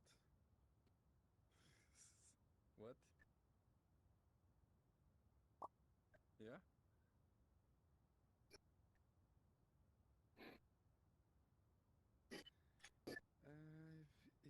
He runs like this NFT thing. He has like this. It's more he who showcases NFT Marky. Marky. I will do a close. I will do a closing and then invite you on stage. Okay. Carla, sounds an interesting idea. Let's have a chat about this after the event here or on Discord or whatever.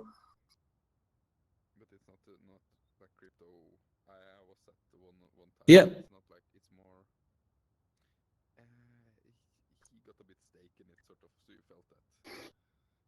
As I said, any cool idea for an integration in whatever of the third most strong liquid on Earth is highly welcome, and we always find a nice model that everybody has a benefit from this. Yeah. Okay, thank you. Hi, family. See you soon again. Detlef, can you put the next? The last slide. No, this was my last slide.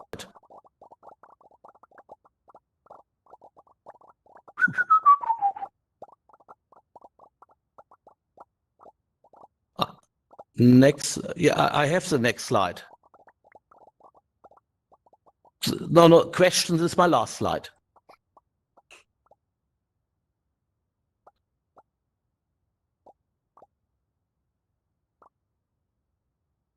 No, I can click the X and you can control it.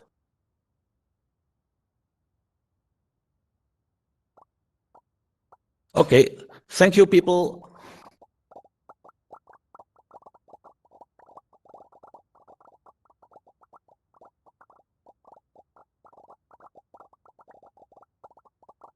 Yeah. Thanks, Detlef. Yeah, That was whiny. Ladies and gentlemen, it has been pretty daunting. I'm gonna close first 20,000 head-up displays, which I will share a picture later in my repo post on Hive, and then you see how many of these screens are floating in front of my eyes. I cannot even see you, but now I can see you. Ladies and gentlemen, I hope you can hear me. Yes, you can hear me. And this has been a super weird, was super epic, really super great experience to do. And I thank it to you. I'm really happy that you guys showed up, came here. Maybe some of you even bought some glasses, lenses, I mean, put them on your face, dove into it, I don't know how much pain your eyes are, maybe your eyes are killing like a motherfucker, but I mean, it's so wonderful to see all of you here. I'm going to take a picture of this emotional moment.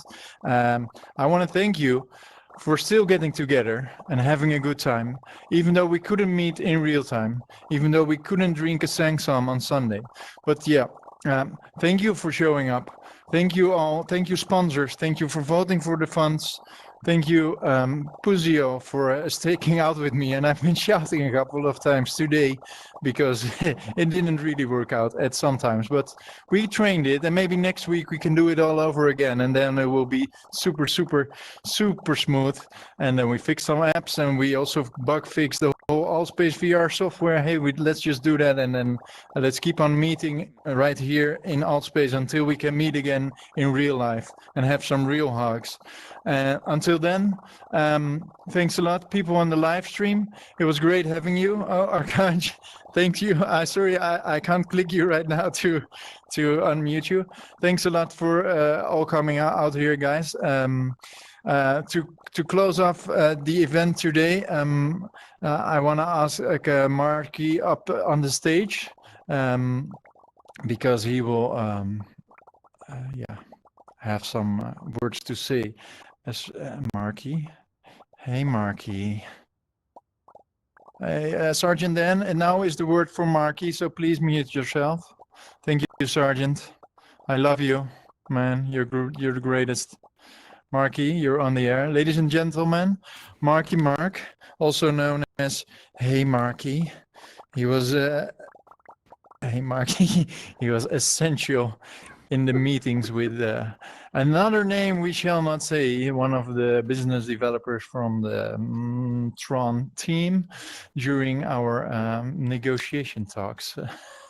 So much fun. Hey, Marky. Marky, ladies and gentlemen, before I go off the stage, thanks a lot. Please unmute yourself so Marky has some Somewhat. Code. How's it going, everybody? So I was walking past a homeless person the other day, and he was holding up a sign that said, "One day this could be you." So I put my money away, thinking, hey, just in case he's right, you know? So I used to work at a calendar factory, and I got fired for taking a few days off. It's been a real rough year since COVID, so I've been working in a lot of different jobs. I used to be a banker, but eventually I just kind of lost interest. So I got a job at a orange juice factory, trying to do something, anything for work, and they canned me. They said I couldn't concentrate. Can you believe that shit? So my boss the other day told me, "Have a nice day," so I just left. So obviously I've been having a hard time getting work, so I went to the sperm bank, and the nurse asked me if I could masturbate in a cup, and I said, I could try, but I'm not sure I'm ready yet. So I have a few jokes about unemployment, of course, but they probably all don't work. So I tell a lot of puns, and I try to explain them to kleptomaniacs, but they take everything literally. And one type of joke I stay away from is insect puns, because they really bug me. Any of you guys know sign language? It's pretty handy. You should learn it. So I was at the bus stop the other day, and this guy looked at me and said, "Hey, how long is the next bus?" And I looked and said, "Probably the same size as the last one." I'd tell you guys a chemistry joke, but I probably wouldn't get a reaction. You know, you never should trust atoms. They make up everything. Seriously. I always wondered what my parents did to fight boredom before the internet came through. I asked my 17 brothers and sisters. They didn't know either. You know what you call the security guards that defend the Samsung store? The Guardians of the Galaxy. You guys know what the Mexicans feel about Trump's wall? I have no idea, but they'll probably get over it. You know it's like 6 inches long, 2 inches wide, and drives women crazy? I bet you none of you guys will guess this. Money. Speaking about money, I had my credit card stolen like a few weeks ago, and I decided not to call it in because it was spending less than my wife was. My wife the other day said, "You act like a detective too much. I want to split up." And I looked at her and I was like, "That's a good idea. We can cover more ground." My girlfriend, my wife loves when I blow on her, and I looked at her and I told her, it's like, I'm not really a fan. Arguing with women is like buying a lottery ticket. You know you're not going to win, but you're sure as hell going to try. Speaking about women, you know what you call, you know how you could find a blind person at a nudist colony? It's not really hard. The other day I was going to the store and this clown, probably Ron, opened the door for me, and I thought to myself, what a nice gesture.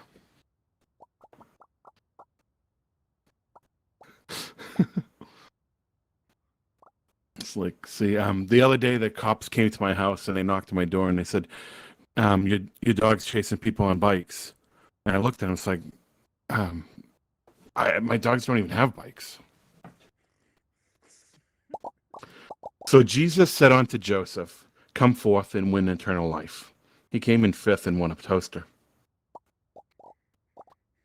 I don't know if you guys know, but I used to be addicted to the hokey pokey, and then I just turned myself around. I was looking into one advertisers, like kind of like eBay type of thing, but like a paper the other day, and I saw a parachute for sale, used once, never opened. I thought that was a pretty good deal.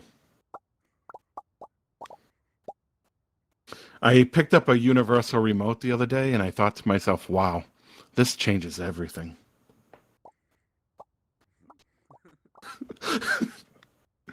My son asked me the other day, Daddy, how much does it cost to get married? And I replied, I don't know, son. I'm still paying. You ever go to a store and then you leave and you didn't buy anything and you feel like just look normal? You're innocent. You ever have that happen? I want to tell a joke about sodium, but I thought to myself, nah. So I used to work at a keyboarding factory. You know those gaming keyboards all you guys use with the Cherry MX Reds and stuff like that? And I was doing really good, and then they fired me. They said I wasn't putting in enough shifts.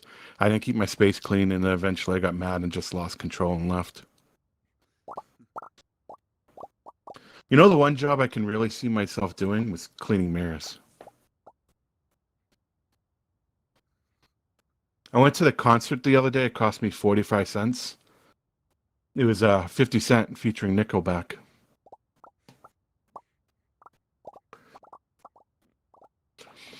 I had these guys break into my house the other day and they stole my toilet.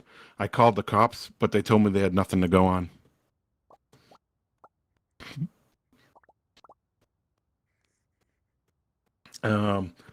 So let me think. You know, 4 out of 5 people suffer from diarrhea. That means at least one person enjoys it.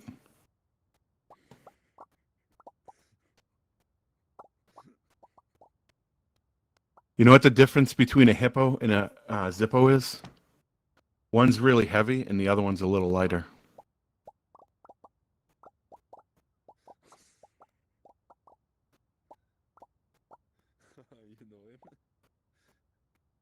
Let me think of something else. I had a neighbor that's a scientist, and he installed this knocker on his door, and I asked him why he did that, and he said he was looking for the Nobel Prize.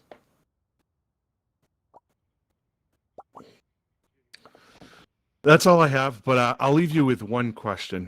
What do you get when you cross a rhetorical question and a joke? Anyone know?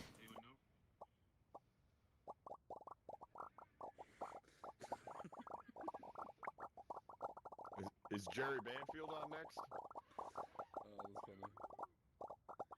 Hello, one-liners. Marky, hey Marky, see you. Okay, guys, thanks a lot for the HiveFest. Hang around for a bit or hang in the lobby, wherever you want to go. The floor is yours. Let me release the stage also and then enjoy and take some pictures. See you next year somewhere. Love you all. Bye-bye. Thanks, Roland.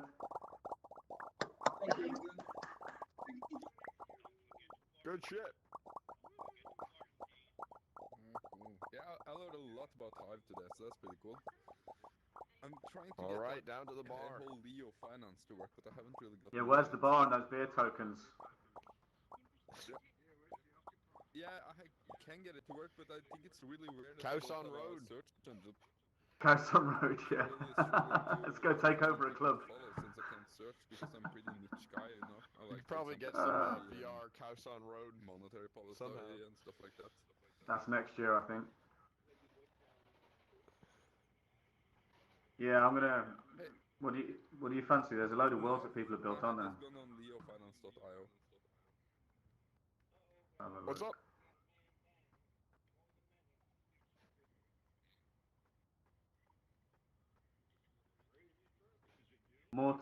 The More Tits Farm.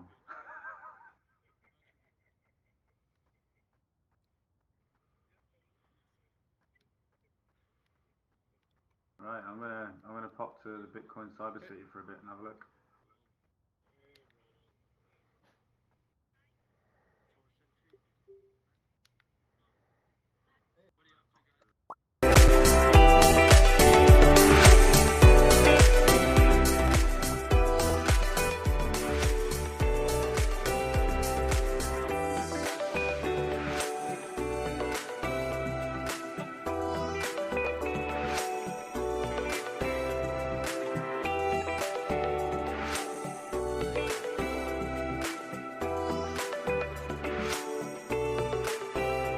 Feebles, you can go.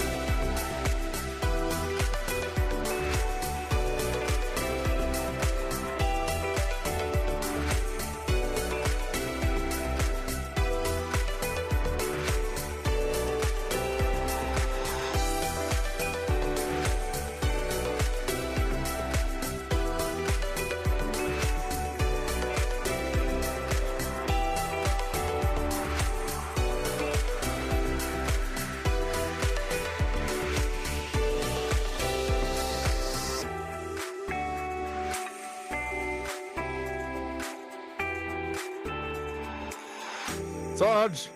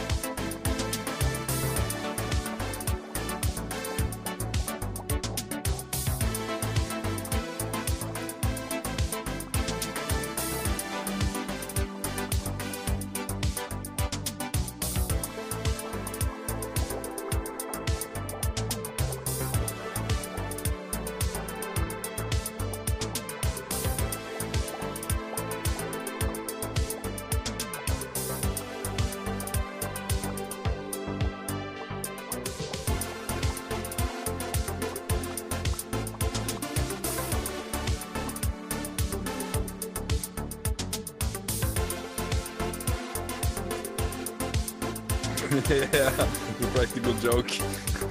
Lakken musikken er mer.